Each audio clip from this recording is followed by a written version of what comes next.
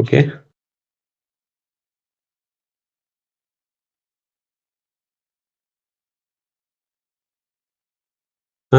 Start ಆಗುತ್ತಾ? Okay.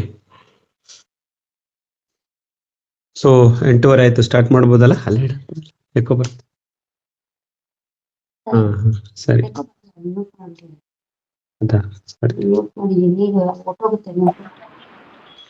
ಎಲ್ರಿಗೂ ನಮಸ್ಕಾರ.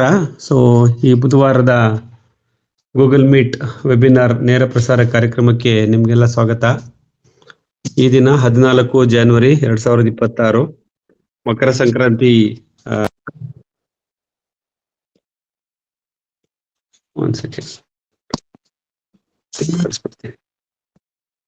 ಎಲ್ಲರಿಗೂ ಸಂಕ್ರಾಂತಿ ಹಬ್ಬದ ಶುಭಾಶಯಗಳು ಮತ್ತು ಈ ನೇರ ಪ್ರಸಾರ ಕಾರ್ಯಕ್ರಮಕ್ಕೆ ಸ್ವಾಗತ.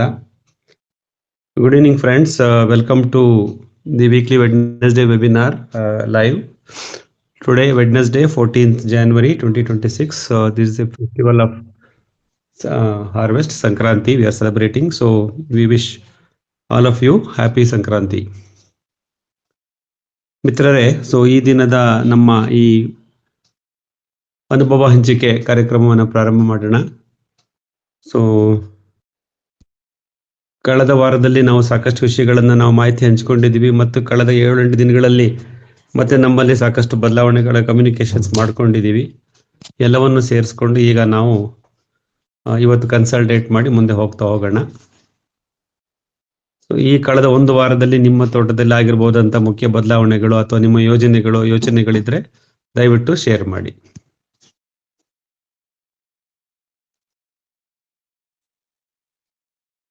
ಕೇಳಿಸ್ತಾ ಇದೆಯಲ್ಲ? ಪ್ರಾರಂಭ ಮಾಡಿ.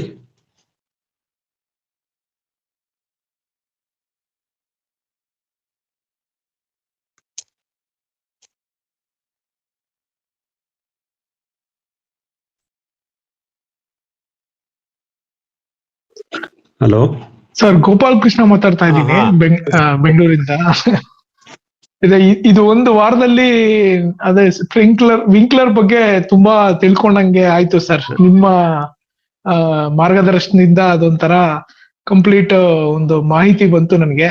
I got to know lot of things about sprinkler sir. ಅದನ್ನ ಇಂಪ್ಲಿಮೆಂಟ್ ಮಾಡ್ಬೇಕು ಸರ್. ಮುಂದಿನ ವಾರ, ಈ ವಾರ ಏನೋ ಶಬರಿಮಲೆಗೆ ಹೋಗ್ಬಿಟ್ಟಿದ್ರಂತೆ ನಮ್ಮ ಇವರು ಡ್ರಿಪ್ ಇರಿಗೇಷನ್ ಮಾಡೋರು.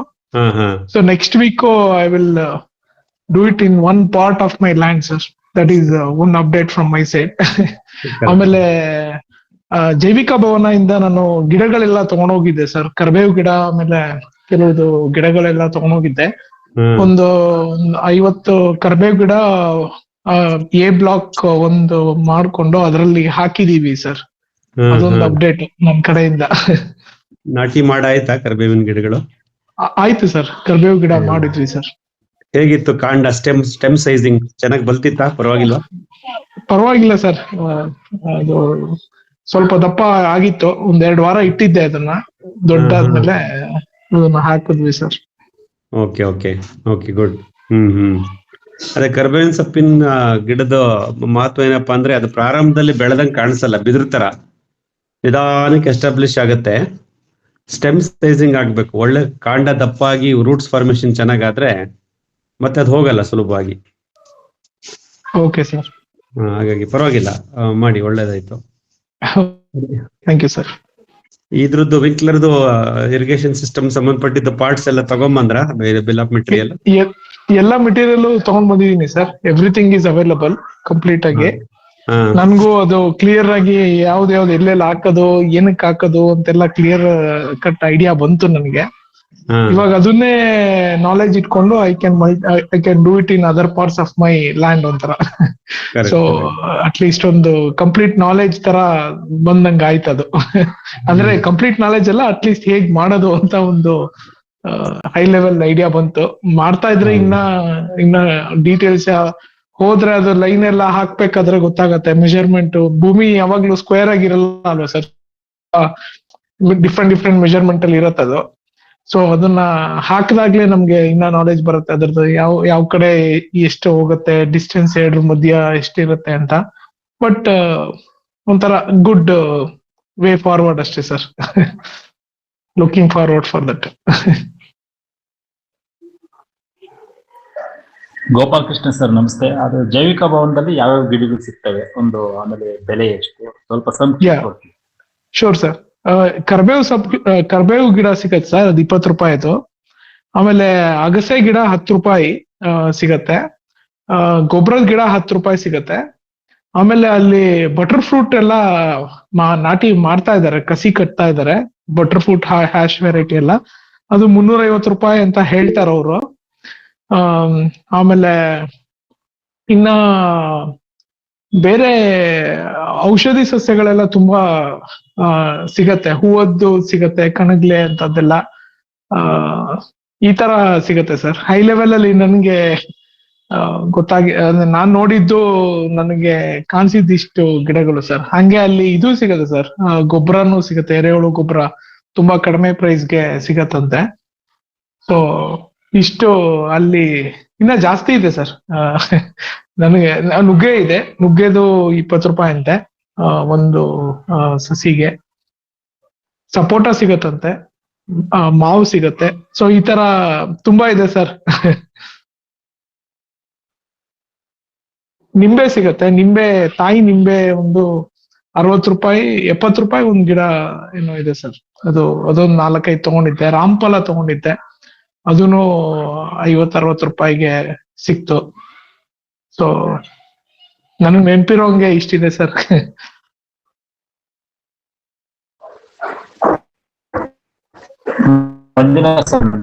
ಅದು ಕೇಳ್ತಾ ಹೇಳಿ ಹೇಳಿ.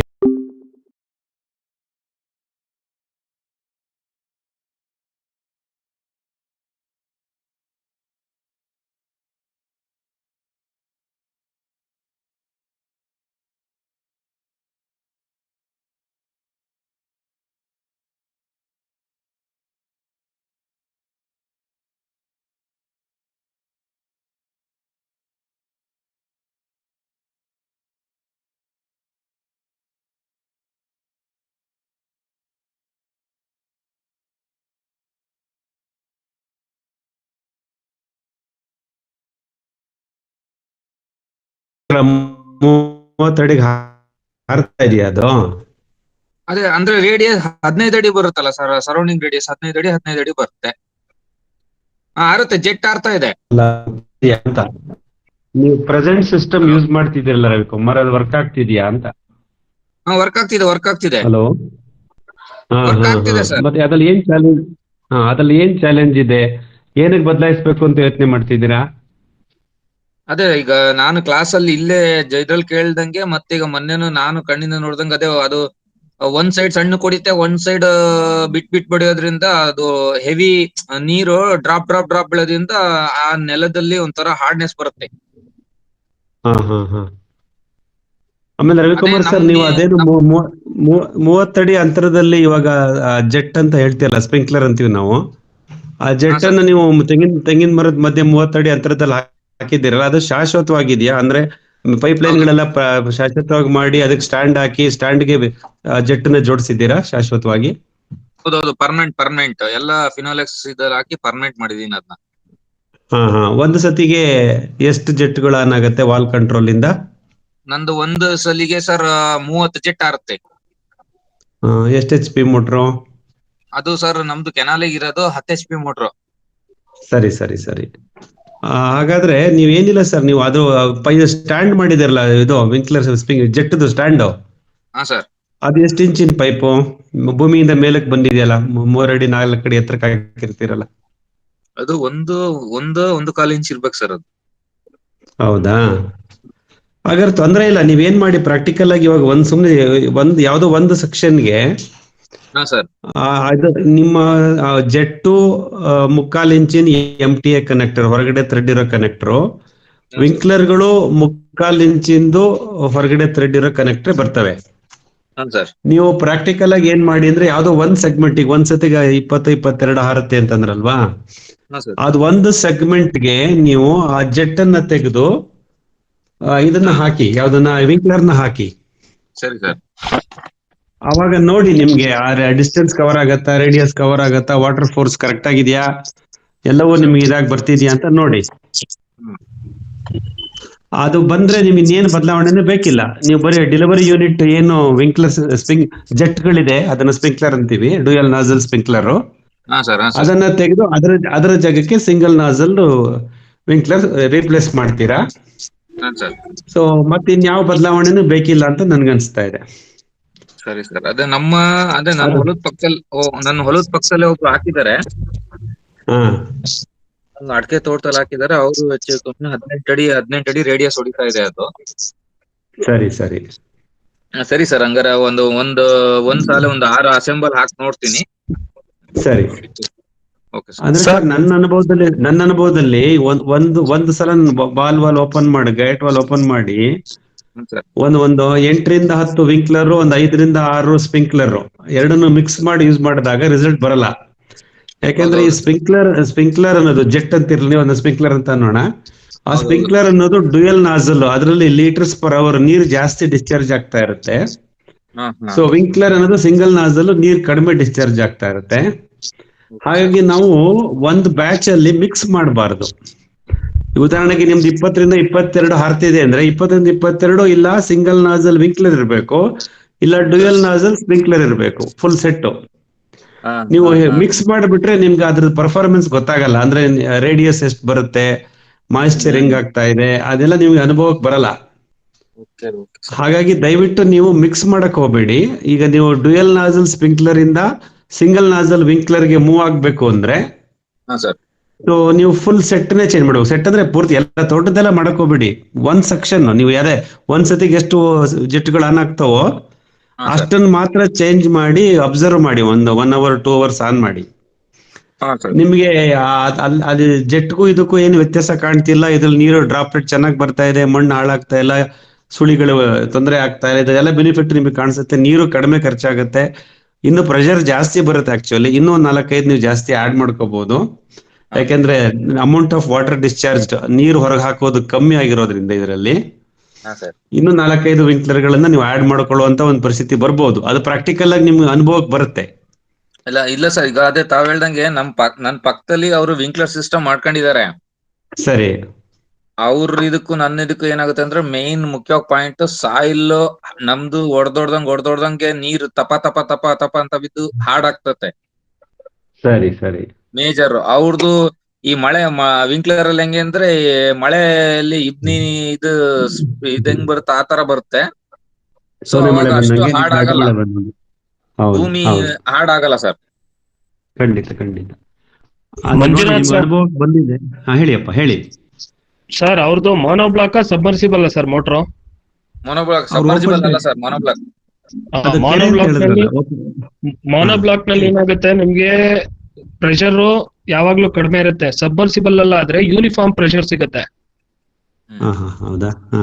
ಅದರಿಂದ ಇವ್ರೇನು ಅಂದ್ರೆ ಸರ್, ಒಂದು ಮಧ್ಯದಲ್ಲಿ ಏನಾದ್ರು ಈಗ ಉದಾಹರಣೆ 30 ಜೆಟ್ ಓಡ್ತಾ ಇದೆ ಅಂತ ಹೇಳ್ತಾರೆ ಅವರು. 30 ಜೆಟ್ಟಿಗೆ ಒಂದು ಮಧ್ಯದಲ್ಲಿ 20 ಜೆಟ್ಟಿಗೆ ಒಂದು ಗೇಟ್ ವಾಲ್ ಹಾಕೊಂಡು ಆ ಗೇಟ್ ವಾಲ್ ನಲ್ಲಿ ಕಂಟ್ರೋಲ್ ಮಾಡಿ ಸರ್ ಒಂದ್ಸಾರಿ ನೋಡಿದ್ರೆ ಸರ್, ಅವರು ಬೇರೆ ಏನು ಚೇಂಜಸ್ ಮಾಡೋ ಅವಶ್ಯಕತೆ ಇಲ್ಲ ಸರ್. ಅದ್ರಲ್ಲೇ ಗೊತ್ತಾಗ್ಬಿಡುತ್ತೆ ನಾಳೆ ದಿನ 20 ಜೆಟ್ಟಿಗೆ ಕರೆಕ್ಟ್ ಆಗಿ ಇದು ಪ್ರೆಷರ್ ಯೂನಿಫಾರ್ಮ್ ಪ್ರೆಷರ್ ಸಿಗ್ತಾ ಇದೆಯಾ ಇಲ್ವಾ ಅನ್ನೋದು ಗೊತ್ತಾಗುತ್ತೆ. ಯಾಕಂದ್ರೆ ನಾವು ಶುಂಠಿಗೆ ರೆಗ್ಯುಲರ್ ಆಗಿ ಮಾಡ್ತೀವಿ ಸರ್. ನಮ್ದೇನು ಅಂತಂದ್ರೆ 9x9 20 ಫೀಟ್ಗೆ ಒಂದು ಜೆಟ್ ಇಟ್ಟಿರ್ತೀವಿ. ಅದು ಯೂನಿಫಾರ್ಮ್ ಆಗಿ ಬರುತ್ತೆ. ನಾವು ಮಧ್ಯ ಪ್ರತಿ ಇದ್ರಲ್ಲೂ ಗೇಟ್ ವಾಲ್ ಇಟ್ಕೊಂಡಿದೀವಿ. ಸರಿ ಸರಿ. ಇಲ್ಲ ಧರ್ಮೇಂದ್ರ ಅವ್ರದ್ದು ಪ್ರಶ್ನೆ ಏನಂದ್ರೆ, ಅವ್ರಿಗೆ ರೇಡಿಯಸ್ ಬರ್ತಾ ಇದೆ, 30 ಅಡಿ ಕವರ್ ಆಗ್ತಾ ಇದೆ, ತೊಂದರೆ ಇಲ್ಲ ಅವ್ರಿಗೆ ಡಿಸ್ಪೆನ್ಸಿವ್ ಯೂನಿಟ್ ಅಂತೀವಲ್ಲ, ಒಂದ್ ನಿಮಿಷ, ಡಿಸ್ಪೆನ್ಸಿವ್ ಯೂನಿಟ್ ಅಂತ ಏನಿದೆಯಲ್ಲ ಅದನ್ನ ಡ್ಯೂಯಲ್ ನಾಸಲ್ ಸ್ಪ್ರಿಂಕ್ಲರ್ ಬದಲು ಸಿಂಗಲ್ ನಾಸಲ್ ವಿಂಕ್ಲರ್ ಗೆ ಚೇಂಜ್ ಮಾಡ್ಕೋಬಹುದಾ ಅನ್ನೋದು ಅವ್ರ ಪ್ರಶ್ನೆ ಅಷ್ಟೇ ಇವತ್ತು. ಅದನ್ನ ಅವರು ಒಂದ್ ಸೆಗ್ಮೆಂಟ್ ಮಾಡಿ ನೋಡಿ ನಮಗೆ ಫೀಡ್ಬ್ಯಾಕ್ ಹೇಳ್ತಾರೆ. ಬಟ್ ಅವ್ರ ಏನ್ ಹೇಳಿದ್ರು ಕೇಳಿ, ಮಧ್ಯ ಒಂದ್ ಸ್ವಲ್ಪ ನೀರು ಪ್ರೆಷರ್ ಹೋಗದೆ ಅಲ್ಲಲ್ಲೇ ಇದು ಡ್ರಾಪಿಂಗ್ಸ್ ಬೀಳ್ತಾ ಇರೋದ್ರಿಂದ ಸಾಯಿಲ್ ಹಾರ್ಡ್ ಆಗ್ತಾ ಇದೆ ಅಂತ ಅಂದ್ರು ಸರ್. ಅದಕ್ಕೆ ಹೇಳಿದೆ ನಾನು. ಅಂದ್ರೆ ಪ್ರೆಷರ್ ಡ್ರಾಪ್ ಆಗಲ್ಲ ಸರ್. ಈಗ ಜೆಟ್ ಹತ್ರ ಸ್ಪ್ರಿಂಕ್ಲರ್ ಹೆಂಗ್ ಹೊಡಿಯುತ್ತೆ ಅಂದ್ರೆ, ಒಂದ್ ಸೈಡ್ ಸಣ್ಣ ಸ್ಪ್ರೇ ಆಗ್ತಿರುತ್ತೆ, ಇನ್ನೊಂದ್ ಸೈಡ್ ಅದು ರಪ್ ಅಂತ ಈ ತರ ಕಟ್ ಆದಂಗೆ ನೀರು ಅಂದ್ರೆ ಕಟ್ ಆಗಿ ಬೀಳುತ್ತಲ್ಲ, ಅವಾಗ ಹಾರ್ಡ್ ಆಗುತ್ತೆ ಭೂಮಿ. ಅದೇ ಸರ್, ಅದು ಡಿಸೈನ್ ಸರ್. ಅದು ಇಲ್ಲ ಸ್ಪ್ರಿಂಕ್ಲರ್ ಡಿಸೈನ್ ಆ ತರ ಇದೆ. ಅದನ್ನ ನಾವು ಜನರಲಿ ಸರ್ ಆ ಸ್ಪ್ರಿಂಕ್ಲರ್ ನ ಯೂಸ್ ಮಾಡೋದು ಈ ಅಲ್ಪಾವಧಿ ಏಕ ಬೆಳೆ ಪದ್ಧತಿಯಲ್ಲಿ ಮಾಡ್ತೀವಲ್ಲ, 60 ದಿವಸ 80 90 ದಿವಸದ ಕ್ರಾಪ್ ಮಾಡ್ತೀವಲ್ಲ, ಮುಸ್ಕಿನ್ ಜೋಳ ಮತ್ತೆ ಶುಂಠಿ ಈ ತರದಕ್ಕೆ, ಇದಕ್ಕೆ ಅದನ್ನ ಪ್ರಿಫರ್ ಮಾಡ್ತಾರೆ. ಅದನ್ನ ಪೋರ್ಟಬಲ್ ಯೂನಿಟ್ ಆಗೂ ಯೂಸ್ ಮಾಡ್ತಾರೆ.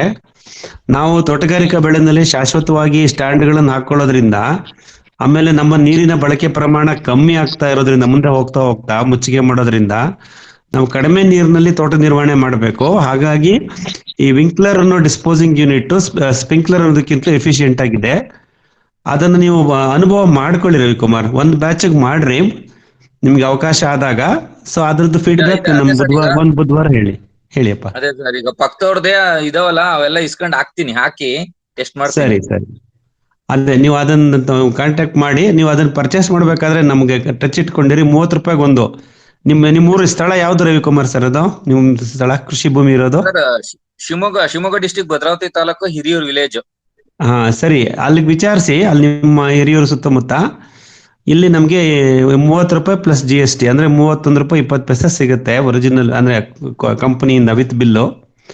ಸೊ ನಿಮ್ಗೆ ಅಲ್ಲಿ ಕಡಿಮೆ ಇದೇ ರೇಟ್ಗಿಂತ ಕಮ್ಮಿ ಸಿಕ್ಕತ್ತೆ, ಕ್ವಾಲಿಟಿ ಇದ್ರೆ ತಗೊಳ್ಳಿ. 36 38 ರೂಪಾಯಿ 40 ರೂಪಾಯಿ ತನಕನೂ ಮಾರ್ತಾರೆ ರೀಸೆಲ್ಲರ್ಗಳು. ಆದಷ್ಟು ಸ್ವಲ್ಪ ಒಳ್ಳೆ ಅಥೆಂಟಿಕ್ ಬಿಲ್ಲಿಂಗ್ ಬರುವಂತ ಕಂಪ್ನಿಯಿಂದನೇ ತಗೊಳ್ಳೋದು. ಗೋಪಾಲಕೃಷ್ಣ ಸರ್ ಮೊನ್ನೆ ಹೋಗಿ ತಗೊಂಡ್ಬಂದಿದ್ದಾರೆ. ಅವ್ರು ಇನ್ಸ್ಟಾಲ್ ಮಾಡಿ ಅದ್ರದ್ದು ಅನುಭವ ಹೇಳ್ತಾರೆ ನಮ್ಗೆ ಮುಂದಿನ ವಾರಗಳಲ್ಲಿ. ಸೊ ಸಾಧ್ಯವಾದಷ್ಟು ಒಂದು ಅಥೆಂಟಿಕ್ ಸೋರ್ಸ್ ಇಂದ ತಗೊಳ್ಳಿ.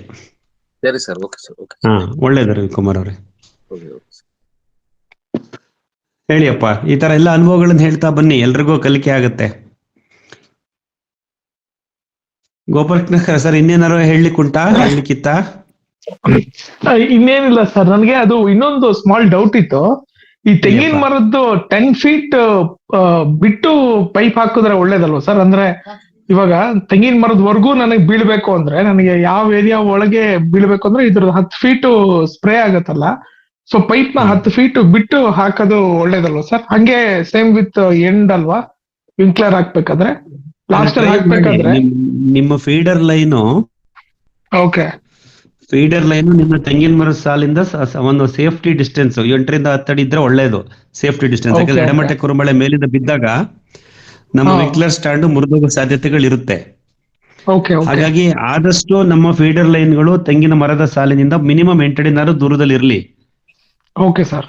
ಹಾಗಂತ ಕೆಲವು ಸಿಚುವೇಶನ್ ಅಲ್ಲಿ ಅದು ಆಗ್ಲಿಕ್ಕೆ ಆಗದೆ ಇರಬಹುದು. ಯಾಕೆಂದ್ರೆ ನಾವು feeder line to feeder line 22 ರಿಂದ 24 ಅಡಿ ಅವರೇಜ್ ಡಿಸ್ಟೆನ್ಸ್ ಕೊಟ್ಟಿರ್ತೀವಿ. ಎಲ್ಲೋ ಒಂದ್ ಕಡೆ ಅದು ನಮ್ಮ ತೆಂಗಿನ ಮರದ ಸಾಲ್ ತುಂಬಾ ಹತ್ರ ಬಂದ್ರು ಬರ್ಬೋದು. ಅದು ನಿಮ್ಮ ತೋಟದ ಜಿಯೋಗ್ರಫಿ ಮೇಲೆ ಮತ್ತೆ ಲ್ಯಾಂಡ್ ಶೇಪ್ ಮೇಲೆ ಎಲ್ಲ ಡಿಪೆಂಡ್ ಆಗುತ್ತೆ. Okay sir. ಆದ್ರೆ ಇದು ಕ್ರೈಟೀರಿಯಾ, ಅದು feeder line to feeder line 22 ರಿಂದ 24 ಅಡಿ. ಇದು ಮೇಜರ್ ಕ್ರೈಟೀರಿಯಾ. ಯಾಕೆಂದ್ರೆ ನಮ್ಮ ಕೃಷಿ ಭೂಮಿಯ ಪ್ರತಿ ಚದುರ ಅಡಿನಲ್ಲೂ ನಾವು ತೇವಾಂಶ ಕಾಪಾಡಬೇಕಾಗತ್ತೆ.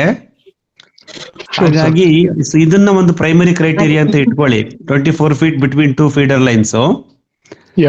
ಆತರ ಮಾಡುವಾಗ ಎಲ್ಲೋ ಒಂದ್ ಕಡೆ ನಮ್ಮ ತೆಂಗಿನ ಮರದ ಪಕ್ಕದಲ್ಲೇನೆ ಫೀಡರ್ ಲೈನ್ ಬರ್ತಾ ಇದೆ, ಅಥವಾ ನಮ್ಮ ವಿಂಕ್ಲರ್ ಸ್ಟ್ಯಾಂಡ್ ತೆಂಗಿನ ಮರದ ಪಕ್ಕನೆ ಬಂತು ಒಂದು 4 ರಿಂದ 5 ಅಡಿ ದೂರದಲ್ಲಿ ಅನ್ನುವಂತ ಸಿಚುವೇಶನ್ ಬಂದ್ರು ಗಾಬರಿ ಆಗ್ಬೇಡಿ. ಹಾಕಿ, ಏನಾಗಲ್ಲ. ನಮ್ಮನೇಲಿ ತೆಂಗಿನ ಮರದ ಬುಡದಲ್ಲೇ ಇದಾವೆ. ವರ್ಸ್ಟ್ ಕೇಸ್ ಸಿನಾರಿಯೋ ಎಡಮಟ್ಟೆ ಮೇಲಿಂದ ಬಿದ್ದಾಗ, ಗರಿ ಕಳ್ಸ್ಕೊಂಡ್ ಬಿದ್ದಾಗ ನಮ್ ಸ್ಟ್ಯಾಂಡ್ ಸ್ವಲ್ಪ ಡ್ಯಾಮೇಜ್ ಆಗಿರ್ಬೋದು, ಆಗತ್ತೆ. ಏನಿಲ್ಲ, ಒಂದು ಕೊಯ್ದ್ಬಿಟ್ಟು ಒಂದು ಕಾಲರ್ ಹಾಕಿದ್ರೆ ಆಯ್ತು ಅಷ್ಟೇ ಆ ಸ್ಟ್ಯಾಂಡ್ಗೆ. Shoot sir. ಆಮೇಲೆ ರೋಡ್ ಮೇಲೆಲ್ಲ ಬೀಳ್ದೇ ಇರೋ ಹಂಗೆ ಡಿಸೈನ್ ಮಾಡ್ಬೇಕಲ್ವಾ ಸರ್? ನಮ್ ನೀರು ರೋಡ್ ಇಂದ 12 ಅಡಿ ತಗೊಳ್ಳಿ. ಮೊದಲನೇ ಫೀಡರ್ ಲೈನ್ ರೋಡ್ ಇಂದ 12 ಅಡಿ ದೂರದಲ್ಲಿರ್ಲಿ ಮಿನಿಮಮ್. ಅವಾಗ ಅದು ರಸ್ತೆಗೆ ಹಾರಲ್ಲ. ಯಾವ ರೋಡ್ ನೀವು ಹೇಳ್ತಿರೋದು? ನಮ್ಮ ಒಳ ರಸ್ತೆಗಳ ಅಥವಾ ನಿಮ್ಮ ಪಬ್ಲಿಕ್ ಫೆನ್ಸ್ ಇಂದ ಆಚೆ ಇರೋದು? ಹೌದು ಸರ್, ಟ್ರೆಂಚ್ ಇಂದ ಆಚೆ ಇರೋದು. ನಿಮ್ಮ ಹದ್ಬಸ್ತಿಂದ ಆಚೆ ಇರೋದು, ಅಲ್ಲಿ ಹೋಗ್ಬಾರ್ದು. ಅದಕ್ಕೆ ನೀವು ಯಾವತ್ತೂ ನಾವು ಫೀಡರ್ ಲೈನ್ ಮಾರ್ಕ್ ಮಾಡುವಾಗ ನಮ್ ಫಿಸಿಕಲ್ ಫೆನ್ಸ್ ಇಂದ ಬರ್ತೀವಿ. ಫಿಸಿಕಲ್ ಫೆನ್ಸ್ ಇಂದ 12 ಅಡಿಗೆ ಮೊದಲನೇ ಫೀಡರ್ ಲೈನು, ಅಲ್ಲಿಂದ ಪ್ರತಿ 23-24 ಅಡಿಗೆ ಸಬ್ಸಿಕ್ವೆಂಟ್ ಫೀಡರ್ ಲೈನ್, ಆ ತರ ಮಾರ್ಕ್ ಮಾಡ್ಕೊಂಡ್ ಬರ್ತೀವಿ. Okay sir. ನಾನು ಹೇಳ್ತಿರೋದು ನಮ್ಮ ಇದ್ರಲ್ಲಿ ಇರೋದು, ನಾವು ಸುಮ್ನೆ ರೋಡ್ಗೆ ನಡ್ಕೊಂಡು ಹೋಗೋಕೆ ಜಾಗ ಬಿಟ್ಕೊಂಡಿರ್ತೀವಲ್ಲ ಸರ್, ಅದು ನಾವು ಮಾಡ್ಕೊಂಡಿರೋ ಜಾಗ, ಕಾಲ್ದಾರಿ. ಆದಷ್ಟು ಅವಾಯ್ಡ್ ಮಾಡಿ. ಅದೇನಾಗುತ್ತೆ ಸರ್, ಇದು ಸಿಮೆಂಟ್ರಿಕ್ ಡಿಸೈನ್ ಆಗ್ಬಿಡತ್ತೆ. ಸಪೋಸ್ ಒಂದು ಸಬ್ ಲೈನ್ ಇಂದ 5 ರಿಂದ 6 ಫೀಡರ್ ಲೈನ್ ನಾವು ಫೋರ್ಕ್ ಮಾಡೋದ್ರಿಂದ ನಮ್ಗೆ 22 ರಿಂದ 24 ಅಡಿ ಕನ್ಸ್ಟ್ರೈಂಟ್ ಇರೋದ್ರಿಂದ, ಡಿಸೈನ್ ಕನ್ಸ್ಟ್ರೈಂಟ್ಸ್ ಇರೋದ್ರಿಂದ Yeah. ನೀವು ಬಿಟ್ವೀನ್ ಟೂ ಫೀಡರ್ ಲೈನ್ಸ್ ನ ತುಂಬಾ ವೇರಿ ಮಾಡಕ್ ಆಗಲ್ಲ. ಕರೆಕ್ಟ್. ಹಾಗಾಗಿ ಆ ಒಂದು ಡಿಸೈನ್ ಕನ್ಸಿಡರೇಷನ್ ನೋಡ್ಕೊಂಡು ಮಾಡಿ. ಪರವಾಗಿಲ್ಲ, ನಮ್ಮ ಕೆಲವು ರಸ್ತೆಗಳಲ್ಲಿ ನೀರ್ ಬೀಳಬಾರ್ದು ಅನ್ನೋದೇ ಉದ್ದೇಶ ಇರುತ್ತೆ. ಬಟ್ ಅದು Okay, ಬಿದ್ರು sir. ಅಲ್ಲೂ ಏನೋ ಒಂದು ಕಳೆ ಹುಟ್ಟುತ್ತೆ, ಬ್ರಷ್ ಕಟರ್ ಮಾಡ್ತಿರ್ತೀವಿ, ಅಂತದೇನ್ ಸಮಸ್ಯೆ ಆಗ್ಲಿಕ್ಕಿಲ್ಲ. Okay sir. ನೀವು ಪ್ರಾಕ್ಟಿಕಲ್ ಆಗಿ ಮಾಡಕ್ ನೋಡಿ ಸರ್, ಅವಾಗ ಅರ್ಥ ಆಗತ್ತೆ ಇದೆಲ್ಲ. Okay sir. ಸರ್ ನಮ್ದೊಂದು ಪ್ರಶ್ನೆ ಸರ್. ಹೇಳಿ. ಸರ್ ವಿಂಕ್ಲರ್ಗೂ ಈಗ ಸ್ಪ್ರಿಂಕ್ಲರ್. ಹಲೋ ಹೇಳಿ ನೀವು ಹೆಸರು ಪರಿಚಯ ಹೇಳಿ. ರವಿಕುಮಾರ್ ಅವರ? ಸರ್ ಅನಂತ್. ಅಲ್ಲ, ಯಾರೋ ಒಬ್ರು ಮಾತಾಡಿಯಪ್ಪ ಪ್ಲೀಸ್. ಅಲ್ಲ, ನಾನ್ ಕಂಪ್ಲೀಟ್ ಮಾಡ್ಬಿಡ್ತೀನಿ, ಡೌಟ್ ಒಂಚೂರು. ಹೇಳಿ. ರಿಪಬ್ಲಿಕ್ ಟಿವಿ ಅವ್ರ ಹೆಸರೇನು ಗೋಸ್ವಾಮಿ ತರ ಬೇಡ, ಒಬ್ಬೊಬ್ರೆ ಹೇಳಿ. ಅಲ್ಲ ಸರ್, ಏನಿಲ್ಲ, ಈಗ ಇವ್ರು ಗೋಪಾಲ್ ಸರ್ ಕೇಳಿದ್ರಲ್ಲ, ಇದು ಸ್ಪ್ರಿಂಕ್ಲರ್ ಅಥವಾ ವಿಂಕ್ಲರ್ ಡಿಸ್ಟೆನ್ಸ್. ಈಗ ನಮ್ದು ತೆಂಗಿನ ತೋಟದಲ್ಲಿ ಏನ್ ಮಾಡಿದೀನಿ ಅಂದ್ರೆ, ಈಗ ಒಂದು ತೆಂಗಿನ ಸಸಿಯಿಂದ ಇನ್ನೊಂದು ತೆಂಗಿನ ಸಸಿಗೆ 30 ಅಡಿ. ಸರಿ. ಮತ್ತೆ ಈಗ ಹಂಗೆ ಬಲಗಡೆನು 30 ಅಡಿ ಇರುತ್ತೆ, ಎಡಗಡೆನು 30, ಒಟ್ಟು ಸ್ಕ್ವೇರ್ ಟೈಪ್ 30 ಅಡಿ ಬರುತ್ತಲ್ಲ ಸರ್. ಹೌದು. ಈಗ 4 ತೆಂಗಿನ ಸಸಿ ಬಂದಾಗ ಮಧ್ಯ ಅಂದ್ರೆ ಅದು ಸ್ಪ್ರಿಂಕ್ಲರ್ಗಳು 30 ಅಡಿಗೆ ಹೋದ್ರೆ, ಹೌದು, ಆ ಒಂದು ಸ್ಪ್ರಿಂಕ್ಲರ್ ಹಾರಿದ್ರೆ ಅದ್ 4 ತೆಂಗಿನ ಸಸಿಗೂ ರೇಡಿಯಸ್ ಕವರ್ ಮಾಡುತ್ತೆ. 15 ಅಡಿ ಕವರ್ ಮಾಡಿದಾಗ ಒಂದು ಜೆಟ್ ಶುರು ಆಯ್ತು ಅಂದ್ರೆ ರೊಟೇಟ್ ಆದ್ರೆ 4 ಸಸಿಗಳಿಗೂ ನೀರ್ ಕವರ್ ಮಾಡುತ್ತೆ. ಸರಿ. ಅರ್ಥ ಆಯ್ತು. ಇವಾಗ ತೆಂಗಿನ ಸಾಲು 30 ಅಡಿ ಅಂತರದಲ್ಲಿದೆ. 2 ತೆಂಗಿನ ಸಾಲಿನ ಮಧ್ಯೆ 15 ಅಡಿನಲ್ಲಿ ನಮ್ಮ ಸ್ಪ್ರಿಂಕ್ಲರ್ದು ಅಥವಾ ವಿಂಕ್ಲರ್ದು ಫೀಡರ್ ಲೈನ್ ಹೋಗಿದೆ. ಹಾಗಾಗಿ 2 ಸೈಡ್ ಅಲ್ಲಿರೋ 15 ಅಡಿ ಅಂತರದಲ್ಲಿ ಇರ್ತಕ್ಕಂಥ ತೆಂಗಿನ ಮರಗಳನ್ನ ಕವರ್ ಮಾಡ್ತಿದೆ. ಒಂದು ವಿಂಕ್ಲರ್ 4 ಗಿಡನ ಕವರ್ ಮಾಡುತ್ತೆ ಅವಾಗ. ಖಂಡಿತ. ಅದು 30 ಅಡಿ ಇಟ್ಕೊಂಡಿದ್ದಾರೆ. Feeder line to feeder line 30 ಅಡಿ ಇಟ್ಕೊಂಡಿದ್ದಾರೆ ರವಿಕುಮಾರ್ ಸರ್ ನೀವು. ಹೌದು ಸರ್. ನಮ್ಮ ಅನುಭವದಲ್ಲಿ 400 ಅಡಿ 350 ಅಡಿ 400 ಅಡಿಯಿಂದ ಸಬ್ಮರ್ಸಿಬಲ್ ಪಂಪ್ ಅಲ್ಲಿ ಎತ್ತಿ ಆ ಬೆಸ್ಕಾಮ್ ಕೆಇಬಿ ವೋಲ್ಟೇಜ್ ಗಳು ವೇರಿಯೇಷನ್ ಆಗೋದ್ ನೋಡಿದ್ರೆ, ಆಮೇಲೆ ನಮ್ಮ ಕೃಷಿ ಭೂಮಿನಲ್ಲೂ ನಮ್ಗೆ ಸ್ಲೋಪ್ ಜಾಸ್ತಿ ಇರುತ್ತೆ, ಅಂದ್ರೆ ತಳಭಾಗದಿಂದ ಮೇಲ್ಭಾಗಕ್ಕೆ ನೀರನ್ನ ತಳ್ಳಬೇಕಾಗತ್ತೆ. ಇವೆಲ್ಲವೂ ಗ್ರೌಂಡ್ ರಿಯಾಲಿಟಿ, ಪ್ರಾಕ್ಟಿಕಲ್ ಕಂಡೀಷನ್ಸ್ ತುಂಬಾ ಇರುತ್ತೆ ಸರ್. ಆ ಪ್ರಾಕ್ಟಿಕಲ್ ಕಂಡೀಷನ್ ಅಲ್ಲಿ 15 ಪ್ರತಿ 30 ಅಡಿಗೆ ಒಂದೊಂದು ಹಾಕ್ಬಹುದು ಅನ್ನೋದು ಥಿಯರಿಟಿಕಲ್ ಆಗತ್ತೆ. ಪ್ರಾಕ್ಟಿಕಲ್ ಆಗಿ ಇವೆಲ್ಲಾ ಕನ್ಸಿಡರೇಷನ್ ಮಾಡ್ಕೊಂಡು ನಾವು ಇನ್ಸ್ಟಾಲ್ ಮಾಡ್ಕೋಬೇಕಾಗತ್ತೆ. ನಿಮ್ಮ ಕೃಷಿ ಭೂಮಿಗೆ ತಕ್ಕಂಗೆ ಅದನ್ನ ಯೋಜನೆ ಮಾಡ್ಕೊಳ್ಳಿ. 30 ಅಡಿಗೆ ಪ್ಲಾನ್ ಮಾಡಿ ನೋಡಿ, ಹಾರ್ಲಿಲ್ವೇ ನೀವು ಅದನ್ನ ಫೀಡರ್ ಲೈನ್ ಡಿಸ್ಟೆನ್ಸ್ ನ ರಿಡ್ಯೂಸ್ ಮಾಡ್ಲೇಬೇಕಾಗತ್ತೆ. ಸರಿ. ನಿಮ್ ಪ್ರಾಕ್ಟಿಕಲ್ ಆಗಿ ಸರ್ ಹೇಳಿ. ನಮ್ಮ ಪ್ರಶ್ನೆ, ಈ ಸ್ಪ್ರಿಂಕ್ಲರ್ಗೂ ಆಕ್ಚುಲಿ ವಿಂಕ್ಲರ್ಗೂ ಭೂಮಿ ಗಡಸಾಗತ್ತೆ ಅಂತ ಏನೋ ಅಂದ್ರಲ್ಲ ಸರ್, ಅದು ಯಾವ್ದು ಬೆಟರ್ ಅಂತ ಅನ್ಸುತ್ತೆ ಸರ್? ಅಲ್ಲ, ಗಡಸಾಗತ್ತೆ ಅಂತಲ್ಲ ಸರ್. ನಾನು ಆಲ್ರೆಡಿ ನಮ್ಮ ವಿಡಿಯೋಗಳೆಲ್ಲ ಸುಮಾರು ಸತಿ ಹೇಳಿದ್ದೀನಿ. ಸ್ಪ್ರಿಂಕ್ಲರ್ ಅನ್ನೋದು ಡ್ಯುಯಲ್ ನಾಜಲ್ ಸಿಸ್ಟಮ್, ವಿಂಕ್ಲರ್ ಅನ್ನೋದು ಸಿಂಗಲ್ ನಾಜಲ್ ಸಿಸ್ಟಮ್. ಆಮೇಲೆ ವಿಂಕ್ಲರ್ ನಲ್ಲಿ ವಾಟರ್ ಡ್ರಾಪ್ಲೆಟ್ಸ್ ಏನ್ ಬೀಳುತ್ತಲ್ಲ ಡೆಲಿವರಿ, ವಾಟರ್ ಡ್ರಾಪ್ಲೆಟ್ಸ್ ಫೋರ್ಸ್ ಕಮ್ಮಿ ಇರುತ್ತೆ, ಕಡಿಮೆ ಒತ್ತಡ. ಯಾಕೆಂದ್ರೆ ನೀರು ಮೇಲಕ್ಕೆ ನುಗ್ಗಿದ ತಕ್ಷಣ ಆ ಒಂದು ರೊಟೇಟಿಂಗ್ ಪಾರ್ಟ್ಗೆ ಹೊಡೆದು ಅರ್ಧ ಫೋರ್ಸ್ ಅಲ್ಲೇ ಕಮ್ಮಿ ಆಗುತ್ತೆ. ಸೋನೆ ಮಳೆ ಬಂದಂಗೆ ಬರುತ್ತೆ. ಉದಾಹರಣೆಗೆ ಸ್ಪ್ರಿಂಕ್ಲರ್ ನಲ್ಲಿ ಅಡ್ಡ ಮಳೆ ಬಂದಂಗೆ ಬರುತ್ತೆ. ಆಗ ವಾಟರ್ ಡ್ರಾಪ್ಲೆಟ್ಸ್ ಫೋರ್ಸ್ ಜಾಸ್ತಿ ಇರೋದ್ರಿಂದ ಕೆಲವು ಸಲ ಕೆಲವು ಕಡೆ ನಮ್ಗೆ ಆ ಅನುಭವಗಳಾಗ್ತಾ ಹೋಗುತ್ತೆ. ಎಲೆಗಳ ಮೇಲೆ ದಪ್ಪ ದಪ್ಪ ನೀರು ಬೀಳೋದು, ಅಥವಾ ಮಣ್ಣಿನ ಮೇಲೆ ಬೀಳೋದು, ಮುಚ್ಚಿಗೆ ಸರಿ ಇಲ್ಲದೆ ಇದ್ದಾಗ ಮಣ್ಣು ಡಿಸ್ಪ್ಲೇಸ್ ಆಗೋದು, ಈ ತರ ಕೆಲವು ಅನುಭವಗಳು ಆಗಿದೆ. ಹಾಗಾಗಿ ಆಮೇಲೆ ಕಾಸ್ಟ್ ಸರ್, ಅದು 130 ರೂಪಾಯಿ 140 ರೂಪಾಯಿ ಒಂದು ವಿಂಕ್ಲರ್, ಅದು ಸ್ಪ್ರಿಂಕ್ಲರ್ ಜೆಟ್. ಅದು ಇದು 31 ರೂಪಾಯಿ ಇನ್ಕ್ಲೂಡಿಂಗ್ GST. 4 ಬರ್ತಾವಲ್ಲ ಸರ್ ಇವು. ಹೌದು ಸರ್. ನಾನು ವಿಂಕ್ಲರ್ ಹಾಕ್ಬಿಟ್ಟಿದ್ದೀನಿ ಆಲ್ರೆಡಿ. ಈಗ ಹೇಳ್ತಾರೆ ವಿಂಕ್ಲರ್ಗಿನ ಸ್ಪ್ರಿಂಕ್ಲರ್ ಚೆನ್ನಾಗಿ ಅಂತ ಯಾರೋ ಒಬ್ರು ಕಂಪನಿಯವರು ಹೇಳಿದ್ರು. ನಾನು ಅದಕ್ಕೆ ಯಾವ್ದು ಒಂಥರ ಕಂಪನಿಯವ್ರು ಹೇಳ್ತಾರೆ, ಕಂಪನಿಯವ್ರು ಹೇಳ್ಬೇಕಾದೆ ಪಾಪ, ಅವ್ರದ್ದು ವ್ಯಾಪಾರ ಧರ್ಮ, ಅವ್ರು ಹೇಳಿ. ನಮ್ಮ ಅನುಭವಗಳ ಮುಖಾಂತರ ನಾವು ಮಾಡ್ಕೊಂಡು ಹೋಗೋಣ ಅನಂತವ್ರೆ. ಹೌದು ಸರ್. ನಾನು ವಿಂಕ್ಲರ್ ಆಕ್ಚುಲಿ ನಿಮ್ ಸಜೆಷನ್ ತರಾನೇ ವಿಂಕ್ಲರ್ ಹಾಕ್ಬಿಟ್ಟಿದ್ದೀನಿ ಸರ್. ಆಕ್ಚುಲಿ ವಿಂಕ್ಲರ್ 29 ಫೀಟ್ ಹಾಕ್ಬಿಟ್ಟಿದ್ದೀನಿ. ತುಂಬಾ ಚೆನ್ನಾಗಿ ಫ್ಲೋ ಆಗ್ತಾ ಇದೆ. ಇನ್ನೊಂದು ಪ್ರಶ್ನೆ ಸರ್, ಆಕ್ಚುಲಿ ನಮ್ದು ಅಡಿಕೆ ಸ್ವಲ್ಪ ಗ್ರೋತ್ ಸ್ವಲ್ಪ ಕಮ್ಮಿ ಬರ್ತಾ ಇದೆ. ಅದಕ್ಕೆ ಏನಾದ್ರು ರೆಮಿಡಿ ಏನಾದ್ರು ಏನ್ ಮಾಡ್ಬೋದು? ಎಷ್ಟು ವರ್ಷದ ಗಿಡಗಳು ಸರ್? 1.5 year actually.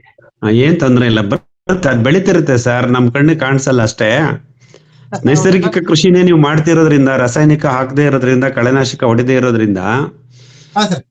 ಅವು ಗಿಡಗಳು ಹಂತವಾಗಿ ಎಸ್ಟಾಬ್ಲಿಷ್ ಆಗತ್ವೆ. ನಮ್ಮ ಮಣ್ಣಿನಲ್ಲಿರ್ತಕ್ಕಂತ ಸೂಕ್ಷ್ಮ ಜೀವಿಗಳ ಸಾಂದ್ರತೆ ಮತ್ತು ಚಟುವಟಿಕೆ, ಮೈಕ್ರೋಬಿಯಲ್ ಡೆನ್ಸಿಟಿ ಅಂಡ್ ಆಕ್ಟಿವಿಟಿ, ಅದ್ರ ಮೇಲೆ ಮತ್ತು ನಮ್ಮ ಮಣ್ಣಿರ್ತಕ್ಕಂಥ ಸಾವಯವ ಅಂಶ, ಹ್ಯೂಮಸ್, ಆರ್ಗ್ಯಾನಿಕ್ ಕಾರ್ಬನ್, ಮತ್ತೆ ನೈಟ್ರೋಜನ್ ಫಿಕ್ಸಿಂಗ್, ಸಾರಜನಕ ಸ್ಥಿರೀಕರಣ ಚಕ್ರ, ಇವೆಲ್ಲವನ್ನು ಅವಲಂಬಿಸಿ ನಮ್ಮ ನೈಸರ್ಗಿಕ ಕೃಷಿ ಡೆವಲಪ್ ಆಗ್ತಾ ಹೋಗುತ್ತೆ, ಹಂತವಾಗಿ ಮುಂದುವರಿಯುತ್ತೆ. ಸೊ ಪ್ರಾರಂಭದ ದಿನಗಳಲ್ಲಿ ನಾವು ನೈಸರ್ಗಿಕ ಕೃಷಿ ಮಾಡುವಾಗ ನಮ್ಮ ಗಿಡಗಳು, ಅಡಕೆ ಗಿಡ ಒಂದೇ ಅಂತಲ್ಲ, ನಾನು ಕಾಫಿ ಹಾಕಿದ್ದೀನಿ, ಏಲಕ್ಕಿ ಹಾಕಿದ್ದೀನಿ, ಇವೆಲ್ಲ ಕೋಕೋ ಹಾಕಿದೀವಿ, ಪ್ರತಿಯೊಂದರಲ್ಲೂ ನಮಗೆ ಅದು ಬೆಳವಣಿಗೆ ಆಗ್ತಿಲ್ವೇನೋ ಅಂತ ಅನಿಸ್ತಿರುತ್ತೆ. ಬಟ್ ಅದು ಮಣ್ಣಿನಲ್ಲಿ ಆಗತಕ್ಕಂತ ಚಟುವಟಿಕೆಗಳಿಗೆ ಹೊಂದ್ಕೋತಾ ಇರುತ್ತೆ. ಸೊ ಮಣ್ಣಿನಲ್ಲಿ ಎಷ್ಟು ಸೂಕ್ಷ್ಮಜೀವಿಗಳ ಚಟುವಟಿಕೆ ಆಗ್ತಾ ಹೋಗುತ್ತೆ, ಮಣ್ಣಿನಲ್ಲಿ ಎಷ್ಟು ಸಾವಯವ ಅಂಶ ಸೇರ್ತಾ ಬರುತ್ತೆ, ಸಾರ್ವಜನಿಕ ಸ್ಥಿರೀಕರಣ ಹೇಗೆ ಆಗ್ತಾ ಇರುತ್ತೆ, ಬಿಸಿಲು ನೆರಳಿನ ಅನುಪಾತ ಹೇಗಿರುತ್ತೆ, ಮತ್ತೆ ಕಳೆಗಳ ವೈವಿಧ್ಯತೆ, ಕಳೆಗಳಿಂದ ಬಯೋಮಾಸ್, ಸಾವಯವ ದ್ರವ್ಯಗಳು ಹೇಗೆ ತಯಾರಾಗುತ್ತೆ, ಇವೆಲ್ಲದ್ರ ಮೇಲೂ ನಮ್ಮ ಮಣ್ಣು ಇಂಪ್ರೂವ್ ಆಗ್ತಾ ಹೋಗುತ್ತೆ, ಗಿಡಗಳು ಎಸ್ಟಾಬ್ಲಿಷ್ ಆಗ್ತೇವೆ ಸರ್. ದಯವಿಟ್ಟು ಯಾವುದೇ ರೀತಿ ಕಾಳಜಿ ಇಟ್ಕೋಬೇಡಿ, ಅದು ಬೆಳಿತಿರೋ ವಿಧಾನನೇ ಆತರ, ಹಾಗೇ ಬೆಳೆಯುತ್ತೆ. ಬಾಯಾರ್ಟ್ ಮಾಡ್ಕೊಂಡು 198 ಮಾರ್ಕ್ಸ್ ತೆಗೆದು 12 96 ಅಂತ ಹೇಳಕ್ ಬರ್ದಿರೋ ಮಕ್ಳಿದಾರೆ. ಬಾಯಾರ್ಟ್ ಮಾಡ್ದಲೆ ದಿನಕ್ಕೆ 10 ಸತಿ ಕೂಲಿ ಮಟ್ಟಕ್ಕೆ ಹೋಗಿ ಮಗ್ಗಿ ಬರೋದು ನಾವು ಇವತ್ತು ಎಲ್ಲ 120 ಎಲ್ಲ ಮಗ್ಗಿನ ಹೇಳ್ತೀವಲ್ವಾ. ಹಾಗಾಗಿ ಇದು ಸಹಜವಾಗಿ ಬೆಳೀತಾ ಇದೆ ಸರ್, ಯೋಚನೆ ಮಾಡ್ಬೇಡಿ. ಇಲ್ಲ ನಿಮ್ಮ ಸಜೆಷನ್ ತರ ನಾವು ಇಂಡಿ ಗ್ರೌಂಡ್ ಅದೆಲ್ಲ ಮಾಡ್ತಾ ಇದೀವಿ ಸರ್. ಸ್ವಲ್ಪ ಯಾಕೋ ನನಗೆ ಸ್ವಲ್ಪ ಗ್ರೋತ್ ಸ್ವಲ್ಪ ಕಮ್ಮಿ ಅನಿಸ್ತು, ಅದಕ್ಕೆ ಒಂದು ಇದು ಮಾಡಿದ ಸರ್. ಒಂದು ಇಲ್ಲ ಅನ್ನಂತವ್ರೆ, ಈಗ ಫೆಬ್ರವರಿ ಶಿವರಾತ್ರಿ ಬರ್ಲಿ, ಪಶ್ಚಿಮದ ಗಾಳಿ ಬೀಸಕ್ ಶುರುವಾಗುತ್ತೆ. ಈಗ ಕಳೆದ ಸೆಪ್ಟೆಂಬರ್ ಇಂದ ಈಚೆಗೆ ಮುಂಗಾರಿನ ನಂತರ ಈಗೇನು ಚಳಿಗಾಲ ಇತ್ತಲ್ಲ, ಇದರಲ್ಲಿ ಗಿಡಗಳ ಬೆಳವಣಿಗೆಗೆ ಸೂಕ್ತವಾದ ವಾತಾವರಣ ಪ್ರಕೃತಿನಲ್ಲಿ ಇರ್ಲಿಲ್ಲ. ಈ ಸಲ ನಮ್ ಚಳಿಗಾಲನ ಸ್ವಲ್ಪ ಜಾಸ್ತಿನೇ ಇತ್ತಲ್ಲ. ನಿಮ್ ಮೊನ್ನೆ ನೋಡಿ ದಾವಣಗೆರೆ, ಚಿತ್ರದುರ್ಗ ಮಿನಿಮಮ್ ಟೆಂಪರೇಚರ್ 10ಕ್ಕೆ ಬಂದಿದೆ. ಹಾಗಾಗಿ ಸಾಕಷ್ಟು ವೈಪರೀತ್ಯಗಳಾಗ್ತಾ ಇದೆ ಪ್ರಕೃತಿನಲ್ಲಿ, ವಾತಾವರಣದಲ್ಲಿ. ಅದೆಲ್ಲವನ್ನು ಎದುರಿಸ್ಕೊಳ್ಳುವಂತ ಶಕ್ತಿ ನಮ್ಮ ಗಿಡಗಳಿಗೆ ಬೇಕು, ಮಣ್ಣಿಗೆ ಬೇಕು. ಹಾಗಾಗಿ ಸಮಸ್ಯೆಗಳಿದೆ, ಚಾಲೆಂಜಸ್, ಸವಾಲುಗಳಿದೆ. ಬಟ್ ನೈಸರ್ಗಿಕ ಕೃಷಿನಲ್ಲಿ ಅದೆಲ್ಲದಕ್ಕೂ ಪರಿಹಾರ ಇದೆ, ತಾಳ್ಮೆ ಒಂದೇ ಮುಖ್ಯ. ಈಗ ಏನಾಗತ್ತೆ ಅಂತಾರೆ, ಫೆಬ್ರವರಿ 2ನೇ ವಾರದಿಂದ ನಮ್ಗೆ ಪಶ್ಚಿಮದ ಅರಬ್ಬಿ ಸಮುದ್ರದಿಂದ ಗಾಳಿ ಬೀಸಕ್ ಶುರುವಾಗುತ್ತೆ. ಅದು ಯಾವಾಗ ಪಶ್ಚಿಮದ ಗಾಳಿ ಸಂಜೆ ಹೊತ್ತು ಬೀಸಕ್ ಶುರುವಾಗುತ್ತೋ ಅವಾಗ ಸಸ್ಯಗಳ ಬೆಳವಣಿಗೆ ಚೆನ್ನಾಗಾಗತ್ತೆ. Okay sir, thank you sir, thank you, ಒಳ್ಳೆ ಇನ್ಫಾರ್ಮೇಶನ್ ಇದೆ ಸರ್. ಹಾ, ಗಮನಿಸಿ ಪ್ರಕೃತಿಲಿ ಆಗೋ ಬದಲಾವಣೆಗಳನ್ನು ಗಮನಿಸ್ತಾ ಇರ್ಬೇಕಪ್ಪ. ಆಯ್ತು ಸರ್. ಒಳ್ಳೇದು. ಇದು ಸೋಲಾರ್ಗೆ ಬೆಟರ್ ಆಕ್ಚುಲಿ. ಇದು ಇನ್ನೊಂದು ಪಂಪ್ ಸೆಟ್ ಬರುತ್ತಲ್ಲ, ಕರೆಂಟ್ ಪಂಪ್ ಸೆಟ್, ಅದಕ್ಕೂ ಸ್ವಲ್ಪ ಏನಾದ್ರು ಡಿಫ್ರೆನ್ಸ್ ಹೆಂಗೆ, ಏನ್ ಯೂಸ್ ಮಾಡ್ತಿದ್ದೀರಾ ತಾವೀಗ? ಸರ್ ಈಗ ಕರೆಂಟ್ ಯೂಸ್ ಮಾಡ್ತಾ ಇದೀನಿ, ಈಗ ಸೋಲಾರ್ ಅಪ್ಲೈ ಮಾಡಿದೀನಿ ಈಗ. ಸರಿ, ಅದು ಆರ್ಟಿಕಲ್ ಬೆನಿಫಿಟ್ ಹೆಂಗೆ ಏನಾದ್ರು ಸ್ವಲ್ಪ ತುಂಬಾ ಡೌಟ್ ಆಗ್ಬಿಡಿ ಸರ್. ತುಂಬಾ ಜನ ಬೇಡ ಹಾಗೆ ಹೀಗೆ ಅಂತ ತುಂಬಾ ಜನ ಏನೇನೋ ಒಪಿನಿಯನ್ ಹೇಳ್ತಿದ್ರೆ, ನನಗೆ ಅದೊಂದು ಸ್ವಲ್ಪ ಡೌಟ್ ಇತ್ತು. ಸ್ವಲ್ಪ ಅದು ಸ್ವಲ್ಪ ಎಲ್ಲರ ಜೊತೆ ಶೇರ್ ಮಾಡಿದ್ರೆ ಸ್ವಲ್ಪ ಏನಾದ್ರು ಇನ್ಫಾರ್ಮೇಶನ್ ಸಿಗುತ್ತೆ, ಯಾರಾದ್ರೂ ಹಾಕಿದ್ರೆ ಅದ್ರ ಬಗ್ಗೆ ಸ್ವಲ್ಪ ಇನ್ಫಾರ್ಮೇಶನ್ ಸಿಗುತ್ತಾ ಅಂತ ಇದ್ ಮಾಡಿದೆ ಸರ್. ಒಂದು ಕೇಳೋಣ. ನಮಗೂ ಆ ಸೋಲಾರ್ನ ನೇರವಾಗಿ ಯೂಸ್ ಮಾಡಿ ಅಭ್ಯಾಸ ಇಲ್ಲ, ಅನುಭವ ಇಲ್ಲ. ಯಾರಾದ್ರೂ ನಮ್ಮ ಕೃಷಿಕ ಮಿತ್ರರು ಮಾಡಿದ್ರೆ ಇವತ್ತು ಲೈವ್ ಅಲ್ಲಿ ಇದ್ರೆ ಹೇಳ್ತಾರೆ, ಕೇಳಿಸ್ಕೊಳ್ಳೋಣ, ಅವ್ರ ಅನುಭವ ಕೇಳ್ಕೊಳ್ಳೋಣ. ಇಲ್ಲ ಅಂದ್ರೆ ಮಾಹಿತಿ ತಗೊಂಡು ನಿಮ್ಗೆ ಹಂಚ್ಕೊಳ್ಳಕ್ ಪ್ರಯತ್ನ ಮಾಡ್ತೀವಿ. Okay sir, thank you so much sir. ಒಳ್ಳೇದು ಅನಂತವ್ರೆ. ಮಿತ್ರರೇ, ಯಾರಿಗಾದ್ರೂ solar water pump solution install ಮಾಡ್ಕೊಂಡಿದ್ದೀರಾ? 1 ವರ್ಷ 2 ವರ್ಷ ಆಗಿದ್ಯಾ? ಯೂಸ್ ಮಾಡ್ತಿದ್ದೀರಾ? ಡೈರೆಕ್ಟ್ ಆಗಿ ಬೋರ್ವೆಲ್ ಇಂದ ಪಂಪ್ ಮಾಡ್ತಿದ್ದೀರಾ? ಕೃಷಿ ಹೊಂಡದಿಂದ ಪಂಪ್ ಮಾಡ್ತಿದ್ದೀರಾ? ಅನುಭವಗಳಿದ್ರೆ ದಯವಿಟ್ಟು ಹೇಳಿ. ಅಥವಾ ನೀವೆಲ್ಲರೂ ನೋಡಿದ್ರೆ ಕೇಳಿದ್ರೆ ಅನ್ನಂತವ್ರ ಬೆನಿಫಿಟ್ಗೆ ಹೇಳ್ಬೋದು. ಇವಾಗ 2 ನಿಮಿಷ ಅದ್ರ ಬಗ್ಗೆ ಮಾತಾಡ್ಬೋದು.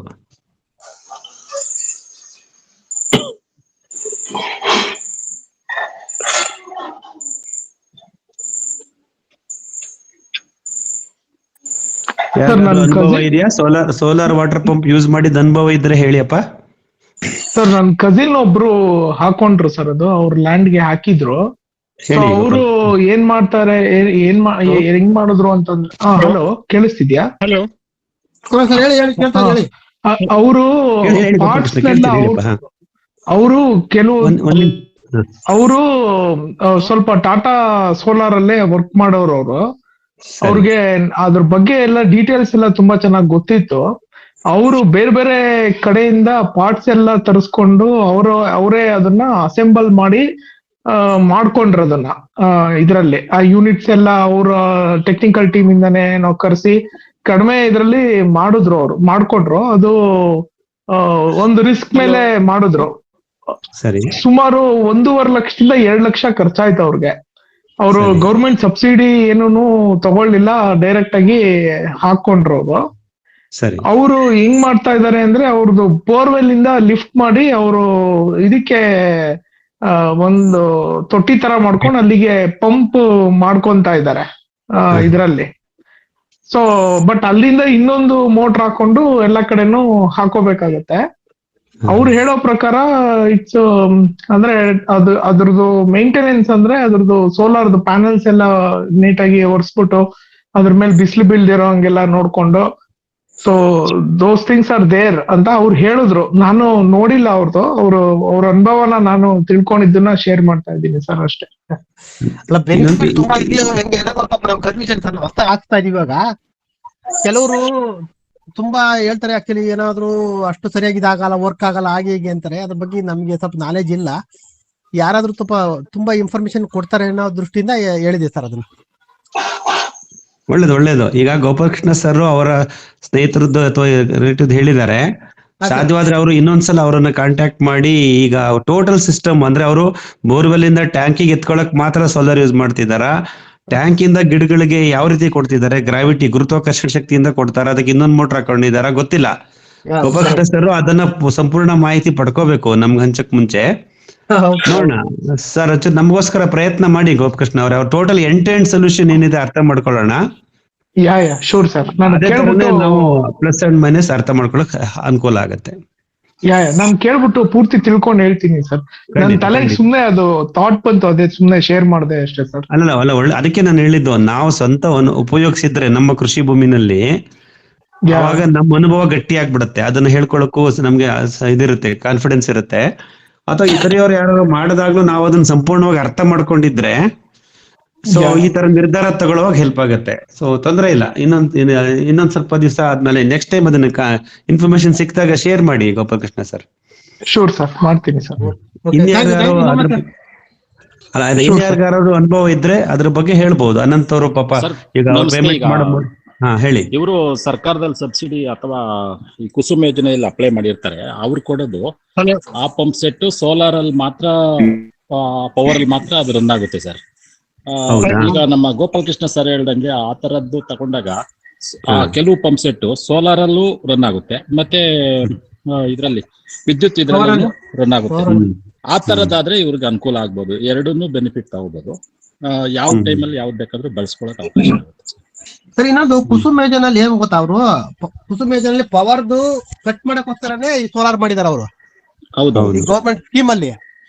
ಆಮೇಲೆ ನಿಮ್ಗೆ ಪವರ್ ಇದು ಪವರ್ ನಿಮ್ ತಗೊಳಂಗಿಲ್ಲ ಅಂತ ಹೇಳಿ. ಆಮೇಲೆ ಆಳವಾಗಿದ್ರೆ ಅದು ಅಷ್ಟೊಂದು ಸಮಂಜಸ ಅಲ್ಲ ಅನ್ಸುತ್ತೆ. ಹೌದೌದು. ಅದ್ ಆಕ್ಚುಲಿ ಹೇಳಿದ್ರು 500-600 ಅಡಿ ಹೋದ್ರೆ ಇದ್ ಮಾಡಲ್ಲ ಅಂತೆ. ಮಿನಿಮಮ್ 300-350 ಅಡಿ ಮಾತ್ರ ಇನ್ಸ್ಟಾಲ್ ಮಾಡ್ತಾರಂತ ಅವ್ರದ್ದು. ಅದು ಕೇಳಿದೆ ನಾನು. ಇಲ್ಲ, ಆಳವಾಗಿ ಮಾಡ್ಕೊಡ್ತಾರೆ, ಅದಕ್ಕೆ ಎಕ್ಸ್ಟ್ರಾ ಅಮೌಂಟ್ ಕಟ್ಟಬೇಕಾಗುತ್ತೆ. ಹೌದೌದು. ಮೋಟರ್ ನೀವು ಎರಡೂ ರನ್ ಆಗೋ ತರದ್ದು ಬಳಸ್ಕೊಂಡ್ರೆ ಅನುಕೂಲ ಆಗುತ್ತೆ. ಹೌದು, ಕರೆಕ್ಟ್ ಸರ್, ನೀವು ಹೇಳೋದು ಕರೆಕ್ಟ್. ಇರ್ಲಿ, ನೋಡೋಣ. ಇವಾಗ ಸರ್ಕಾರದಿಂದ ಈ ಸ್ಕೀಮ್ ಬಿಟ್ಟಿದ್ದಾರೆ. ಯಾಕೆಂದ್ರೆ ಅವ್ರಿಗೆ ಸರ್ಕಾರದವ್ರಿಗೂ ಈಗ ಎಲ್ರಿಗೂ ಟ್ರಾನ್ಸ್ಫಾರ್ಮರ್ ಕೊಡ್ಲಿಕ್ಕೆ, ಗ್ರಿಡ್ ಪವರ್ ಕೊಡ್ಲಿಕ್ಕೆ ಸಮಸ್ಯೆ ಆಗಿರೋ ಹೊತ್ತಿಗೆ ಆದಷ್ಟು ರೈತರನ್ನ ಆಫ್ ಗ್ರಿಡ್ ತಗೊಂಡೋಗ್ಬೇಕು ಅಂತಾನೆ ಅದು ಯೋಜನೆ. ಬಟ್ ಅದರ ಸಾಧಕ ಬಾಧಕಗಳು ಯಾವ ತರ ಕೃಷಿಗೆ, ರಾಸಾಯನಿಕ ಕೃಷಿ ಏಕಬೆಳೆ ಪದ್ಧತಿ ಮಾಡೋರ್ಗೆ ಹೇಗಿರುತ್ತೆ, ಸಾವಯವ ಕೃಷಿ ಮಾಡೋರ್ಗೆ ಹೇಗಿರುತ್ತೆ, ನಮ್ಮಂತ ನೈಸರ್ಗಿಕ ಕೃಷಿಕರಿಗೆ ಹೇಗೆ ಅದನ್ನು ಅಪ್ಲೈ ಆಗುತ್ತೆ, ನಾವು ಇನ್ನೊಂದ್ ಸ್ವಲ್ಪ ಅನುಭವಗಳಿಂದ ಪಡ್ಕೋಬೇಕಾಗತ್ತೆ. ಹೌದು ಸರ್, ಹೌದು. ನೋಡೋಣ ಸರ್, ಇದು ಒಳ್ಳೆ ಪ್ರಶ್ನೆ ಅನಂತ್ ಅವ್ರು ಇವತ್ತು ಎತ್ತಿದ್ದಾರೆ. ಇದ್ರ ಬಗ್ಗೆ ನಾವು ಸಾಕಷ್ಟು ಮಾಹಿತಿ ಪಡ್ಕೋತಾ ಹೋಗೋಣ. ಮುಂದೆ ಇವತ್ತಿನಿಂದ ನಾಳೆಯಿಂದ ನಾವು ಯಾವ್ದಾದ್ರು ನಮ್ಮ ಕೃಷಿಕ ಮಿತ್ರರ ತೋಟಕ್ಕೆ ಹೋದಾಗ ಅಥವಾ ಅವ್ರ ಜೊತೆ ಮಾತಾಡ್ತಿದ್ದಾಗ ಅವರು ಕಳೆದ 1-2 ವರ್ಷಗಳಿಂದ ಸೌರಶಕ್ತಿ ವಿದ್ಯುತ್ ಸೋಲಾರ್ ಮೋಟರ್ನ ಯೂಸ್ ಮಾಡಿ ನಮ್ ತರನೇ ನೈಸರ್ಗಿಕ ಕೃಷಿ ಮಾಡ್ತಾ ಇದ್ರೆ ಅದನ್ನ ಒಂದು ಕೇಸ್ ಸ್ಟಡಿ ತರ ಅದನ್ನ ಡೀಟೇಲ್ ಆಗಿ ಸ್ಟಡಿ ಮಾಡಿ ನಾವು ಇಲ್ಲಿ ಡಿಸ್ಕಸ್ ಮಾಡ್ಕೋಬಹುದು. ಅವ್ರನ್ನೇ ಬೇಕಾದ್ರೆ ಒಂದು ಬುಧವಾರ ಬಂದು ನಮ್ ಜೊತೆ ಮಾಹಿತಿ ವಿನಿಮಯ ಮಾಡ್ಕೊಳಕ್ಕೆ ರಿಕ್ವೆಸ್ಟ್ ಮಾಡಬಹುದು. Super sir. ಆತರ ಇರ್ತಾರೆ ಸರ್, ಆತರ ಕೃಷಿಕರು ಇರ್ತಾರೆ. ನಾವು ಒಂದ್ ಸ್ವಲ್ಪ ನಮ್ ನೆಟ್ವರ್ಕ್ ಅಲ್ಲಿ ಹುಡುಕ್ತಾ ಹೋಗೋಣ, ಸಿಗುತ್ತೆ. ಮಂಜುನಾಥ್ ಸರ್ ಹೇಳಿ ಸರ್. ಹೇಳಿ. ಹಲೋ ಸರ್, ಡಾಕ್ಟರ್ ಇನ್ಸ್ಟಾಲ್ ಮಾಡಿಸು 1 year ಆಗಿದೆ. ಅವ್ರು ಏನ್ ಹೇಳ್ತಾರೆ ಅಂತಂದ್ರೆ ನನ್ಗೆ KB ಪವರ್ ಕಿಂತನೂ ಇದರಲ್ಲಿ ಪ್ರೆಷರ್ ಜಾಸ್ತಿ ಸಿಗ್ತಾ ಇದೆ, ವೋಲ್ಟೇಜ್ ಫ್ರೀಕ್ವೆಂಟ್ ಆಗಿ ಸಿಗ್ತಾ ಇದೆ ಅಂತ ಹೇಳ್ತಾರೆ ಸರ್. ಓಕೆ ಓಕೆ ಸರ್, ಅದನ್ನೊಂದು ಎನಿ ಟೈಮ್ ಅದು ಸ್ವಲ್ಪ ಮೋಡ ಇದ್ದಾಗ ಹೆಂಗ್ ಬರುತ್ತೆ, ಮೋಡ ಇಲ್ದಾಗ ಹೆಂಗ್ ಬರುತ್ತೆ, ಅದ್ರ ಬಗ್ಗೆ ಸ್ವಲ್ಪ ಇನ್ಫಾರ್ಮೇಶನ್ ನಮಗೆ ಕರೆಕ್ಟ್ ಗೊತ್ತಾಗಿಲ್ಲ. ಬೇಕು ಅಂದ್ರೆ ನಮ್ಮ ಕೆಲವರು ಹೇಳ್ತಾರೆ 7 ಗಂಟೆಗೆ ಆನ್ ಆಗುತ್ತೆ ಅಂತಾರೆ, ಕೆಲವರು 8 ಗಂಟೆಗೆ ಆನ್ ಆಗುತ್ತೆ ಅಂತಾರೆ, 9 ಗಂಟೆಗೆ ಆನ್ ಆಗುತ್ತೆ ಅಂತಾರೆ. ಅದು ಎಕ್ಸಾಕ್ಟ್ ಸ್ಪೆಸಿಫಿಕೇಶನ್ ನಮ್ಗೆ ಇನ್ನೂ ಕರೆಕ್ಟ್ ಆಗಿ ಗೊತ್ತಾಗಿಲ್ಲ, ನಾವು ಯೂಸ್ ಮಾಡಿದ್ವಲ್ಲ ಸರ್. ಈಗ ಬೆಂಗಳೂರಿನಲ್ಲೇ ನಮ್ ಫ್ರೆಂಡ್ದು ಸೋಲಾರ್ ಕಂಪ್ನಿ ಇದೆ, ಅವರು ಎಲ್ಲಾ ಕಡೆ ಇನ್ಸ್ಟಾಲ್ ಮಾಡ್ತಾ ಇದಾರೆ. ನಿಮ್ ಬೇಕಾದ್ರೆ ನಂಬರ್ ನಾನು ಪಾಸ್ ಆನ್ ಮಾಡ್ತೀನಿ, ನೀವು ಅವ್ರ ಹತ್ರ ಮಾತಾಡ್ಕೊಂಡ್ ಬೇಕಾದ್ರೆ ಹೆಚ್ಚಿನ ಇನ್ಫಾರ್ಮೇಶನ್ ತಗೋಬಹುದು ಸರ್. ಇಲ್ಲ ಧರ್ಮಣ್ಣವ್ರೆ, ನಮಗೆ ಕಂಪನಿ ಬೇಡ, ಮಾರ್ಕೆಟಿಂಗು ಕಂಪನಿ ಸೆಕೆಂಡ್ ಆಪ್ಷನ್ ಇಟ್ಕೊಳ್ಳೋಣ. ಫಸ್ಟ್ ಆಪ್ಷನ್ ನೇರವಾಗಿ ನಮ್ಮ ಕೃಷಿಕ ಮಿತ್ರರನ್ನು ಕಾಂಟ್ಯಾಕ್ಟ್ ಮಾಡೋಣ. Let us find out from the farmers only. ಯಾಕಂದ್ರೆ ಈ solar water pumping solution use ಮಾಡಿ 16 ವರ್ಷಗಳಿಂದ ಯೂಸ್ ಮಾಡಿರೋ ಕೇಸ್ಗಳಿದೆ. ಇವತ್ತು ನಮ್ ನೆಟ್ವರ್ಕ್ ಅಲ್ಲಿ ನಾವ್ ಇಲ್ದೇ ಇರಬಹುದಷ್ಟೇ, ಬಟ್ ಇದಾರೆ ಕೃಷಿಕ ಮಿತ್ರರು. ನಾವು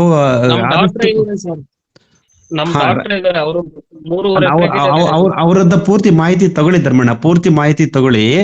ಅವ್ರು ಯಾವ ತರ ಇದೆ, ಇರಿಗೇಷನ್ ಸಿಸ್ಟಮ್ ಹೆಂಗ್ ಮಾಡ್ಕೊಂಡಿದ್ದಾರೆ, ಎಲ್ಲೆಲ್ಲಿ ಯೂಸ್ ಮಾಡ್ತಿದ್ದಾರೆ, ಹೇಗ್ ಮಾಡ್ತಿದ್ದಾರೆ. ಸಾಧ್ಯವಾದ್ರೆ ನೆಕ್ಸ್ಟ್ ಟೈಮ್ ಅವ್ರನ್ನ ಭೇಟಿ ಮಾಡಿದಾಗ ಅವ್ರ ಮಾಹಿತಿ ತಗೊಳ್ಳಿ. ತೋಟಕ್ಕೆ ಒಂದು 3-4 ವಿಸಿಟ್ ಹೋಗಿದ್ದೀನಿ, ಹೋಗಿ ಎಲ್ಲಾ ನೋಡ್ಕೊಂಡ್ ಬಂದಿದ್ದೀನಿ ಸರ್. ಅವರು ಡ್ರಿಪ್ ಇರಿಗೇಷನ್ ಮಾಡಿ ಅಡಿಕೆ ಮಾಡಿದ್ದಾರೆ. ಅಡಿಕೆ ಒಳಗಡೆ ಬಟರ್ ಫ್ರೂಟ್ಸ್ ಇದೆ, ಬಾರ್ಡರ್ ಅಲ್ಲಿ ಮತ್ತೆ ಬೇರೆ ಹಣ್ಣಿನ ಗಿಡಗಳೆಲ್ಲ ಹಾಕೊಂಡಿದ್ದಾರೆ ಸರ್. ಇಲ್ಲೇ ಮೈಸೂರಿನಲ್ಲಿ ಮಾಡಿರೋದು. ಸರಿ, ಬೇಕು ಆತರ ನಿರ್ದಿಷ್ಟವಾದ ಮಾಹಿತಿಗಳು ತಗೊಂಡ್ರೆ ನಮ್ಗೆ ಹೆಲ್ಪ್ ಆಗುತ್ತೆ. ಯಾಕಂದ್ರೆ ನಾವು ಡ್ರಿಪ್ ಇರಿಗೇಷನ್ ಹೋಗಲ್ಲ, ಅಲ್ಲೇ ಡಿವಿಯೇಷನ್ ಶುರುವಾಯ್ತು ಸ್ಟಾರ್ಟಿಂಗ್ ಅಲ್ಲೇ. ನಾವು ವಿಂಕ್ಲರ್ ಸಿಸ್ಟಮ್ ನಲ್ಲೇ ಮಾಡಬೇಕಾಗಿರೋದ್ರಿಂದ, ಸೊ ಈ ಸೋಲಾರ್ ಪವರ್ಡ್ ಅಲ್ಲಿ ವೇರಿಯೇಷನ್ ಪವರ್, ಬಿಸಿಲು ಮೋಡ ನೆರಳು ಇವೆಲ್ಲ ಆಗೋದ್ರಿಂದ ನಮ್ಮಲ್ಲಿ ವಿಂಕ್ಲರ್ ಸಿಸ್ಟಮ್ಗೆ ಹೆಂಗ್ ಸಪೋರ್ಟ್ ಮಾಡುತ್ತೆ ಅನ್ನೋದು ಒಂದು ಪ್ರಶ್ನೆ ಉಳ್ಕೊಳ್ಳುತ್ತೆ. ಡ್ರಿಪ್ ಇರಿಗೇಷನ್ ಮೊನೋಕ್ರಾಪ್ ಅಥವಾ ಮಲ್ಟಿಕ್ರಾಪ್ ವಿತ್ ಡ್ರಿಪ್ ಇರಿಗೇಷನ್ ಬೇರೆ ಸಿಚುವೇಶನ್. ನಮ್ದು ಮಲ್ಟಿಕ್ರಾಪ್ ವಿತ್ ವಿಂಕ್ಲರ್ ಇರಿಗೇಷನ್ ಆಗಿರೋದ್ರಿಂದ ಈ ತರದ ಕೇಸ್ ಸ್ಟಡಿನ ನಾವು ಹುಡುಕ್ಬೇಕಾಗತ್ತೆ. ಇರುತ್ತೆ, ಹುಡುಕ್ತಾ ಹೋಗೋಣ, ತೊಂದರೆ ಇಲ್ಲ. ಟೈಮ್ ಸರ್, ಬೆಳಿಗ್ಗೆ ಸ್ವಲ್ಪ ಜಾಸ್ತಿ 12 ಆದ್ಮೇಲೆ ಜಾಸ್ತಿ ಪವರ್ ಜನರೇಟ್ ಆಗುತ್ತೆ ಅಂತ, ಅವಾಗ ಏನೋ ಮೋಟರ್ ಜಾಸ್ತಿ ಓಡುತ್ತಾ ಕಮ್ಮಿ ಓಡುತ್ತಾ, ಅದ್ ಹೆಂಗೆ ಏನಾದ್ರು ಸ್ವಲ್ಪ ಬೇಕು ಸರ್, ಅದು ಸ್ವಲ್ಪ ಇನ್ಫಾರ್ಮೇಶನ್. ಇರ್ಲಿ ಅದೇ ನಾವು ಮಾಹಿತಿ ಪಡೆಯೋಣ. ಸಾಕಷ್ಟು ಸಮಯದಲ್ಲಿ ತಗೊಂಡಿದೀವಿ, ಇವತ್ತು ಸಾಕು. ಮುಂದಿನ ವಾರಗಳಲ್ಲಿ ಇದ್ರ ಬಗ್ಗೆ ಅನುಭವ ಇರೋ ರೈತರನ್ನೇ ನಮ್ ಜೊತೆ ಸೇರಿಸ್ಕೊಳ್ಳೋಣ. ಆಯ್ತು ಸರ್, ಆಯ್ತು. Thank you sir. ಒಳ್ಳೇದು. ಡಾಕ್ಟ್ರೇ HR ಮಂಜುನಾಥ್ ಸಾಹೇಬ್ರೆ, ನಮಸ್ಕಾರ ಸರ್. ಹೇಳಿ. ನಮಸ್ತೆ. ಮಂಜುನಾಥ್ ಅವರು, HR ಮಂಜುನಾಥ್ ಅವರು. ಹಲೋ, ಹೇಳಿ ಸರ್, ಹೇಳಿ ಪರಿಚಯ ಮಾಡ್ಕೊಳ್ಳಿ, ಹೇಳಿ. ನಮಸ್ತೆ. ನಾನು ನಾರಾಯಣ್ ಅಂತ ಹೇಳಿ, ನೆಲಮಂಗಲ ತಾಲೂಕು ಟಿ-ಬೇಗೂರ್ ಹತ್ರ ಬ್ಯಾಡ್ರಳ್ಳಿ ಗ್ರಾಮ. ಹೇಳಿ ಸರ್. ನಾನು ಈ ಗುಂಪಿಗೆ ಸೇರ್ಕೊಂಡು 1 ವಾರ ಆಯ್ತು ಅಷ್ಟೇ. ನನ್ನನ್ನ ಗಿರೀಶ್ ಅನ್ನೋರು ನಮ್ಮ ಸ್ನೇಹಿತರು ಸೇರಿಸಿದ್ರು. ನಂತರ ಧರ್ಮೇಂದ್ರ ಅನ್ನೋರು ಕೂಡ ಅದಕ್ಕೆ ಇದ್ ಮಾಡಿದ್ರು ಅಂತ ಕಾಣಿಸುತ್ತೆ. ನಾನು 1 ವಾರ ಆಯ್ತು ಅಷ್ಟೇ ಈ ಗುಂಪಿಗೆ ಸೇರಿ. ಮಂಜುನಾಥ್ ಅಂತ ಹೇಳಿ, ಅದೇ ಈ ತರ ಪ್ರಗತಿಪರ ರೈತರಿದ್ದಾರೆ ದೊಡ್ಡಬಳ್ಳಾಪುರದ ಹತ್ರ ತೋಟ ಅಂತ ಹೇಳಿದ್ರು. ಸರಿ, ನೀವೇ ತಾನೆ ಅದು? ನೀವೇ ತಾನೆ? ಹೌದು ಸರ್. ಆಗ್ಲಿ. ಪ್ರತಿ ಶನಿವಾರನೂ ಸೆಕೆಂಡ್ ಸ್ಯಾಟರ್ಡೆ ಸಿಗ್ತಾರೆ ಅಂತ ಹೇಳಿ ಕೂಡ ಒಂದು ಮಾಹಿತಿ ಕೊಟ್ಟಿದ್ರು. ಸರಿ, ನಾನು ಬಹಳ ಉತ್ಸುಕನಾಗಿದ್ದೇನೆ. ನಾನು ತಮ್ಮನ್ನ ಭೇಟಿ ಮಾಡಬೇಕು. ನಾನು ಮಾತಾಡ್ತೀನಿ, ಗಿರೀಶ್ ಅವ್ರಿಗೆ ಹೇಳ್ತೀನಿ, ಇಬ್ಬರ ಜೊತೆಯಲ್ಲಿ ಬಂದು ತಮ್ಮನ್ನ ಭೇಟಿ ಮಾಡೋ ಕಾರ್ಯಕ್ರಮನ ನಾನು ಇಟ್ಕೋತೀನಿ. ಅದಕ್ಕಿಂತ ಮೊದಲು ಇವತ್ತು ಏನೋ ಸಮಯ ಆಗಿದೆಯೋ ಏನಾಗಿದೆಯೋ ನನಗೆ ಗೊತ್ತಿಲ್ಲ, ಆದ್ರೆ 1 ನಿಮಿಷದ ಮಟ್ಟಿಗೆ ನಾನು ಮಾತಾಡ್ಬೋದಾ? ಖಂಡಿತ ಸರ್, ಹೇಳಿ. ಶೇರಿಂಗ್ಗೋಸ್ಕರನೇ ವೆಬಿನಾರ್ ಇರೋದು, ಹೇಳಿ. ಆಗ್ಬೋದು. ನಾನು ಒಂದು 10 ನಿಮಿಷ ತಡ ಆಯ್ತು ನಮ್ಮ ಗ್ರೂಪ್ ಇದಕ್ಕೆ ಇವತ್ತಿನ ವೆಬಿನಾರ್ ಸೇರ್ಕೊಳ್ಳಕ್ಕೆ. ರವಿ ಅವರು ಕೆನಾಲ್ ಇರಿಗೇಷನ್ ಮುಖಾಂತರ 32 ಸ್ಪ್ರಿಂಕ್ಲರ್ ಇದನ್ನ ಮಾತಾಡ್ತಿದ್ರು. ಸ್ಪ್ರಿಂಕ್ಲರ್ ಅವ್ರಿಗೆ ಈಗ ಮಾನೋಬ್ಲಾಕ್ ಮತ್ತೆ ಸಬ್ಮರ್ಸಿಬಲ್ ಪ್ರೆಷರ್ ನಾವು ತಗೊಂಡಾಗ ಮಾನೋಬ್ಲಾಕ್ ಪ್ರೆಷರ್ ಜಾಸ್ತಿ ಇರುತ್ತೆ. ಪ್ರೆಷರ್ ಜಾಸ್ತಿ ಇದ್ದಾಗ ಏನಾಗುತ್ತೆ ಅಂದ್ರೆ ಸ್ಪ್ರಿಂಕ್ಲರ್ ಒಂದೇ ಕಡೆ ನೀರ್ ಬೀಳಲ್ಲ, ಒಂದು ಕಡೆದು ರೊಟೇಷನ್ ಕರೆಕ್ಟ್ ಆಗಿರುತ್ತೆ. ತಾವು ಅದ್ಭುತವಾಗಿ ಹೇಳಿದ್ರಿ ಅದನ್ನ, ಸ್ಪ್ರಿಂಕ್ಲರ್ ಮತ್ತೆ ವಿಂಕ್ಲರ್ದು ಡಿಫರೆನ್ಸಸ್ ಏನಾಗುತ್ತೆ ಅಂತೇಳಿ. ಆದ್ರೆ ಅದಕ್ಕೊಂದು ಸಣ್ಣದು ಏನು ನಂದು ಜೋಡಣೆ ಅಂದ್ರೆ, ಪ್ರೆಷರು ಜಾಸ್ತಿ ಇಲ್ಲದೆ ಇದ್ದಾಗ ಕೆಲವಾರು ಸ್ಪ್ರಿಂಕ್ಲರ್ಗಳು ಕೈ ಕೊಡ್ತವೆ. ವಿಂಕ್ಲರ್ ತರ ಅಲ್ಲ, ಸ್ಪ್ರಿಂಕ್ಲರ್ಗಳು ಕೈ ಕೊಡ್ತವೆ. ಕೈ ಕೊಟ್ಟಾಗ ಒಂದೇ ಕಡೆ ಯಾವಾಗ ಮಳೆ ನೀರು ತರ ದಪ ದಪ ಅಂತ ಬಿದ್ದಾಗ ಆ ಏರಿಯಾದಲ್ಲಿ ಈ ಸಾಯಿಲ್ ಇದು ಸ್ವಲ್ಪ ಹಾರ್ಡ್ನೆಸ್ ಜಾಸ್ತಿ ಆಗುತ್ತೆ, ಅದು ನಿಜ. ನೀವು ಅದನ್ನ ಅವ್ರ ವಿವೇಚನೆ, ಅವರು ವಿಂಕ್ಲರ್ ಮಾಡಿಫೈ ಮಾಡ್ಕೋಬಹುದು, ಇಲ್ಲಂದ್ರೆ ತಾವು ಹೇಳಿದಾಗೆ ಸ್ವಲ್ಪ ವಾಲ್ ಕಂಟ್ರೋಲ್ ನಲ್ಲಿ ಇದ್ ಮಾಡ್ಕೋಬಹುದು. ಇದು ಒಂದು ವಿಚಾರ. ಎರಡನೇದು, ನಾನು ಸುಸ್ಥಿರ ಕೃಷಿ ಮತ್ತೆ ಸಮಗ್ರ ಕೃಷಿನಲ್ಲಿ ನಂಬಿಕೆ ಇಟ್ಟವನು. ನಾನು ಕಳೆದ ಸುಮಾರು ಒಂದು 10-15 ವರ್ಷದಿಂದ ನಾನು ವೀಕೆಂಡ್ ಫಾರ್ಮರ್, ಶನಿವಾರ ಭಾನುವಾರ ರೈತ ಮಾತ್ರ. ಅದರಲ್ಲೂ ಕೂಡ ನಾನು ಎಲ್ಲ ಅಡಿಕೆ ಗಿಡ ಹಾಕಿದ್ದೀನಿ, ತೆಂಗಿದೆ, ಡೈರಿ ಇದೆ, ಕುರಿಗಳಿದ್ದಾವೆ. ಅಡಿಕೆ ಗಿಡದಲ್ಲಿ ಎಲ್ಲಾ ಗಿಡಗಳನ್ನೂ ಕ್ರಾಪ್ ಇದನ್ನ ಮಾಡಿದ್ದೀನಿ ನಾನು, ಇಂಟರ್ ಕ್ರಾಪ್ಸ್. ನಿಂಬೆನೂ ಹಾಕಿದ್ದೀನಿ, ಇದನ್ನು ಎಲ್ಲನೂ ಗಿಡಗಳು ಹಾಕಿದ್ದೇವೆ. ಇಲ್ಲಿ ಪ್ರಮುಖ ವಿಚಾರ ಏನಂದ್ರೆ, ಈ ಇದ್ರದ್ದು ಈ ಕಳೆ ನಿರ್ವಹಣೆ ಬಗ್ಗೆ, ಮತ್ತೆ ಇದು ಏನು ಈ ರಾಸಾಯನಿಕ ಬಳಸದೇನೆ ಬೇರೆ ಇನ್ನೇನು ವಿಚಾರಗಳನ್ನ ನಾವು ಅಳವಡಿಸ್ಕೋಬಹುದು, ಅದ್ರ ಬಗ್ಗೆ ತಾವು ಮುಂದಿನ ಇದರಲ್ಲಿ ಇನ್ನೊಂದಷ್ಟು ಸಂಕ್ಷಿಪ್ತವಾಗಿ ನಮ್ಗೆ ಮಾಹಿತಿ ಕೊಟ್ರೆ, ಅಥವಾ ತಮ್ಮ ತೋಟಕ್ಕೆ ಬಂದಾಗ ಆದ್ರೂ ನಾವು ವಿವರವಾಗಿ ಮಾತಾಡ್ಬೋದು. ಖಂಡಿತ ನಾರಾಯಣ ಅವರೇ, ಅದೇ ಮುಖ್ಯವಾಗಿ ಮಾತಾಡ್ತಿದೀವಿ. ಬಹಳ ಸಂತೋಷ ನಮ್ಮ ಜೊತೆಗೆ ನೀವು ಜೋಡಿಸ್ಕೊಂಡಿದ್ದಕ್ಕೆ. ಖಂಡಿತ ಪ್ರತಿ ಬುಧವಾರ ಜೊತೆಗಿರಿ, ನಮ್ಮ ತೋಟದ ಭೇಟಿ ಕಾರ್ಯಕ್ರಮದಲ್ಲೂ ಭಾಗವಹಿಸಿ, ನಿಮ್ಮ ಅನುಭವಗಳನ್ನು ಹೇಳ್ತಾ ಬನ್ನಿ. ಆಯ್ತು. ಸೂಕ್ಷ್ಮವಾಗಿ ಯಾವ್ದಾದ್ರು ನಿಮ್ಮ ಕೃಷಿನಲ್ಲಿ ನಿಮ್ಮ ಅನುಭವಕ್ಕೆ ಬಂದಿದ್ದು ಮತ್ತೆ ಬೇರೆಯವರು ಅದನ್ನ ಸರಳವಾಗಿ ಅಳವಡಿಸ್ಕೋಬಹುದಾದಂತ ಮಾರ್ಗೋಪಾಯಗಳಿದ್ರೆ ಅದನ್ನ ಸಾಕಷ್ಟು ವಿವರಣಾತ್ಮಕವಾಗಿ ನಮ್ಗಳೆಲ್ಲರ ಗಮನಕ್ಕೆ ತಗೊಂಬನ್ನಿ. ಆಗ್ಲಿ. ನಾನು ಈ ಕಾಫಿ ಹಾರ್ವೆಸ್ಟ್ ಮಾಡ್ಬೇಕಾದ್ರೆ ಒಂದು ಸರ್ ಹೇಳಿ, ಕೇಳಿಸ್ತಿದೆ ಹೇಳಿ. ಕಾಫಿ ಹಾರ್ವೆಸ್ಟ್ ಮಾಡ್ಬೇಕಾದ್ರೆ 60 ಗಿಡದಲ್ಲಿ ಈ ಸತಿ ಕಾಫಿ ಹಾರ್ವೆಸ್ಟ್ ಮಾಡಿಸ್ದೆ. ಕೆಲವಾರು ಹಣ್ಣುಗಳನ್ನ ಅದೇ ತರ ಒಣಗಿಸ್ದೆ, ಕೆಲವಾರು ಹಣ್ಣನ್ನ ಅವರೇಕಾಯಿ ತರ ಇದ್ಕಿದ್ ಬೆಳೆ ತರ ಮಾಡಿದೆ. ನಾನು ಎರಡೂ ವಿಚಾರನ ಯಾವ್ದು ಸರಿ ಅಂತ ತಿಳ್ಕೊಳ್ಳೋದಕ್ಕೆ ಕಾಫಿ ಬೋರ್ಡ್ಗೆ ಹೋದೆ. ಸರಿ. ಕಾಫಿ ಬೋರ್ಡ್ನವರು ಈ ಸಣ್ಣ ಪುಟ್ಟ ರೈತರ ಬಗ್ಗೆ ಅವ್ರಿಗೆ ಗಮನ ಇಲ್ಲ, ಆದ್ರೆ ಅವರು ಅಲ್ಲೊಂದು ಇನ್ಕ್ಯುಬೇಷನ್ ಸೆಂಟರ್ ಇದೆ, ಅವ್ರು ಹೇಳಿದ್ರು ಎರಡೂ ಕ್ರಮ ಸರಿ ಅಂತ. ಸರಿ. ಈಗ ನಾನು ಒಂದು 10 kg ಅಷ್ಟು ಇದ್ಕಿದ್ ಬೆಳೆ ತರ ಮಾಡಿ ಮನೇಲಿ ಇಟ್ಕೊಂಡಿದ್ದೀನಿ. ಸರಿ.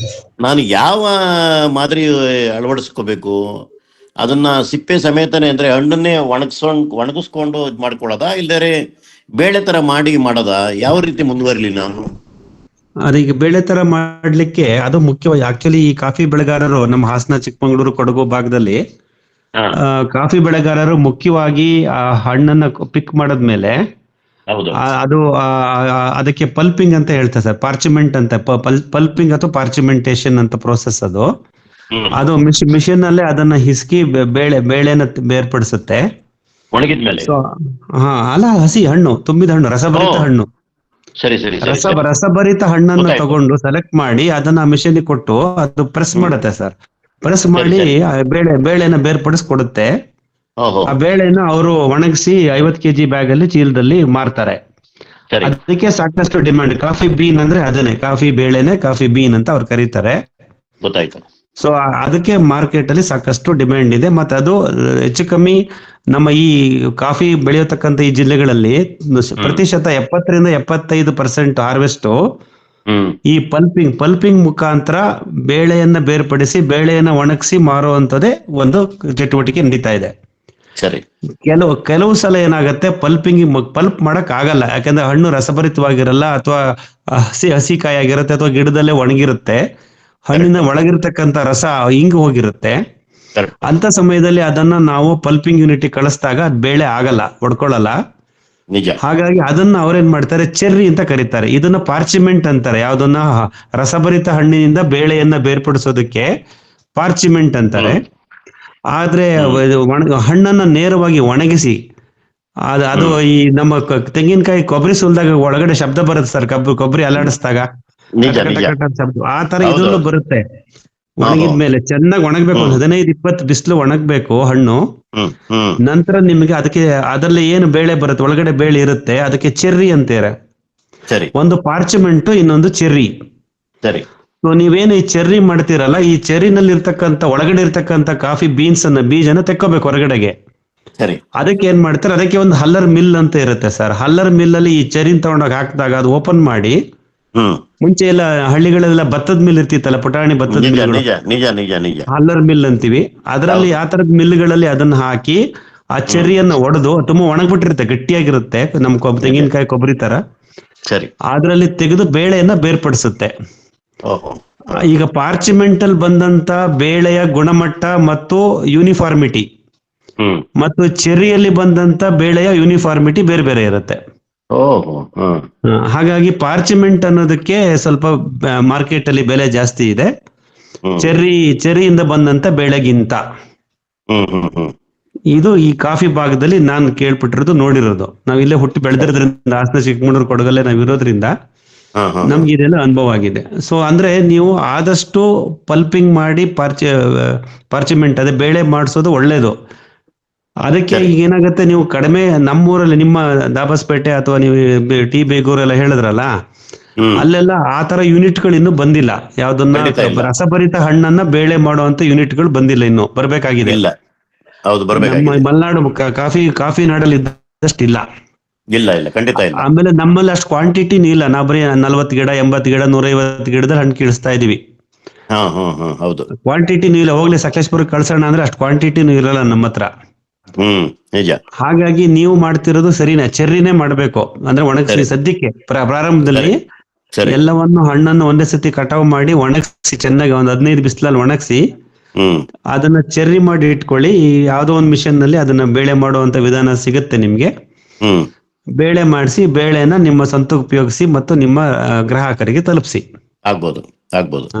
ಇದೇ ಮೆಥಡ್ ಮಾಡಿ. ಸದ್ಯಕ್ಕೆ ಚೆರ್ರಿ ಮೆಥಡ್ ಮಾಡೋಣ ಸರ್. ಪಲ್ಪಿಂಗ್ ಮಾಡ್ಲಿಕ್ಕೆ ನಮ್ಮ ಬೆಂಗಳೂರು ಸುತ್ತಮುತ್ತ ಗ್ರಾಮಾಂತರ ಜಿಲ್ಲೆ ತಾಲೂಕುಗಳಲ್ಲಿ ಆ ವ್ಯವಸ್ಥೆ ಇನ್ನು ಬರಬೇಕಾಗಿದೆ. ಸರಿ ಸರ್. ಆಮೇಲೆ ಇವತ್ತಿನ ವೆಬಿನಾರ್ ಮುಗಿಸೋಕ್ ಮೊದಲು ನಿಮ್ ಬಗ್ಗೆ ಸಂಕ್ಷಿಪ್ತವಾಗಿ ಒಂದು 10 ಲೈನ್ ಹೇಳಿ ಸರ್. ನಾನು ಬಹಳ ಉತ್ಸುಕನಾಗಿದ್ದೇನೆ.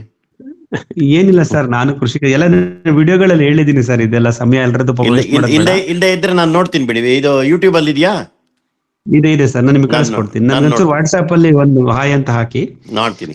ನಾನು ಆದಷ್ಟು ವಿಡಿಯೋಗಳನ್ನ ಕಳಿಸ್ಕೊಡ್ತೀನಿ. ಆಗ್ಬೋದು ಸಾಹೇಬ್ರೆ. ಕಲಿತಾ ಹೋಗೋಣ ಜೊತೆಲಿ ಅಷ್ಟೇ. ಆಗ್ಲಿ ಸರ್, ಕಲಿಯೋಣ ಸರ್. ಒಳ್ಳೇದು. ನಮಸ್ತೆ. Thank you sir. ರವಿಕುಮಾರ್ ಹೇಳಿ ಸರ್. ಈಗ ಹಿಂಡಿ ದ್ರಾವಣ ಹಾಕ್ತಿವಲ್ಲ? ಹೌದು. ಈಗ ನನ್ನಲ್ಲಿ ಇದು ಕೊಬ್ಬರಿ ಹಿಂಡಿ ಹೌದು, ಹೇಳಿ. ಅದನ್ನ ಉಪಯೋಗಿಸಬಹುದಾ? ಖಂಡಿತ ಮಾಡಬಹುದು. ಯಾವುದೇ ತರದ ಹಿಂಡಿಗಳನ್ನ ನಾವು ದ್ರಾವಣ ಉಪಯೋಗಿಸಬಹುದು. ಆದ್ರೆ ನಾವು ಎರಡನ್ನ ನೋಡ್ಬೇಕಾಗತ್ತೆ. ಒಂದು ವೈವಿಧ್ಯತೆ, ಇನ್ನೊಂದು ವೆಚ್ಚ. ಸರ್. ಈಗ ಕೊಬ್ಬರಿ ಹಿಂಡಿ ಅದು ಎಡಿಬಲ್ ಆಯಿಲ್ ಆಗಿರೋದು ಈಗ ಕೊಬ್ಬರಿಗೆ 28,000 ರೂಪಾಯಿ ಕ್ವಿಂಟಲ್ ಆಗಿರೋದ್ರಿಂದ ಈಗ ನಮ್ಗೆ ಕೊಬ್ಬರಿ ಹಿಂಡಿ ಮಾರ್ಕೆಟ್ ಅಲ್ಲಿ 38 ರೂಪಾಯಿ 40 ರೂಪಾಯಿ ಕಮ್ಮಿ ಕೊಡಲ್ಲ ಗಾಣದವರು. ಅಂದ್ರೆ ಸರ್, ಈಗ ಅದೇ ನಾವೇ ಬಿಡಿಸ್ತೀವಲ್ಲ, ನಮಗೆ ಅವೈಲೇಬಲ್ ಇಲ್ಲ. ನಮ್ಮನೇಲಿ ಬೆಳೆದಿದ್ದು ನಾವು ಉಪಯೋಗಿಸೋಣ, ಖಂಡಿತ ಉಪಯೋಗಿಸಿ. ಕೊಬ್ಬರಿ ಎಣ್ಣೆ ಹಾಕ್ಸೋವಾಗ ನಾವು ಹಿಂಡಿ ಬಿಟ್ಟು ಬರೋ ಒಂದು ಸಂಪ್ರದಾಯ ಇತ್ತು ನಮ್ಮಲ್ಲಿ ಮುಂಚೆ. ಅವ್ನ್ ಗಾಣದವನಿಗೆ ಹಿಂಡಿ ಬಿಟ್ಬಿಟ್ಟು ಬರೀ ಎಣ್ಣೆ ತಗೊಂಡ್ ಬರ್ತಿದ್ವಿ, ಒಂದ್ 20 ರೂಪಾಯಿ ಡಿಸ್ಕೌಂಟ್ ಕೊಡ್ತಿದ್ದ 1 ಲೀಟರ್ಗೆ. ಏನೋ ಇತ್ತು ಅವಾಗೆಲ್ಲ ಕತೆ. ಸೊ ಇವಾಗ ನಾವ್ ಏನು ಬಿಡೋದ್ ಬೇಡ. ನಾವ್ ಯಾವ್ದೇ ರೀತಿ ಎಣ್ಣೆ ಮಾಡ್ಸಕ್ ತಗೊಂಡೋದ್ರೆ, ಕಡಲೆಕಾಯಿ ಆಗ್ಬೋದು, ಕೊಬ್ಬರಿ ಆಗ್ಬೋದು, ಸೂರ್ಯಕಾಂತಿ ಆಗ್ಬೋದು, ನೀವೇನೇ ಗಾಣ ಆಡ್ಸಕ್ ತಗೊಂಡೋಗ್ತಿರೋ ಹಿಂಡಿನ ಕೇಳಿ ವಾಪಸ್ಸು ಪಡೆಯಿರಿ, ಅಲ್ಲಿ ಬಿಟ್ಟು ಬರಬೇಡಿ. 1. 2, ಈ ನಾವು ಹಿಂಡಿ ದ್ರಾವಣ ಮಾಡುವಾಗ ಆಲ್ರೆಡಿ ನಾನು ಹೇಳಿದಾಗೆ ಸಾಕಷ್ಟು ವಿಧದ ಹಿಂಡಿಗಳನ್ನ ನಾವು ಮಿಶ್ರಣ ಮಾಡ್ತಾ ಬರಬೇಕು. ಒಂದೊಂದು ಎಣ್ಣೆ ಬೀಜದಲ್ಲಿ ಅಥವಾ ಒಂದೊಂದು ಎಣ್ಣೆ ಬೀಜದಿಂದ ಆದ ಹಿಂಡಿಯಲ್ಲಿ ಒಂದೊಂದು ರೀತಿಯ ಪೋಷಕಾಂಶಗಳಿರುತ್ತೆ. ಯೂನಿಫಾರ್ಮ್ ಆಗಿರಲ್ಲ ಸರ್. ಕಡಲೆಕಾಯಿ ಎಣ್ಣೆಯಲ್ಲಿ ಕಡಲೆ ಬೀಜದಲ್ಲಿರೋ ಶಕ್ತಿಗಳೇ ಪೋಷಕ ಸತ್ವಗಳೇ ಬೇರೆ, ಕೊಬ್ಬರಿಯಲ್ಲಿರೋ ಪೋಷಕಗಳೇ ಬೇರೆ, ಬೇವು, ಹೊಂಗೆ, ಇದು ಔಡಲ ಅದ್ರಲ್ಲಿರತಕ್ಕಂಥ ಸತ್ವಗಳೇ ಬೇರೆ. ಪ್ರಕೃತಿನಲ್ಲಿ ಬೇರೆ ಮಿಶ್ರಣ ಮಾಡ್ಕೊಳ್ಳಿ. ಕೊಬ್ಬರಿ ಹಿಂಡಿ ಜೊತೆಗೆ ಇನ್ನು ಯಾವ್ದಾದ್ರು 2-3 ತರದ ಹಿಂಡಿನ ಖರೀದಿ ಮಾಡಿ ಮಿಶ್ರಣ ಮಾಡ್ಕೊಂಡು ಅದನ್ನ ಹಿಂಡಿ ದ್ರಾವಣ ಮಾಡಿ ನಿಮ್ಮ ಗಿಡದ ಬುಡಕ್ಕೆ ಕೊಡಿ. ಸರಿ ಸರ್. ಅವಾಗ ವೈವಿಧ್ಯತೆ ಬರುತ್ತೆ ಸರ್, ಡೈವರ್ಸಿಟಿ ಬರುತ್ತೆ. ಪೋಷಕಾಂಶಗಳ ವೈವಿಧ್ಯ ಜಾಸ್ತಿ ಆಗ್ತಾ ಹೋಗುತ್ತೆ, ವಿವಿಧತೆಗಳು. ನಿಮ್ಮ ಮಣ್ಣು ಜೀವಿಗಳಿಗೆ ಆಹಾರ ಜಾಸ್ತಿ ಸಿಗುತ್ತೆ, ಬೆಳೆ ಸಸ್ಯಗಳಿಗೂ ಪೋಷಕಾಂಶಗಳು ಸರಳವಾಗಿ ಒದಗುತ್ತೆ. ಆಮೇಲೆ ಕಾಸ್ಟ್ ಅಂತೀವಿ, ಕಾಸ್ಟ್ ಪರ್ ಕೆಜಿ ನಿಮ್ಗೆ 30 ರೂಪಾಯಿ 35 ರೂಪಾಯಿಗೆ 1 ಕೆಜಿ ಕಾಸ್ಟ್ ಬರುತ್ತೆ. ಅಂದ್ರೆ 22 ರೂಪಾಯಿ ಹಿಂಡಿನೂ ಮಿಕ್ಸ್ ಮಾಡಿ 40 ರೂಪಾಯಿ ಹಿಂಡಿನೂ ತಗೊಳ್ಳಿ. ಮಿಕ್ಸ್ ಮಾಡಿದಾಗ ನಿಮ್ಗೆ ಅವರೇಜ್ ಕಾಸ್ಟ್ ಸರಾಸರಿ ಬೆಲೆ 30 ರೂಪಾಯಿ ಕೆಜಿ ಬರೋ ತರ ಆಗತ್ತೆ. ಸರಿ. ಪ್ರಯತ್ನ ಮಾಡಿ. ಯಾವತ್ತು ವೈವಿಧ್ಯತೆಗಳನ್ನು ಸೇರಿಸ್ತಾ ಬರೋಣ. ಸರಿ. ಒಳ್ಳೇದು ರವಿಕುಮಾರ್. ಹೇಳಿಯಪ್ಪ, ಇನ್ಯಾವ್ದಾದ್ರು ಮಾಹಿತಿಗಳಿದ್ರೆ ಹೇಳಿ, ಸಂದೇಹ ಇದ್ರೆ ಕೇಳಿ. ಹಲೋ. ಆಮೇಲೆ ಇಲ್ಲಿರೋ ನಾವೆಲ್ಲ ಕನ್ನಡ ಫಾಲೋ ಮಾಡ್ತಿರೋದ್ರಿಂದ ಕನ್ನಡದಲ್ಲೇ ಈ ವೆಬಿನಾರ್ ಮಾಡ್ತೀವಿ. ಬಟ್ ನನಗೆ ಚೆನ್ನೈಯಿಂದ, ಆಂಧ್ರದಿಂದ ಕೆಲವರು ಫೋನ್ ಮಾಡಿ, ಸರ್ ವೆಬಿನಾರ್ ಚೆನ್ನಾಗಿರುತ್ತೆ ಬಟ್ ಸಾಕಷ್ಟು ಕನ್ನಡದಲ್ಲೇ ಮಾತಾಡ್ತೀರಾ, ಹಾಗಾಗಿ ನಮ್ಗೆ ಎಲ್ಲೋ ಒಂದು ಕೆಲವು ವಿಷಯಗಳು ಮಾಹಿತಿ ತಲುಪಲ್ಲ ಅಂತ ಹೇಳಿದ್ದಾರೆ. ನಾನು ಅವರು ರಿಕ್ವೆಸ್ಟ್ ಮಾಡಿದ್ದೀನಿ ನನಗೆ ಆಫ್ಲೈನಲ್ಲಿ ಫೋನ್ ಮಾಡಿದಾಗ, ದಯವಿಟ್ಟು ಪಾರ್ಟಿಸಿಪೇಟ್ ಮಾಡಿ. ನೀವು ಇಂಗ್ಲಿಷ್ನಲ್ಲೇ ನಿಮ್ಮ ಮಾಹಿತಿಗಳನ್ನು ಹೇಳಿ ಅಥವಾ ಸಂದೇಹಗಳ ಡೌಟ್ಸ್ನ ಕೇಳಿ, ಅಥವಾ ನಾವು ಕನ್ನಡದಲ್ಲಿ ಯಾವುದೋ ಒಂದು ವಿಷಯ ಮಾತಾಡಿದಾಗ ನೀವು ಆಕ್ಟಿವ್ ಪಾರ್ಟಿಸಿಪೆಂಟ್ ಆಗಿದ್ದು please raise your arms, raise your alarm, can you please somebody translate this to English ಅಂತ ಕೇಳಿ ನಾವು ಅದನ್ನು ಖಂಡಿತ 2 ಭಾಷೆನಲ್ಲಿ ಮಾಡೋಣ. ಸಮಯದ ಅಭಾವ ಇರೋದ್ರಿಂದ ಯಾವುದೋ ಒಂದು ಭಾಷೆಯಲ್ಲಿ ತಗೊಂಡು ಹೋಗ್ತಾ ಇರ್ತೀವಿ ಅಂತ ಹೇಳಿದೀನಿ. ಮಿತ್ರರೇ, ಯಾರಿಗೆ ಈ ಶುದ್ಧ ಕನ್ನಡ ಅರ್ಥ ಆಗ್ತಾ ಇಲ್ಲ ಅಥವಾ ಇಂಗ್ಲಿಷ್ ನಲ್ಲಿ ತರ್ಜುಮೆ ಬೇಕಾಗುತ್ತೆ, ಟ್ರಾನ್ಸ್ಲೇಷನ್ ಬೇಕಾಗುತ್ತೆ, ದಯವಿಟ್ಟು ಕೇಳಿ. ಇಂಗ್ಲಿಷ್ ನಲ್ಲೂ ನಾವು ಇದನ್ನ ತರ್ಜುಮೆ ಮಾಡ್ತಾ ಹೋಗೋಣ. ಹೇಳಿಯಪ್ಪ. Hello Manjunath sir. ಹಲೋ ಹೇಳಿಯಪ್ಪ. ಹಲೋ. ಹೇಳಿ ತಮ್ಮ ಪರಿಚಯ ಮಾಡ್ಕೊಳ್ಳಿ. ಹೇಳಿ. ನೀಲ್ಗುಂದ್ ಮಾತಾಡೋದು. ನಿಲ್ಗುಂದ್ ಅವ್ರೆ ಹೇಳಿ. ಸರ್, ಈಗ ಆಕ್ಚುಲಿ ಸೋಲಾರ್ದು ಮಾತಾಡಿದ್ರಲ್ಲ ಬೋರ್, ನನ್ನ ಹತ್ರ ಸೋಲಾರ್ ಪಂಪ್ ಸೆಟ್ ನಿಂದನೇ ನನ್ ಬೋರ್ ವರ್ಕ್ ಆಗ್ತಾ ಇದೆ. ಹೇಳಿ ಸರ್, ಹೇಳಿ, ಕೇಳಿಸ್ಕೊತಾ ಇದೀವಿ, ಹೇಳಿ.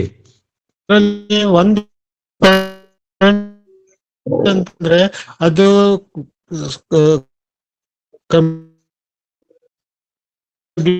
ಬಹಳ ಕಷ್ಟ. ಶ್ರೀನಿವಾಸ್ ನಿಲ್ಗುಂದ ಸರ್, ನಿಮ್ಮ ಇಂಟರ್ನೆಟ್ ಬ್ಯಾಂಡ್ ವಿಡ್ತ್ ಕಮ್ಮಿ ಇದೆ ಫೋನ್ ಇಂದ, ನಿಮ್ಮ ಧ್ವನಿ ನಮಗ್ ಮುಟ್ತಾ ಇಲ್ಲ. ಇರ್ಲಿ, ಅದು ವರ್ಕ್ ಆಗ್ತದೆ. ಬಿಸಿಲು ಜಾಸ್ತಿ ಜೋರಾಗಿತ್ತು. ಹೌದಾ? ಏನ್ ಮಾಡೋದು ಅಂತ ಅದನ್ನ ಗೊತ್ತಾಗ್ತಾ ಇಲ್ಲ. ಒಳ್ಳೆ ಇನ್ಫಾರ್ಮೇಶನ್ ಹೊರಟಾಯ್ತು. ಶ್ರೀನಿವಾಸ್ ಸರ್, ನಿಮ್ ಇಂಟರ್ನೆಟ್ ಇಲ್ಲ, ಕೇಳಿಸ್ತಾ ಇಲ್ಲ ಸರ್. ಅಯ್ಯೋ, ನಿಮ್ಮ ಹತ್ರ ಒಳ್ಳೆ ಮಾಹಿತಿ ಇದೆ, ನಮ್ಗೆ ಪಡ್ಕೊಳಕ್ ಆಗ್ತಿಲ್ವಲ್ಲಪ್ಪ. ಸ್ವಲ್ಪ ಇಂಟರ್ನೆಟ್ ಸ್ಟ್ರಾಂಗ್ ಆಗಿರೋ ಜಾಗಕ್ಕೆ ಬನ್ನಿ ಶ್ರೀನಿವಾಸ್ ಸರ್. ಇಂಟರ್ನೆಟ್ ಓಕೆ, ಹೊರಗಡೆ ಬರ್ತೀನಿ. ಹಾ, ಸ್ವಲ್ಪ ಕಟ್ ಆಗ್ತಾರೆ ಸರ್, ನಿಮ್ಮ ವಾಯ್ಸ್ ಸಂಪೂರ್ಣ ಕೇಳ್ತಾ ಇಲ್ಲ. ಮಾಹಿತಿ ಬಹಳ ಮುಖ್ಯವಾಗಿದೆ ನೀವು ಹೇಳ್ತಿರೋದು, ದಯವಿಟ್ಟು ಒಂದ್ ಸ್ವಲ್ಪ.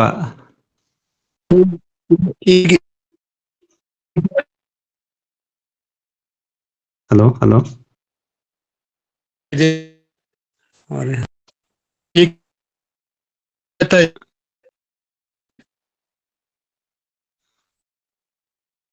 ಕೇಳ್ತಾ ಇಲ್ವಲ್ಲಪ್ಪ. ಹಲೋ. ಹಾ, ನಲ್ಗುಂದ್ ಸರ್ ಹೇಳಿ, ಪ್ರಯತ್ನ ಮಾಡಿ, ಫಾಲೋ ಮಾಡ್ತೀವಿ, ಪ್ರಯತ್ನ ಮಾಡಿ. ಹೋಗ್ತಾ ಇಲ್ವಪ್ಪ. ಇಲ್ಲ, ಅವ್ರು ಬರ್ತಾರೆ, ಇಂಟರ್ನೆಟ್ ಸಮಸ್ಯೆ ಇದೆ. ಅವ್ರು ಗದಗ ಜಿಲ್ಲೆ ಕೃಷಿಕರು, ಸಾಕಷ್ಟು ಮಾಹಿತಿ ಅವ್ರ ಹತ್ರ ಇದೆ, ಅನುಭವ ಇದೆ, ಪಡ್ಕೊಳ್ಳೋಣ. ಅವ್ರ ಹತ್ರ ಇರ್ತಾರೆ, ನಮ್ ಜೊತೆ ಇರ್ತಾರೆ, ಪ್ರತಿ ಬುಧವಾರ ಇರ್ತಾರೆ ಶ್ರೀನಿವಾಸ್ ನವಲಗುಂದ ಅವರು. ಹುಲಿಕೋಟೆ ಗದಗ ಜಿಲ್ಲೆ. ಹೇಳಿಯಪ್ಪ ಶ್ರೀನಿವಾಸ್. ಅಲ್ಲ, ಏನ್ ಪ್ರಾಬ್ಲಮ್ ಆಗ್ತಾ ಇದೆ ಅಂತ ನನಗೆ ಅರ್ಥ ಆಗ್ತಾ ಇಲ್ಲ. ಹಲೋ. ಇವಾಗ ಗಾಡಿಯ ಬಂದಿದ್ದಾರೆ, ಅಲ್ಲೇ ಹೇಳಿ ಸರ್, ಹೇಳಿ. ಇವಾಗ ಕೇಳ್ತಾ ಇದೆಯಲ್ಲ? ಈಗ ನಂದು ಸೋಲಾರ್ ಸಿಸ್ಟಮ್ ಇದೆ. ನಾನು ಸೋಲಾರ್ ಸಿಸ್ಟಮ್ ಹಾಕ್ಸಿದ್ದೇನೆ, ಏನ್ ತೊಂದರೆ ಇಲ್ಲ ಇದನ್ ಮಾಡ್ಕೊಂಡು. ಆದ್ರೆ ಬಿಸಿಲು ಜಾಸ್ತಿ ಇದ್ದಾಗ ಫೋರ್ಸ್ ಚೆನ್ನಾಗಿರ್ತದೆ, ಬಿಸಿಲು ಕಮ್ಮಿ ಇದ್ದಾಗ, ದಲ್ಲಿದ್ದಾಗ ಫೋರ್ಸ್ ಕಡಿಮೆ ಇರ್ತದೆ. ನೀರ್ ಮಾತ್ರ ಬರ್ತಾ ಇರ್ತದೆ. ಸರಿ, ಒಳ್ಳೆ ಮಾಹಿತಿ. ಹಾ, ನಲ್ಗುಂದ ಅವರೇ ಕೇಳಿಸ್ತಾ ಇಲ್ಲ ಮತ್ತೆ. ಹಲೋ. ಸರಿ, ಹೇಳಿ, ಹೇಳ್ತಾ ಹೋಗಿ. ಆದ್ರೆ ಸೋಲಾರ್ ಸಿಸ್ಟಮ್ ಬಗ್ಗೆ ಏನು ಡೌಟ್ ಬೇಡ, ಚೆನ್ನಾಗಿರ್ತದೆ. ಸರಿ. ತಮ್ಮ ನೀರಾವರಿ ವ್ಯವಸ್ಥೆ ನೋಡ್ರಿ, ಈ ಸೋಲಾರ್ ಸಿಸ್ಟಮ್ ಹಾಕ್ಸೋದ್ರಿಂದ ಯಾವುದೇ ತೊಂದರೆ ಇಲ್ಲ. ಸರಿ. ಇಲ್ಲ, ನಾನಿನ್ನು ಆ ಸಿಸ್ಟಮ್ಗೆ ಹೋಗಿಲ್ಲ. ನಾನು ಅಂದ್ರೆ ಇವಾಗ ತಾನೇ ಸ್ಟಾರ್ಟ್ ಮಾಡಿದ್ದು. ಬೋರ್ವೆಲ್ ಹೊಡಿಸಿ, ಬೋರ್ವೆಲ್ ಹೊಡಿಸಿ 8 ತಿಂಗಳಾಯ್ತು. ಆಮೇಲೆ ಬೋರ್ವೆಲ್ ಕೊರ್ಸಿದ ತಕ್ಷಣ 1 ತಿಂಗಳಿಗೆ ಸೋಲಾರ್ ಸಿಸ್ಟಮ್ ಹಾಕಿಸ್ಕೊಂಡೆ. ಇನ್ನು ನಾನು ವಿಂಕ್ಲರ್ ಅಥವಾ ಇದು ಹೋಗಿಲ್ಲ. ಬಟ್ ನಾನ್ ನಿಮ್ಗೆ ಇದನ್ನ ಕಳ್ಸಿದ್ನಲ್ಲ, ಪ್ಲಾಟ್ದು ಬೆಳೆಗಳ ಚಿತ್ರ, ಅಲ್ಲಿ ನಮ್ದು ಸ್ಪ್ರಿಂಕ್ಲರ್ ಇದೆ. ಅದು plot ದ್ದು ಸೋಲಾರ್ ಬೆಳಗ್ಗೆ ವಾಟರ್ ಚಿತ್ರ ಅದು ಕಳಿಸಿದ್ದೀನಿ. ಅದು ಸೋಲಾರ್ ವಾಟರ್ ಪಂಪ್ ಇಂದಾನೆ ವರ್ಕ್ ಆಗ್ತಾ ಇದೆಯಾ ಅಥವಾ ಗ್ರಿಡ್ ಪವರ್ ಮೋಟ್ರಾ? ಇಲ್ಲ ಇಲ್ಲ ಅದು ಇದ್ರ ಎಲೆಕ್ಟ್ರಿಸಿಟಿಯಿಂದ ವರ್ಕ್ ಆಗ್ತಾ ಇದೆ. ನಾನು ನಿಮಗೆ ಹಾ. ಫೋಟೋಸ್ ಕಳಿಸಿದ್ನಲ್ಲ ಗಿಡಗಳದ್ದು, ಇಲ್ಲಿ ಅದು 22 ಗುಂಟ ಇದೆ ಪ್ಲಾಟ್. ಅದು ಇದರಲ್ಲಿ ವರ್ಕ್ ಆಗ್ತದೆ KEB ಇಂದ 6 ಎಕರೆ ಸರಿ. ಫೀಲ್ಡ್ ಅಲ್ಲಿ ಸೋಲಾರ್ ದಿಂದ ವರ್ಕ್ ಆಗ್ತದೆ ಅಲ್ಲಿ. ಸರಿ ಆಯ್ತು ಸರ್, ನೋಡೋಣ. ಈಗ ಹಾ. ಹೊಸದಾಗಿ ಪ್ರಾರಂಭ ಅಂದ್ರೆ 8 ತಿಂಗಳಿಂದ ನಿಮ್ಮ ಇನ್ಸ್ಟಾಲೇಷನ್ ರನ್ ಆಗ್ತಾ ಇದೆ ಅಂತ ಹೇಳಿದ್ರಿ, ಸಂತೋಷ. ಸೊ ಇದೇ ಇದೇ ಮಾಹಿತಿನ ನೋಡೋಣ ಸರ್. ದಯವಿಟ್ಟು ನಿಮ್ಮ ಅನುಭವನ ಹೇಳ್ತಾ ಬನ್ನಿ. ಅಂದ್ರೆ ನಮ್ಮ ಉದ್ದೇಶ ಇರೋದು ಅದನ್ನ ವಿಂಕ್ಲರ್ ಇರಿಗೇಷನ್ ನಲ್ಲಿ ಅಳವಡಿಸಿ ನಿರ್ದಿಷ್ಟವಾದ ರೇಡಿಯಸ್ ನ ನಾವು ಅಚೀವ್ ಮಾಡಕ್ ಸಾಧ್ಯವಾ? ಈ ವೇರಿಯೇಷನ್ ಆಫ್ ಪವರ್ ಬಂದಾಗ, ವೋಲ್ಟೇಜ್ ವೇರಿಯೇಷನ್ ಆದಾಗ ನಮ್ಗೆ ನಮ್ ಟಾರ್ಗೆಟ್ ಇರುತ್ತಲ್ಲ, ಇಷ್ಟು ಜಾಗ ಇಷ್ಟು ಈ ಸಮಯದಲ್ಲಿ ನೆನೆಸ್ಬೇಕು ಅಂತ, ಅದನ್ನ ಅಚೀವ್ ಮಾಡ್ಲಿಕ್ಕೆ ಸಾಧ್ಯವಾ ಅನ್ನೋದು ಅನಂತವ್ರ ಪ್ರಶ್ನೆ ಆಗಿತ್ತು ಸರ್. ಇವಾಗ ನಮ್ಮ ಹತ್ರ ಇದು ಇದೆ, ಕೊರ್ಲಳ್ಳಿ ಇದ್ರ ಹತ್ರ ಇದನ್ನ ಕಟ್ಟಿದ್ದಾರೆ, ಡ್ಯಾಮ್ ಕಟ್ಟಿದ್ದಾರೆ. ಮುಂಡರ್ಗಿ ಹತ್ರ ಕೊರ್ಲಳ್ಳಿ ಅಂತ ಊರಲ್ಲಿ ಡ್ಯಾಮ್ ಕಟ್ಟಿದ್ದಾರೆ. ಅಲ್ಲಿಂದ ನಮ್ಗೆ ನೀರಾವರಿ ಬರ್ತಾ ಇದೆ. ಅವರೇ ಎಲ್ಲ ಡ್ರಿಪ್ ಮಾಡ್ಕೊಡ್ತಾ ಇದ್ದಾರೆ ಸರ್, ಫ್ರೀ ಆಗಿ. ಸರಿ. ಅವರೇ ಎಲ್ಲ ಡ್ರಿಪ್ ಮಾಡ್ಕೊಡ್ತಾ ಇದ್ದಾರೆ ಫ್ರೀ ಆಗಿ. ಹಿಂಗಾಗಿ ನನ್ಗೆ ವಿಂಕ್ಲರ್ ಅದು ಯಾವ್ದು ಹೋಗೋಕ್ ಆಗೋದಿಲ್ರಿ. ನಾನ್ ಡ್ರಿಪ್ ಇರಿಗೇಷನ್ ಹೋಗ್ತೀನಿ. ಎರಡನೇ ವಿಷಯ ಅಂತಂದ್ರೆ, ಇನ್ನೊಂದು 22 ಗುಂಟ ಪ್ಲಾಟ್ ಇದೆ ಅಲ್ಲ, ಅಲ್ಲಿ ಸ್ಪ್ರಿಂಕ್ಲರ್ ಇದೆ. ಅದಕ್ಕೆ ಸ್ಪ್ರಿಂಕ್ಲರ್ನೇ ಹೊಡ್ಕೊಂಡು ಹೋಗ್ತೇನೆ ನಾನು. ನನಗೆ ಅದೇನ್ ಮತ್ತೆ ಅದನ್ನ ಚೇಂಜ್ ಮಾಡಿ ವಿಂಕ್ಲರ್ ಸಿಸ್ಟಮ್ ಹೋಗ್ಬೇಕು ಅಂತೇನಿಲ್ಲ ನಂದು. ಸರಿ ಸಂತೋಷ ನಲ್ಗುಂದವರ, ಮುಂದುವರಿಸಿ ನೋಡೋಣ. ಇದೇ ಅನುಭವಗಳನ್ನು ಹೇಳ್ತಾ ಹೋಗಿ. ಆಯ್ತು. ಆಮೇಲೆ ನಾನು ನಿಮ್ದು ಕೇಕ್ ಸಿಸ್ಟಮ್ ಇದೆಯಲ್ಲ, ಅದು ಕೇಕ್ ಸಿಸ್ಟಮ್ ಸ್ಟಾರ್ಟ್ ಮಾಡ್ಬೇಕ್ರಿ. ಆದ್ರೆ ಇದಕ್ಕಿಂತ ನಿಮ್ ಕೇಕ್ ಸಿಸ್ಟಮ್ ಯೂಸ್ ಮಾಡೋದಕ್ಕಿಂತ ಮೊದ್ಲು ನಾನು ಈ ಹಸುವಿನ ಸಗಣಿ ಇರ್ತದಲ್ರಿ, ಹಸುವಿನ ಸಗಣಿ ಮತ್ತು ಗಂಜಲು, ಅದನ್ನ ಎರಡೂನು ನೀರಲ್ಲಿ ಮಿಕ್ಸ್ ಮಾಡಿ ಒಂಥರ ರಾಡಿ ಅಂತಾರಲ್ಲ ಆ ತರ ಮಾಡ್ಬಿಟ್ಟು ನಾನು ಗಿಡಗಳಿಗೆ ಕೊಡ್ತಾ ಇದ್ದೇನೆ. ಅದು ರಿಸಲ್ಟ್ ತುಂಬಾ ಚೆನ್ನಾಗಿದೆ. ಆಮೇಲೆ ನಿಮ್ದು ಕೇಕ್ ತರಿಸ್ಕೊಂಡಿದ್ದೇನೆ ನಾನು, ಬಟ್ ಇನ್ನೂ ಅದನ್ನ ಸ್ಟಾರ್ಟ್ ಮಾಡಿಲ್ಲ, ಮಾಡ್ಬೇಕ್ರಿ ಇದು. ಖಂಡಿತ ಸರ್, ಖಂಡಿತ ಮುಂದುವರಿಸಿ. ಮಾಡ್ತಿರೋದನ್ನು ಮುಂದುವರಿಸಿ, ಇಂಡಿ ದ್ರಾವಣನು ಮಾಡಿ ಬದಲಾವಣೆಗಳನ್ನ ಗಮನಿಸಿ ಶೇರ್ ಮಾಡಿ. ನನಗೆ ಮೋಸ್ಟ್ಲಿ ಡೈಲಿ 30 to 40 kg ಇದು ಸಿಗ್ತದೆ, ಹಸುವಿನ ಸಗಣಿ. ಪ್ಲಸ್ ಗಂಜಲನು ಸಿಗ್ತದೆ, ಒಂದು 20-25 ಲೀಟರ್ಸ್ ಗಂಜಲ ಸಿಗ್ತದೆ. ಸೊ ಅದನ್ನ ನಾನು 2000 ಲೀಟರ್ ಟಾಕಿನಲ್ಲಿ ಹಾಕಿ ಅದನ್ನ ರಾಡಿ ಮಾಡಿ ಇದನ್ನ ಮಾಡ್ಕೊಂಡು ಬಿಡ್ತಾ ಇದ್ದೇನೆ.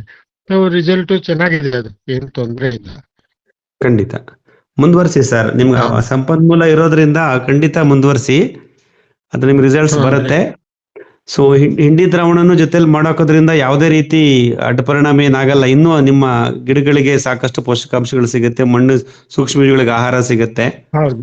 ನಿಮ್ಗೆ ಅವಕಾಶ ನೋಡ್ಕೊಂಡು ಸಾಧ್ಯವಾದಾಗ ಇದನ್ನು ಪ್ರಾರಂಭ ಮಾಡಿ, ಅದನ್ನು ಮುಂದುವರಿಸಿ ಸರ್. ನಿಮ್ಗೆ ರಾ ಮೆಟೀರಿಯಲ್ ಸಿಗ್ತಿರೋದ್ರಿಂದ ಮುಂದುವರಿಸಿ, ಅದನ್ನ ಒಳ್ಳೇದು. ಇಲ್ಲ ಅದು ನನಗೆ ಈಗ ಏನಾಗ್ತದೆ ಅಂದ್ರೆ, ಆತರ ನಾನು ಸಗಣಿ ರಾಡಿ ಮಾಡಿ ಹಾಕೋದ್ರಿಂದ, ಒಂದು ನನ್ನ ಮನೆಯಲ್ಲಿ ಸಗಣಿ ಮತ್ತು ಗಂಜಲು ಎತ್ತಿ ತಿಪ್ಪೆಗೆ ಹಾಕೋದು, ತಿಪ್ಪೆಯಿಂದ ಮತ್ತೆ ಟ್ರ್ಯಾಕ್ಟರ್ಗೆ ಹೇರ್ಸೋದು, ಟ್ರ್ಯಾಕ್ಟರ್ ಅಲ್ಲಿ ಫೀಲ್ಡ್ಗೆ ಹೋತು ಅಂದ್ರೆ ಪ್ರತಿ ಟ್ರ್ಯಾಕ್ಟರ್ ಇಂದನೂ ಒಂದೊಂದ್ ಪುಟ್ಟಿ ಒಂದೊಂದ್ ಗಿಡಕ್ಕೆ ಹಾಕೋದು. ಇದು ಲೇಬರ್ ಕಾಸ್ಟ್ ವಿಚಾರ ಮಾಡಿ ಜಾಸ್ತಿ ಆಗ್ತದಲ್ಲಪ್ಪ, ನಾನು ಎಲ್ಲಿ ತಪ್ತಾ ಇದ್ದೇನೆ ಅಂತ ವಿಚಾರ ಮಾಡಿ 2000 ಲೀಟರ್ದು ಒಂದು ಪ್ಲಾಸ್ಟಿಕ್ ಟ್ಯಾಂಕ್ ತಗೊಂಡೆ. ತಗೊಂಡು ನನ್ನಲ್ಲಿ ಮೊದ್ಲೇ ಆ ಟ್ಯಾಂಕಿಗೆ ಹಾಕೋದ್ಕಿಂತ ಮೊದ್ಲೇನೆ ಕರೆಕ್ಟ್ ಆಗಿ ರಾಡಿ ಆಗಿದೆ ಇಲ್ಲ ಅಂತ ಚೆಕ್ ಮಾಡ್ಕೊಂಡು, ಆಮೇಲೆ ಒಂದು 8 ಬಕೆಟ್ ಇದಾವೆ ನನ್ನ ಹತ್ರ. ಆ ಬಕೆಟ್ ನಲ್ಲೇನೆ ಕೆಳಗಡೆ ರಾಡಿ ಮಾಡ್ಕೊಂಡು ಚೆಕ್ ಮಾಡ್ಕೊಂಡು ಅದಕ್ಕೆ ಹಾಕಿಸ್ಬಿಡ್ತೇನೆ ನಾನು. ಸೊ ದಟ್ ನನಗೆ ತಿಪ್ಪೆಗೆ ಹಾಕೋದು, ತಿಪ್ಪೆಯಿಂದ ಗೊಬ್ಬರ ಇರೋದು, ಆ ಹೊಲಕ್ಕೆ ಟ್ರ್ಯಾಕ್ಟರ್ ಹೋದ್ಮೇಲೆ ಪ್ರತಿ ಗಿಡಕ್ಕೂ ಒಂದೊಂದ್ ಪುಟ್ಟಿ ಗೊಬ್ಬರ ಹಾಕ್ಸೋದು, ಅದೆಲ್ಲ ಹೋಗೇ ಬಿಡ್ತದ್ರಿ. ಆಮೇಲೆ ಈ ತರ ಸಗಣಿ ರಾಡಿ ಹಾಕೋದ್ರಿಂದ ಗಿಡಗಳಿಗೆ ಇಮ್ಮಿಡಿಯೇಟ್ ಇದು ಆಗ್ತದ್ರಿ, ಏನಂತಂದ್ರೆ ಅಬ್ಸರ್ವ್ ಮಾಡ್ಕೊಳಕ್ಕೆ ಇದು ಬರ್ತದೆ. ಪ್ಲಸ್ ಮಳೆ ಹುಳುಗಳು ಜಾಸ್ತಿ ಆಗ್ತವೆ, ಮಳೆ ಹುಳುಗಳು ಜಾಸ್ತಿ ಆಗ್ತವೆ, ಅಬ್ಸಾರ್ಬ್ಸ್. ಪ್ಲಸ್ ಸೂಕ್ಷ್ಮಾಣುಜೀವಿಗಳು ಇಂಪ್ರೂವ್ ಆಗ್ತವೆ. ಖಂಡಿತ ಇದು ದ್ರವ ರೂಪದಲ್ಲಿ ಸಸ್ಯ ಪೋಷಕಾಂಶಗಳನ್ನ ಕೊಡೋ ವಿಧಾನ ಇದೆಯಲ್ಲ, ಇದು ಲಿಕ್ವಿಡ್ ಮೆನ್ಯೂರ್ ಅಂತ. Manure in the form of liquid, ದ್ರವ ರೂಪದ ಸಸ್ಯ ಪೋಷಕಾಂಶಗಳನ್ನ ನಾವೇನ್ ಕೊಡ್ತೀವಿ, ಇದು ಮೂಲ ಯಾವುದೇ ಆಗಿರ್ಬೋದು, ರಾ ಮೆಟೀರಿಯಲ್ ಯಾವುದೇ ಆಗಿರ್ಬೋದು. ಹಾಗಾಗಿ ಅದನ್ನ ದ್ರಾವಣ ರೂಪದಲ್ಲಿ ಕೊಡೋದು ತುಂಬಾ ಎಫೆಕ್ಟಿವ್ ಆಗಿರುತ್ತೆ. ಅದು ನಿಮ್ಮ ಅನುಭವಕ್ಕೂ ಬಂದಿದೆ. ಈ ನಿಮ್ಮ ಈ ತರ ಅನುಭವವನ್ನ ನಾವು ಗಮನಿಸಿದ್ರೆ ನಾವು ಹಿಂಡಿನ ನೇರವಾಗಿ ಗಿಡದ ಬುಡಕ್ಕೆ ಹಾಕೋದ್ ಬೇಡ, ಹಿಂಡಿ ದ್ರಾವಣ ಮಾಡಾಕೋಣ ಅನ್ನೋ ಉದ್ದೇಶದಿಂದನೇ ನಾವು ಪ್ರಯತ್ನ ಮಾಡ್ತಾ ಇರೋದು. ದ್ರಾವಣ ರೂಪದಲ್ಲೇ ಕೊಡೋದು ಬಹಳ ಒಳ್ಳೆಯದು. ಅದು ನೀವು ಮಾಡ್ತಿರೋದು ತುಂಬಾ ಸಮಯೋಚಿತವಾಗಿದೆ. ಖಂಡಿತ ಅದನ್ನೇ ಮುಂದುವರಿಸಿ. ಸರ್, ಇನ್ನೊಂದು ವಿಷಯ, ಈ ಹಿಂಡಿಗಳನ್ನ ಗಿಡದ ಅಡಿಗೆ ಹಾಕ್ತೇವೆ ನಾವು. ಗಿಡದ ಅಡಿಗೆ ಹಾಕಿ ಅದಕ್ಕೆ ಏನಂತಂದ್ರೆ ಪೂರ್ತಿ ಇದು ಕೊಳೆಯೋ ಸ್ಟೇಜ್ ಬರ್ತದಲ್ಲ, ಅದರಿಂದ ಒಂಥರ ಕೆಟ್ಟ ವಾಸನೆ ಬರ್ತದ ನೋಡಿ. ಆ ಕೆಟ್ಟ ವಾಸನೆಗೆ ಈ ಚಿಗರಿಗಳ ಕಾಟನು ಕಮ್ಮಿ ಇದೆ. ಇಲ್ಲ ನಿಮ್ಮಲ್ಲಿ ಚಿಗರೆ ಬರುತ್ತೆ ಅಂತ ಹೇಳಿದ್ರಿ, ಕರೆಕ್ಟ್ ಅವತ್ತು. ಅಯ್ಯೋ, ನಾವು ಬೆಳಿಗ್ಗೆ ಎದ್ದು 9 ಗಂಟೆಯಿಂದ 10 ಗಂಟೆಗೆ ಹೊಲಕ್ಕೆ ಹೋಗಿ ರೀಚ್ ಆಗ್ತೇವಲ್ಲ, ಆರಾಮಾಗಿ 60 ಚಿಗರೆ ಮಲ್ಕೊಂಡಿರ್ತಾವ ನಮ್ಮ ಪ್ಲಾಟ್ ಅಲ್ಲಿ, ಹೊಲದಲ್ಲಿ. ಆ ಬ್ಯಾಡ್ ಸ್ಮೆಲ್ ಏನ್ ಬರ್ತದಲ್ರಿ ನಾವ್ ಹಿಂಡಿ ಹಾಕೋದ್ರಿಂದ, ಆ ಸ್ಮೆಲ್ಗೋಸ್ಕರ ಗಿಡಗಳ ಪಕ್ಕ ಹೋಗಲ್ಲ. ಅಯ್ಯೋ ಏನೋ ನೋಡಿ, ನಿಮ್ಗೊಂದು ಜೈವಿಕ ಬಯೋ ಕಂಟ್ರೋಲ್ ಸಿಸ್ಟಮ್ ಸಿಕ್ಬಿಡ್ತಿ ಇವಾಗ. ನೋಡಿ, ಬಹಳ ಒಳ್ಳೇದು, ಇದೊಂದು ಅನುಭವ. ಖಂಡಿತ ನಲ್ಗುಂದವ್ರೆ. ಸರಿ ರೀ. ನಾವು ಏನಂತಂದ್ರೆ ಎಲ್ಲ ನಮ್ಮ ಹತ್ರನೇ ಇದೆ ರೀ, ಸ್ವಲ್ಪ ಸಮಯೋಚಿತವಾಗಿ ಉಪಯೋಗ ಮಾಡ್ಕೊಂಡ್ರೆ ಸಾಕ್ರಿ ಅಷ್ಟೇ, ಅದೇನು ಇದು ಇಲ್ಲ. ಈಗ ನಮ್ ಹಸು ಹಾಲು ಕಡಿಮೆ ಕೊಡ್ತತಿ ಅಂತ ನಾವ್ ಎಂದೂ ಚಿಂತೆ ಮಾಡಲ್ಲ. ಅದು ಕೊಡೋ ಸಗಣಿ ಮತ್ತು ಗಂಜಲನೇ ನಮ್ಗೆ ಸಾಕಷ್ಟು ಉಪಯೋಗ ಆಗ್ತತ್ರಿ. ಸರಿ ರೀ. ಆಮೇಲೆ ಇದು ಸೋಲಾರ್ ಸಿಸ್ಟಮ್ಗೆ ಯಾರು ಭಯಪಡಬೇಡಿ, ಎಲ್ಲರೂ ಹೋಗಿ ಸೋಲಾರ್ ಸಿಸ್ಟಮ್ಗೆ. ಏನಂದ್ರೆ ಬಿಸಿಲು ಸ್ವಲ್ಪ ಕಮ್ಮಿ ಇದ್ದಾಗ, ಮೋಡ ಕವಿದ ವಾತಾವರಣ ಇದ್ದಾಗ ಸ್ವಲ್ಪ ನೀರ್ ಬರೋದು ಫೋರ್ಸ್ ಕಡಿಮೆ ಆಗ್ತದ ಅಷ್ಟೇ. ಖಂಡಿತ. ಅಪ್ ಟು 6:30 ಅಲ್ರಿ, ಅಪ್ ಟು 6:30 ವರೆಗೂ ನಾನು ಬೋರ್ ಕೆಲಸ ಮಾಡಿದೆ. ಸರಿ ಸರಿ. ಪೂರ್ತಿ 6-7 ಗಂಟೆಗೆ ಸೂರ್ಯ ಮುಳುಗಿದ್ಮೇಲೆ ಪೂರ್ತಿ ಕತ್ಲಾದ್ಮೇಲೆ ಬಂದ್ ಆಗ್ತತ್ರಿ, ಅದು ಬೇರೆ ವಿಷಯ. ಸರಿ ರೀ, ಸರಿ ರೀ, ಒಳ್ಳೇದು ಶ್ರೀನಿವಾಸ್ ಸರ್. Okay okay. ಹೇಳಿ, ಹೇಳಿಯಪ್ಪ. ಸರ್, ನಾವು ಮದ್ದೂರಿಂದ ಮಾತಾಡ್ತಾ ಇರೋದು. ನಾವು ಮೀನಾಮೃತ ಮಾಡಿದೀವಿ, ಅದು ಗಟ್ಟಿ ಆಗೋಗೈತೆ ಅಂದ್ರೆ ಲಿಕ್ವಿಡ್ ತರ ಆಗಿಲ್ಲ. ಅದಕ್ಕೆ ಏನಾದ್ರು ಬೆರೆಸ್ಬೋದಾ? ಬೇರೆ ಅದಕ್ಕೆ ನೀರ್ ಹಾಕ್ಬೋದಾ ಅಥವಾ ಏನ್ ಮಾಡ್ಬೋದು ಸರ್? 3 ತಿಂಗಳು ಮೇಲಾಗೈತೆ. ಮೀನಾಮೃತ ಅಂದ್ರೆ ಏನು, ಅದ್ ಹೇಗ್ ಮಾಡಿದ್ರಿ? ಅನುಭವ ಇಲ್ಲ ಅದಕ್ಕೆ. ಸಮ ಪ್ರಮಾಣದಲ್ಲಿ ಹಾಕಿದೀವಿ ಸರ್. 1 kg ಬೆಲ್ಲ, 1 kg ಮೀನ್ ಹಾಕಿದೀವಿ. ಸರಿ, ಹೇಳಿ ಹೇಳಿ ಸರ್. ಅದು ಗಟ್ಟಿ ಆಗೈತೆ, ಅದಕ್ಕೆ ಏನ್ ಮಾಡುದು? 3 ತಿಂಗಳು ಮೇಲಾಯ್ತು. ಸ್ವಲ್ಪ ನೀರ್ ಹಾಕ್ಬಿಟ್ಟು ತೊಳಸಿ, ಮತ್ತೆ ನೀರ್ ಹಾಕಿ ತೊಳಸಿದ್ರೆ ಏನಾಗುತ್ತೆ? ಬೆಲ್ಲದ ನೀರೇ ಹಾಕ್ಬಿಟ್ಟು ತೊಳಸಿ ಸ್ವಲ್ಪ. ಸರ್, ನೀರ್ ಹಾಕಿದ್ರೆ ಮಂಜುನಾಥ್ ಸರ್, ನೀರ್ ಹಾಕಿದ್ರೆ ಹುಳ ಬಂದ್ಬಿಡುತ್ತೆ. ಓ ಹೌದಾ, ಸರಿ ಸರಿ, ನಮ್ಗೆ ಅನುಭವ ಇಲ್ಲ, ಅದಕ್ಕೆ ಕೇಳಿದ್ದು. ಅವ್ರೇನ್ ಮಾಡ್ಬೋದು ಅಂತಂದ್ರೆ ಸರ್, 1 ಲೀಟರ್ಗೆ 2 ml ತರ ಅದನ್ನ ಹೇಗೆ ಅಂತಂದ್ರೆ, ಈ ಬೆಲ್ಲ ಅಂಟು ಬೆಲ್ಲ ಆಗಿರುತ್ತಲ್ಲ, ಆ ತರ ಗಟ್ಟಿ ಜೇನುತುಪ್ಪ ತರ ಆಗಿರುತ್ತೆ ಸರ್, ಫರ್ಮೆಂಟೇಶನ್ ಆಗಿ. ಅದನ್ನ 1 ಲೀಟರ್ ನೀರಿಗೆ 2 ml ತರ ಮಿಕ್ಸ್ ಮಾಡ್ಕೊಂಡು ಅದನ್ನ ಕೃಷಿಗೆ ಉಪಯೋಗಿಸಬಹುದು ಸರ್. ಒಳ್ಳೆ amino acid sir, fish amino acid ಅಂತ ಹೇಳ್ತೀವಿ ಸರ್. ಅದು ಬಂದು ಪುಕೋಕೋ ಮೆಥಡ್ ಸರ್. ಇಮಿಡಿಯೇಟ್ ಆಗಿ ಸ್ಪ್ರೇ ಮಾಡ್ಬಿಡ್ಬೇಕು ನೀರಿಗೆ ಹಾಕೊಂಡು. ಕರ್ಗೋಗುತ್ತೆ ಸರ್, ಜೇನುತುಪ್ಪ ತರ ಇರೋದು ನೀರಲ್ಲಿ ಸರಳವಾಗಿ ಕರಗುತ್ತಾ ಧರ್ಮೇಂದ್ರ ಅವರೇ? ಕರಗುತ್ತೆ ಸರ್. ಅದು ಬೆಲ್ಲ ಅಲ್ವಾ ಸರ್? ಬೆಲ್ಲ ಅಲ್ವಾ? ಸರಿ ಸರಿ ಸರಿ. ಈಗ ನಾವು ಯಾವ ಪ್ರಮಾಣದಲ್ಲಿ ಬೆಳೆಸ್ಬೇಕಾಗುತ್ತೆ ಅದಕ್ಕೆ ಮಾತ್ರ ನಾವು ನೀರ್ ಹಾಕೋ ಬಳಸ್ಬೋದು. ಇನ್ನು ಉಳಿಕೆದ ಹಾಗೆ ಇಟ್ಕೊಂಡು ಏನು ತಪ್ಪಾಗಲ್ಲ. ಹಾಗೆ ಇಟ್ಕೊಳ್ಳಿ, ಏನು ತಪ್ಪಾಗಲ್ಲ. ಅದು ಎಷ್ಟು ವರ್ಷ ಇಡ್ತೀರೋ ಅಷ್ಟು ಪವರ್ ಜಾಸ್ತಿ ಆಗುತ್ತೆ. ನೀವು 2 ವರ್ಷ 3 ವರ್ಷ ತನಕನೂ ಇಡ್ಬೋದು, ಅದು ಏನಾಗಲ್ಲ. ಬಟ್ ಏರ್ ಸರ್ಕ್ಯುಲೇಷನ್ ಆಗಬಾರ್ದು. ನೀಟಾಗಿ ಅದ್ರ ಮೇಲೆ ಪ್ಲಾಸ್ಟಿಕ್ ಪೇಪರ್ ನ ಕಟ್ಟಿ ಮೇಲ್ಗಡೆ ಕ್ಯಾಪ್ ಹಾಕಿ ಟೈಟ್ ಮಾಡಿ. ಮತ್ತೆ ಇನ್ನೊಂದೇನು ಅಂದ್ರೆ, 1 ಡ್ರಮ್ ನಲ್ಲಿ 3/4 ಭಾಗ ಮಾತ್ರ ಹಾಕಿರ್ಬೇಕು, 1/4 ಭಾಗ ಬಿಟ್ಟು ಗ್ಯಾಪ್ ಇಟ್ಟಿರ್ಬೇಕು. ಏನಕ್ಕೆ ಅಂತಂದ್ರೆ ಅದರಲ್ಲಿ ಗ್ಯಾಸ್ ಫರ್ಮೆಂಟೇಶನ್ ಆಗುತ್ತೆ. ಆ ಗ್ಯಾಸ್ ಫರ್ಮೆಂಟೇಶನ್ ಆದಾಗ ನೀವೇನಾದ್ರೂ ಫುಲ್ ಹಾಕಿದ್ರೆ ಅದು ಡ್ರಮ್ಮು ಒಡೆದೋಗುತ್ತೆ. ಸರ್, ಇಲ್ಲ 3 ದಿನಕ್ಕೊಂದ್ಸಾಲಿ ಅದು ಓಪನ್ ಮಾಡಿ ಏರ್ ಪಾಸ್ ಮಾಡ್ಬೋದಾ? ಏನು ಓಪನ್ ಮಾಡೋ ಅವಶ್ಯಕತೆನೇ ಇಲ್ಲ. Okay sir. ಓಕೆ ಸರ್, ಮಾಹಿತಿ ಕೊಟ್ಟದಕ್ಕೆ ತುಂಬಾ thanks sir. Okay okay, very good. ನೋಡಿದ್ರೆ ಹೀಗೆ ನಮ್ಮಲ್ಲಿ ಹಂಚಿಕೆ ಆಗ್ತಾ ಇರುತ್ತೆ ಮಾಹಿತಿ, ಒಳ್ಳೇದು. ಹೇಳಿಯಪ್ಪ, ಇನ್ಯಾವ್ದಾರು ವಿಷಯಗಳಿದ್ರೆ ಹಂಚ್ಕೊಳ್ಳಿ. ಸರ್ ನಮ್ದು ಬೋರ್ವೆಲ್ ಇಂದ ನೀರ್ ತೆಗಿಬೇಕಾದ್ರೆ ಹೇಳಿ. ಸ್ವಲ್ಪ ಮಳ್ಳು ಬರ್ತಾ ಇದೆ ಅದ್ರಲ್ಲಿ. ನಾವು ಫಸ್ಟ್ ಸ್ಕ್ರೀನ್ ಫಿಲ್ಟರ್ ಒಂದು ಹಾಕಿದೀವಿ, ನೆಟಾಫಿಮ್ದು ಸ್ಕ್ರೀನ್ ಫಿಲ್ಟರ್ ಒಂದು ಹಾಕಿದೀವಿ, ಬಟ್ ಅದು ಸಾಕಾಗ್ತಿಲ್ಲ ಅಂತ ಹೇಳ್ತಿದ್ದಾರೆ. ಇದು ಹೈಡ್ರೋ ಸೈಕ್ಲೋನ್ ಫಿಲ್ಟರ್ ಹಾಕಿದ್ರೆ ಉಪಯೋಗ ಆಗುತ್ತಾ ಸರ್? ಅಂದ್ರೆ ಇನ್ನೊಂದು there are 3 types of filter I think. ಒಂದು hydro cyclone filter, screen filter, sand filter ಅಂತಾನು ಏನೋ ನೋಡಿದ್ದೆ. Sand filter is very expensive ಅಂತಿದ್ರು, 18,000 20,000 ಆಗತ್ತೆ ಅಂತಿದ್ರು. ಈ ಹೈಡ್ರೋಸೈಕ್ಲೋನ್ ಫಿಲ್ಟರ್ ವಿತಿನ್ 5,000 ಸಿಗತ್ತೆ ಅಂತ ಹೇಳ್ತಾ ಇದ್ರು. ಇವಾಗ ಹಾಕಿರೋದು ಸ್ಕ್ರೀನ್ ಫಿಲ್ಟರ್ ಅಥವಾ ನಾರ್ಮಲ್ ಫಿಲ್ಟರ್ ಅಂತ ಕರೀತಾರ. ಅದು 4,500 ಕೊಟ್ಬಿಟ್ಟು ಹಾಕಿದೀವಿ ಅದನ್ನ. ಸೊ ನೀವೇನ್ ಸಜೆಸ್ಟ್ ಮಾಡ್ತೀರಾ ಸರ್? ಹಾಕಿದ್ರೆ ಒಳ್ಳೇದಾ ಹೈಡ್ರೋಸೈಕ್ಲೋನ್ ಫಿಲ್ಟರ್? ನಮ್ಗೆ ಅದೆಲ್ಲ ಅನುಭವ ಇಲ್ಲ. ನಮ್ಗೆ ಸಣ್ಣ ಸಣ್ಣ ಕಣಗಳು ನೀರ್ನಲ್ಲಿ ಬಂದ್ರು ಆ ಸ್ಕ್ರೀನ್ ಫಿಲ್ಟರ್ ನಲ್ಲಿ ಫಿಲ್ಟರ್ ಆಗತ್ತೆ. ಒಂದು ಆ ಸ್ಕ್ರೀನ್ ಫಿಲ್ಟರ್ ನ ಅವಾಗ ವಾಲ್ ಓಪನ್ ಮಾಡ್ತಾ ಇದ್ರೆ ಆಯ್ತು, ವಾರಕ್ಕೊಂದ್ಸತಿ, 8ರಿಂದ 10 ದಿವಸಕ್ಕೊಂದ್ಸತಿ.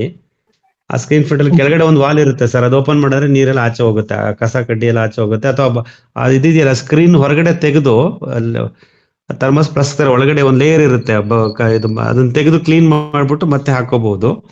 ಅದು ಮೊದಲನೇ, ಅದೊಂದೇ ನಾವು ಮೇಂಟೆನೆನ್ಸ್ ಮಾಡೋದು ನಮ್ಮ ಬೋರ್ವೆಲ್ ಅಲ್ಲಿ. ಎರಡನೇದು, ಇವಾಗ ಸಣ್ಣ ಸಣ್ಣ ಪಾರ್ಟಿಕಲ್ಸ್, ಮರಳು ಪಾರ್ಟಿಕಲ್ಸ್ ಹೊರಗಡೆ ಬಂದ್ರು, ಈಗ ನಮ್ದು ವಿಂಕ್ಲರ್ ಇರಿಗೇಷನ್ ನಲ್ಲಿ ಡ್ರಿಪ್ ಅಲ್ಲಿ ಆದ್ರೆ ಅವ್ರಿಗೆ 2 mm ಇದು ಮೈಕ್ರೋ ಟ್ಯೂಬ್ ಹಾಕಿರ್ತಾರೆ, ಅದು ಬ್ಲಾಕ್ ಆಗೋ ಚಾನ್ಸಸ್ ಜಾಸ್ತಿ ಇರುತ್ತೆ. ನಮ್ದು 3.5 mm 4 mm ನಾಜಲ್ ಇರೋದ್ರಿಂದ ವಿಂಕ್ಲರ್ ನಲ್ಲಿ ಅದು ಸರಾಗ ಹೊರಗಡೆ ಬರುತ್ತೆ. ಇಲ್ಲ ನಾವು ಎಂಡ್ ಕ್ಯಾಪ್ ಹತ್ರ ಹೋಗಿ ಕಟ್ಕೊಂಡಿರುತ್ತೆ. ಅದಕ್ಕೆ ನೋಡಿ ನಿಮ್ ಡಿಸೈನ್ ಅಲ್ಲಿ ಥ್ರೆಡ್ ಎಂಡ್ ಕ್ಯಾಪ್ ಅಂತ ಮಾಡ್ಕೊಳ್ಳಿ ಅಂತ ಹೇಳಿದೀನಿ. ಯಾವಾಗ ಬೇಕಾದ್ರೂ ಎಂಡ್ ಕ್ಯಾಪ್ ನ ಓಪನ್ ಮಾಡಿದ್ರೆ ಥ್ರೆಡ್ ಎಂಡ್ ಕ್ಯಾಪ್ ನ, ಆ ಕಟ್ಕೊಂಡಿರೋ ನೀರು ಆಚೆ, ಇದೆಲ್ಲ ಮರಳು ಕಣಗಳೆಲ್ಲ ಆಚೆ ಬರುತ್ತೆ. ಸೊ ನೀವು ಪ್ರೊಆಕ್ಟಿವ್ ಆಗಿ ಮಾನಿಟರ್ ಮಾಡ್ತಿದ್ರೆ ಅದರ ಸಮಸ್ಯೆ ಬರ್ಲಾರ್ದು.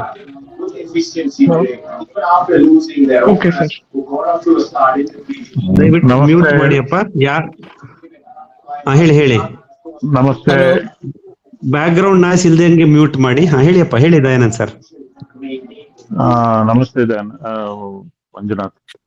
ಹೇಳಿಯಪ್ಪ. ಈ ರಿಂಕ್ಲರ್ ಅಲ್ಲಿ ನಾನು what I observed is jet size 3.2 4 mm, ಇನ್ನೊಂದೇನೋ ಒಂದು ಸೈಜ್ ಇದೆ. ಹೌದು. ಬಟ್ ನಾವು ಪರ್ಚೇಸ್ ಮಾಡುವಾಗ ಅವರು ಅಂಗಡಿಯವ್ರು ನಮ್ಗೆ ಸರಿಯಾಗಿ ಸುಮ್ಮನೆ ಜೆಟ್ ಕೇಳೋ ತಕ್ಷಣ ಯಾವ್ದೋ ಒಂದು ಎತ್ಕೊಟ್ಬಿಡ್ತಾರೆ. ಇದೊಂದು ಗಮನದಲ್ಲಿ ಇಟ್ಕೊಂಡು ಪರ್ಚೇಸ್ ಮಾಡಿ. ನಾನು ನಿನ್ನೆ ಅಬ್ಸರ್ವ್ ಮಾಡಿದೆ ನನ್ನ ತೋಟದಲ್ಲಿ 4 mm ಅಲ್ಲಿ ತುಂಬಾ ವೈಡ್ ಆಗಿ ಬೀಳುತ್ತೆ. 3.2 ನಲ್ಲಿ ವೈಡ್ ಆಗಿ ಬೀಳಲ್ಲ, ಮತ್ತೆ ಎತ್ತರವಾಗಿ ಹೋಗುತ್ತೆ. ನನ್ನ ಪ್ರಕಾರ 3.2 ಇಸ್ ಬೆಟರ್ ಅನ್ಸ್ತು ನನ್ಗೆ. ಈಗ 200 300 ಜೆಟ್ ಹಾಕ್ಬಿಟ್ಟಿದೀನಿ, ಇದು ರಿಂಕ್ಲರ್ಸ್ ಹಾಕ್ಬಿಟ್ಟಿದೀನಿ. ಅದನ್ನ ಹೆಂಗ್ ಚೇಂಜ್ ಮಾಡೋದು ಅನ್ನೋದು ಯೋಚನೆ ಆಗ್ಬಿಟ್ಟಿದೆ ನಂಗೆ. ಚೇಂಜ್ ಮಾಡಕ್ಕೂ ಆಗಲ್ಲ, ಹೊಡೆದಾಕ್ ಯೂಸ್ ಮಾಡೋರ್ಗು ಮಾಡೋದು ಅಂತ ಮಾಡಿದೀನಿ. ಆಮೇಲೆ ನಾನ್ ನೆನ್ನೆ ನಿಮ್ಗೆ ವಿಡಿಯೋ ಕಳಿಸಿದ್ದೆ, ನೋಡಿದ್ರು ಇಲ್ಲೋ ಗೊತ್ತಿಲ್ಲ. ನಾನು ನೋಡಿದ್ದೀನಿ, ಡಿಸ್ಪ್ಲೇ ಮಾಡಕ್ ಆಗ್ತಿಲ್ಲ ಇವತ್ತು, ತೋಟದಲ್ಲಿದ್ದೀನಿ. ಹೇಳಿ, ಪರವಾಗಿಲ್ಲ. ನಾನು 20 mm ಲ್ಯಾಟ್ರಲ್ಸ್ ಅಲ್ಲಿ ವರ್ಟಿಕಲ್ಸ್ ತಗೊಂಡು 1 ಮೀಟರ್ದು ರಿಂಕ್ಲರ್ಸ್ ಗಳು ಹಾಕಿದ್ದೀನಿ. ನನ್ನ ಹಳೆ ತೆಂಗಿನ ಗಿಡ ಎಲ್ಲ ಮೊದ್ಲೆಲ್ಲ ನಾವು ಫ್ಲಡಿಂಗ್ ಮಾಡ್ತಿದ್ವಿ. ಅದನ್ನ ನಮ್ಮಲ್ಲಿ ಲೇಬರ್ ಪ್ರಾಬ್ಲಮ್ ಇರೋದ್ರಿಂದ ಫ್ಲಡಿಂಗ್ ಎಲ್ಲ ಮಾಡಕ್ ಟೈಮ್ ಇರ್ತಿರ್ಲಿಲ್ಲ. ಅದಕ್ಕೆಲ್ಲ ಎಲ್ಲಾ ತೆಂಗಿನ ಗಿಡಕ್ಕೂ ಒಂದೊಂದು 20 mm ಪೈಪ್ ಎಳೆದು ರೆಗ್ಯುಲರ್ಸ್ ಹಾಕಿದ್ದೆ ಮೊದಲು. ಈಗ ಅಡಕೆ ಹಾಕಿದ್ಮೇಲೆ 2 ತೆಂಗಿನ ಗಿಡದ ಮಧ್ಯ 2 ಲೈನ್ ಅಡಕೆ ಹಾಕೊಂಡು ಹೋಗಿದ್ದೀನಿ. ಅಲ್ಲಿ ಅಡಕೆ ಮಧ್ಯ ಒಂದು ಲೈನ್ 20 mm ಲ್ಯಾಟ್ರಲ್ ಹಾಕಿ ವರ್ಟಿಕಲ್ ಎತ್ಕೊಂಡು ರಿಂಕ್ಲರ್ಸ್ ಹಾಕಿದ್ದೀನಿ. ಸೊ ನನ್ನ ತೋಟ ಫುಲ್ ನೆನೆಯುತ್ತೆ, ಒಂಚೂರು ಬಿಡಲ್ಲ. ಇನ್ಫ್ಯಾಕ್ಟ್ ನಾವು ಅದನ್ನ ನೋಡಿದ್ರೆ ನಾವು ನೀರು ಜಾಸ್ತಿ ಕೊಡ್ತಾ ಇದೀವಿ ಅನ್ಸ್ತಾ ಇದೆ ಈಗ. ನೆನ್ನೆ ನನ್ಗೆ ನಾನು ನೆನ್ನೆ ನಮ್ಮ ಹುಡುಗನ್ಗೆ ಹೇಳ್ಬಿಟ್ಟು ಬಂದೆ, 1 ವಾರ ನೀರ್ ಬಿಡಬೇಡ ಅಂತ. ಹಂಗಾಗಿ ಸ್ವಲ್ಪ ಅದನ್ನು ಗಮನದಲ್ಲಿ ಇಟ್ಕೊಳ್ಳಿ. ನೀರ್ ಜಾಸ್ತಿ ಕೊಟ್ರೆ ನಾವು ಸ್ಟ್ರೆಸ್ ಕ್ರಿಯೇಟ್ ಮಾಡಲ್ಲ ಅದೇ ಇದ್ರ ಮೇಲೆ ಗಿಡಗಳಿಗೆ, ಅವಾಗ ತೊಂದರೆ ಆಗುತ್ತೆ ನಮ್ಗೆ. ಸೊ 20 mm ಲ್ಯಾಟ್ರಲ್ಸ್ ಹಾಕಿ ಮಾಡಿರೋದು ಮಂಜುನಾಥ್ ಹತ್ರ ನಾನು ಕಳ್ಸಿದೀನಿ, ಯಾರಾದ್ರೂ ಅವ್ರ ಹತ್ರ ತಗೋಬಹುದು. ನನಗೆ ಫೋನ್ ಮಾಡಿದ್ರೆ ನಾನೇ ಕಳಿಸ್ತೀನಿ. ಇಲ್ಲ, ನಮ್ ಯೂಟ್ಯೂಬ್ ಚಾನಲ್ ಅಪ್ಲೋಡ್ ಮಾಡ್ಬಿಟ್ಟು ಶೇರ್ ಮಾಡ್ತೀನಿ ಸರ್ ಸದ್ಯದಲ್ಲೇ. ಖಂಡಿತ. ನಂದು ಇರಿಗೇಷನ್ ಪ್ರಾಬ್ಲಮ್ ಅಂತೂ ಫುಲ್ ಸಾಲ್ವ್ ಮಾಡ್ಕೊಂಡಿದೀನಿ ಅನ್ಸ್ತಾ ಇದೆ ನಂಗೆ. ಒಳ್ಳೆ ಅನುಭವ. ಮೊದಲು ಬಹಳ ಒದ್ದಾಡ್ತಾ ಇದ್ದೆ ನೀರ್ ಕಟ್ಟಕ್ಕೋಸ್ಕರ. ಹಲೋ, ನಮಸ್ಕಾರ. ನೀಲ್ಗುಂದ್ ಅವ್ರೆ ನಮಸ್ಕಾರ. ಫಿಶ್ ಯೂನಿವರ್ಸಿಟಿ ಇದೆಯಲ್ಲ, ಅದು ರೆಡಿ ಆಗೋಕೆನೆ 3 months ಬೇಕ್ರಿ. ಅದು ನಾವು ಇವತ್ತು ಹಾಕಿದ್ವಿ ಅಂತಂದ್ರೆ ಫ್ರಮ್ ದಿಸ್ ಡೇಟ್ ಅದು ರೆಡಿ ಆಗೋಕೆ 3 months ಬೇಕ್ರಿ. ಅದು ಜೇನುತುಪ್ಪದ ತರ ಗಟ್ಟಿಗಿರ್ತದೆ. ಸೊ ಅದನ್ನ ನಾವು ಏನ್ ಮಾಡ್ಬೇಕು ಅಂತಂದ್ರೆ, ನಮ್ದು ಅಂದ್ರೆ 200 ಲೀಟರ್ ಬ್ಯಾರೆಲ್ ತಗೊಂಡ್ರೆ ಅದರಲ್ಲಿ 10 ಪಂಪ್ ಆಗ್ತದೆ, ಅಥವಾ 100 mm ತಗೊಳ್ಳೋದು. ಪರ್ ಲೀಟರ್ 2 ml ಅದ್ ಹಾಕ್ಬೇಕ್ರಿ. ಸೊ ದಟ್ ನಾವೀಗ 100 ಲೀಟರ್ ನೀರ್ ತಗೊಂಡು ಅಂತಂದ್ರೆ 1000 ml ಇಂಟು 2 ಅಂತಂದ್ರೆ ಅಬೌಟ್ 200 ml ನಾವು ಒಂದೇ ಸರ್ತಿ ಬ್ಯಾರೆಲ್ ಅಲ್ಲಿ ಹಾಕಿ ತಿರುಗಿಸಿ ಬಿಡ್ಬೇಕ್ರಿ. ಸೊ ದಟ್ ಅದನ್ನ ಕಲ್ಸೋದು, ಮಾಡೋದು, ಇದನ್ ಮಾಡೋದು, ಸೋಸೋದು ರಗಳೆನ ಹೋಗ್ತದೆ. ಒಳ್ಳೇದು, ಇದು ಮಾಹಿತಿ ಸಿಕ್ಕಿದೆ. ನಲ್ಗುಂದ ಸರ್ ಅವರೇ, ಧರ್ಮೇಂದ್ರ ಸರ್ ಇದನ್ನ ಎಕ್ಸ್ಪ್ಲೈನ್ ಮಾಡಿದ್ದಾರೆ ನಮ್ಮ ಮಂಡ್ಯ ಕೃಷಿಕರಿಗೆ. ಅವ್ರ ಹೆಸರು ಮರ್ತ್ಬಿಟ್ಟೆ. ಅದೇ ಆದ್ರೆ ಅದು ಏನಂದ್ರೆ ಕೆಲವ್ರು ಹೇಳ್ತಾರೆ 20-25 ದಿವಸದಲ್ಲಿ ರೆಡಿ ಆಗ್ತದೆ ಅಂತ. ಅದೆಲ್ಲ ಸುಳ್ಳು ರೀ. 3 months ಬೇಕದು ಫಿಶ್ ಅಮೈನೋ ಆಸಿಡ್ ಆಗೋಕೆ. 3 months ಕಾಯ್ಬೇಕು ನಾವು. ಸರ್, ಅವ್ರ ಮಾಹಿತಿ ಸಿಕ್ತು ನನ್ಗೆ, ತುಂಬಾ ಧನ್ಯವಾದಗಳು. ಮತ್ತೆ ಅದೇನೆ ನಾನೇನ್ ಮಾಡಿದೀನಿ, 2 ಲೀಟರ್ ಹಾಲು ಗೀರ್ ಹಸಿಂದು ಹಾಲು ತರಿಸಿ ಅದನ್ನ ಎಪ್ಪ ಹಾಕಿ ಮಜ್ಜಿಗೆ ಮಾಡಿದೀನಿ. ಅದನ್ನ ತಾಮ್ರದ ಬಿನ್ಗೆಲ್ಲ ಇಡ್ಬೇಕಾ ಅಥವಾ ಪ್ಲಾಸ್ಟಿಕ್ ಅಲ್ಲಿ ಇಟ್ರು ಆಗುತ್ತಾ? ಇಲ್ಲ, ನೀವು ಒಂದ್ ಪ್ಲಾಸ್ಟಿಕ್ ಅಲ್ಲಿ ಇಟ್ಟು ಒಂದು ತಾಮ್ರದ ಸ್ಪೂನ್ ಹಾಕಿದ್ರೂ ಒಳ್ಳೇದಾಗ್ತದೆ. ಆಮೇಲೆ ಅದು ಹುಳಿ ಮಜ್ಜಿಗೆ ಏನ್ರಿ ಅಂತಂದ್ರೆ ಎಷ್ಟು ಹಳೇದಿರ್ತದೆ ಅಷ್ಟೇ ಎಫೆಕ್ಟಿವ್ ರೀ ಅದು ಫಂಜಿಸೈಡ್. ಈಗ ಪ್ರಾಕ್ಟಿಕಲಿ ನಾನು ಕಡ್ಲೆ ಅಂತಂದ್ರೆ ಬೆಂಗಾಲ್ ಗ್ರಾಮ್ ಇಲ್ಲ, ನಂದದು 7 acres ಇದೆ. ಆ ಬೆಂಗಾಲ್ ಗ್ರಾಮ್ಗೆ ನಾನು ಏನ್ ಮಾಡ್ತೇನೆ ಅಂತಂದ್ರೆ ಯೂರಿನ್ 200 ಲೀಟರ್ಸ್ ಟ್ಯಾಂಕಿಗೆ 50 ಲೀಟರ್ಸ್ ಯೂರಿನ್ ಹಾಕ್ತೇನೆ. ಆಮೇಲೆ 5 ಲೀಟರ್ಸ್ ಇದನ್ನ ಹಾಕ್ತೇನೆ ಹುಳಿ ಮಜ್ಜಿಗೆ ಹಾಕಿ ಸ್ಪ್ರೇ ಮಾಡ್ತೇನೆ. ನನಗೆ ಯಾವ್ದು ಇದು ಇಲ್ಲ ರೀ, ಏನಂತಂದ್ರೆ ತೊಂದ್ರೆ ಇಲ್ಲ, ಕೀಡೆ ಇಲ್ಲ, ಎಂತದೂ ಇಲ್ಲ. ಮೊದ್ಲು ಇದನ್ನೇನ್ ಮಾಡ್ತಾರ್ರಿ, ಇದಕ್ ಹೆಂಗ್ ಕೀಡೆ ಕಂಟ್ರೋಲ್ ಆಗ್ತಾವ ಅಂತ ಜನ ಒಂಥರ ನನ್ಗೆ ಇದನ್ ಮಾಡ್ತಾ ಇದ್ರು. ಈಗ ಜನ ನಮ್ ಫೀಲ್ಡ್ ಬಂದ್ ನೋಡ್ಬಿಟ್ಟು, ಓ ಏನ್ರಿ ತುಂಬಾ ಚೆನ್ನಾಗಿದೆ ಅಲ್ಲ ನಿಮ್ ಕ್ರಾಪ್ ಅಂತಾರೆ. ಈಗ 2 ಲೀಟರ್ ಮೊಸರಿಗೆ ಎಷ್ಟು ಲೀಟರ್ ನೀರ್ ಹಾಕ್ಬೇಕು ಸರ್? ಅದು ಮೊಸರಾಗಿ ಮಜ್ಜಿಗೆ ಸಿಲ್ಬಿದೀವಿ, ಅದಕ್ಕೆ ನೀರ್ ಎಷ್ಟು ಹಾಕ್ಬೇಕು ಅದಕ್ಕೆ ನಾವು? ನೋಡ್ರಿ, ನಿಮ್ಗೆ ಲೀಟರ್ ಲೆಕ್ಕ ಇದನ್ನ ನೋಡ್ಕೊಂಬಿಡಿ. ಏನು ಅಂತಂದ್ರೆ ಈ ಹುಳಿ ಮಜ್ಜಿಗೆ ಇರ್ತದಲ್ರಿ, ಪರ್ ಲೀಟರ್ 2 ml ಹಾಕೊಳ್ರಿ, ಬೇಡ 3 ml ಹಾಕೊಳ್ಳಿ ಮ್ಯಾಕ್ಸಿಮಮ್. ಸೊ ಆ ಲೆಕ್ಕದಲ್ಲಿ ನೀವು ಕ್ಯಾಲ್ಕುಲೇಟ್ ಮಾಡ್ಕೊಂಬಿಡಿ.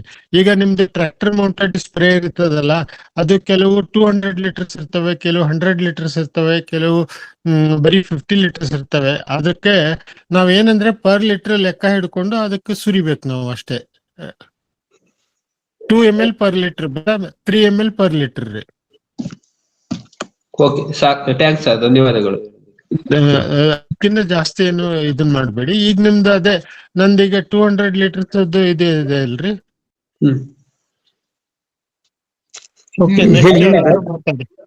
ಹೌದು. ಹಲೋ ಮಾತಾಡಿ ಸರ್, ನೀವು ಮಾತಾಡಿ. ನಾನೇ ಮಾತಾಡ್ಲಾ? ಸರಿ ಹೇಳಿ, ಅದೇನ್ ಮತ್ತೊಂದ್ಸಲ ಹೇಳಿ ಸರ್. ಈಗ ಹುಳಿ ಮಜ್ಜಿಗೆ ಏನಿರ್ತದ್ರಿ, ಅದನ್ನ ನಾವು ಎಷ್ಟು ದಿವಸ ಇಟ್ರು ಅಷ್ಟು ಸ್ಟ್ರಾಂಗ್ ಆಗ್ತದೆ, ಒಳ್ಳೇದಾಗ್ತದೆ. ಈಗ ಮೊಸರು ಕಡ್ದಿ ಅಂದ್ರೆ ಮಜ್ಜಿಗೆ ಮಾಡಿ ಇಟ್ಟಿದೀವಿ, ಅದಕ್ಕೆ ನೀರ್ ಏನೋ ಹಾಕೋದ್ ಬೇಡವಾ? ಡೈರೆಕ್ಟ್ ಹಂಗೆ ಇಡುದ ಗಟ್ಟಿದ? ಇಲ್ಲ, ಈಗ ಮೊಸರು ಕಡ್ದು ಮಜ್ಜಿಗೆ ಮಾಡ್ತಿರ್ಲಿಲ್ಲ ನೀವು. ಸೊ 1 ಲೀಟರ್ ಮಜ್ಜಿಗೆಗೆ 3 ಲೀಟರ್ ನೀರ್ ಹಾಕ್ಬೇಕ್ರಿ, ತಿಳಿ ಮಾಡ್ಬೇಕದ್ನ.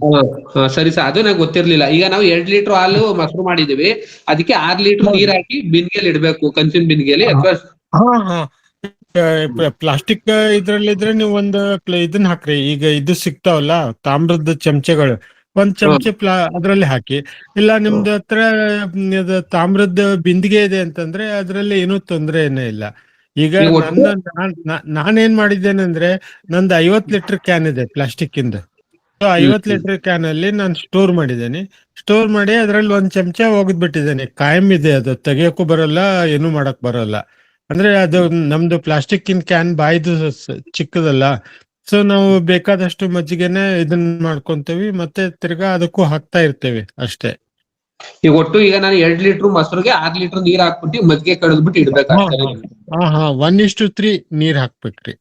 ಓಕೆ, ಥ್ಯಾಂಕ್ಸ್ ಸರ್, ಮಾಹಿತಿ ಕೊಟ್ಟಿದ್ದು. ಇದು ಗೊತ್ತಿರ್ಲಿಲ್ಲ ನನಗೆ, ಅದಕ್ಕೆ ಕೇಳಿದೆ. ಸರಿ ರೀ. ಆಮೇಲೆ ಇದು ರೀ, ಅದನ್ನ ಕಡಿಬೇಕ್ರಿ. ಅದ್ರಲ್ಲಿ ಬೆಣ್ಣೆ ಅಂಶ ಇರಬಾರ್ದು, ಫ್ಯಾಟ್ ಇರಬಾರ್ದು.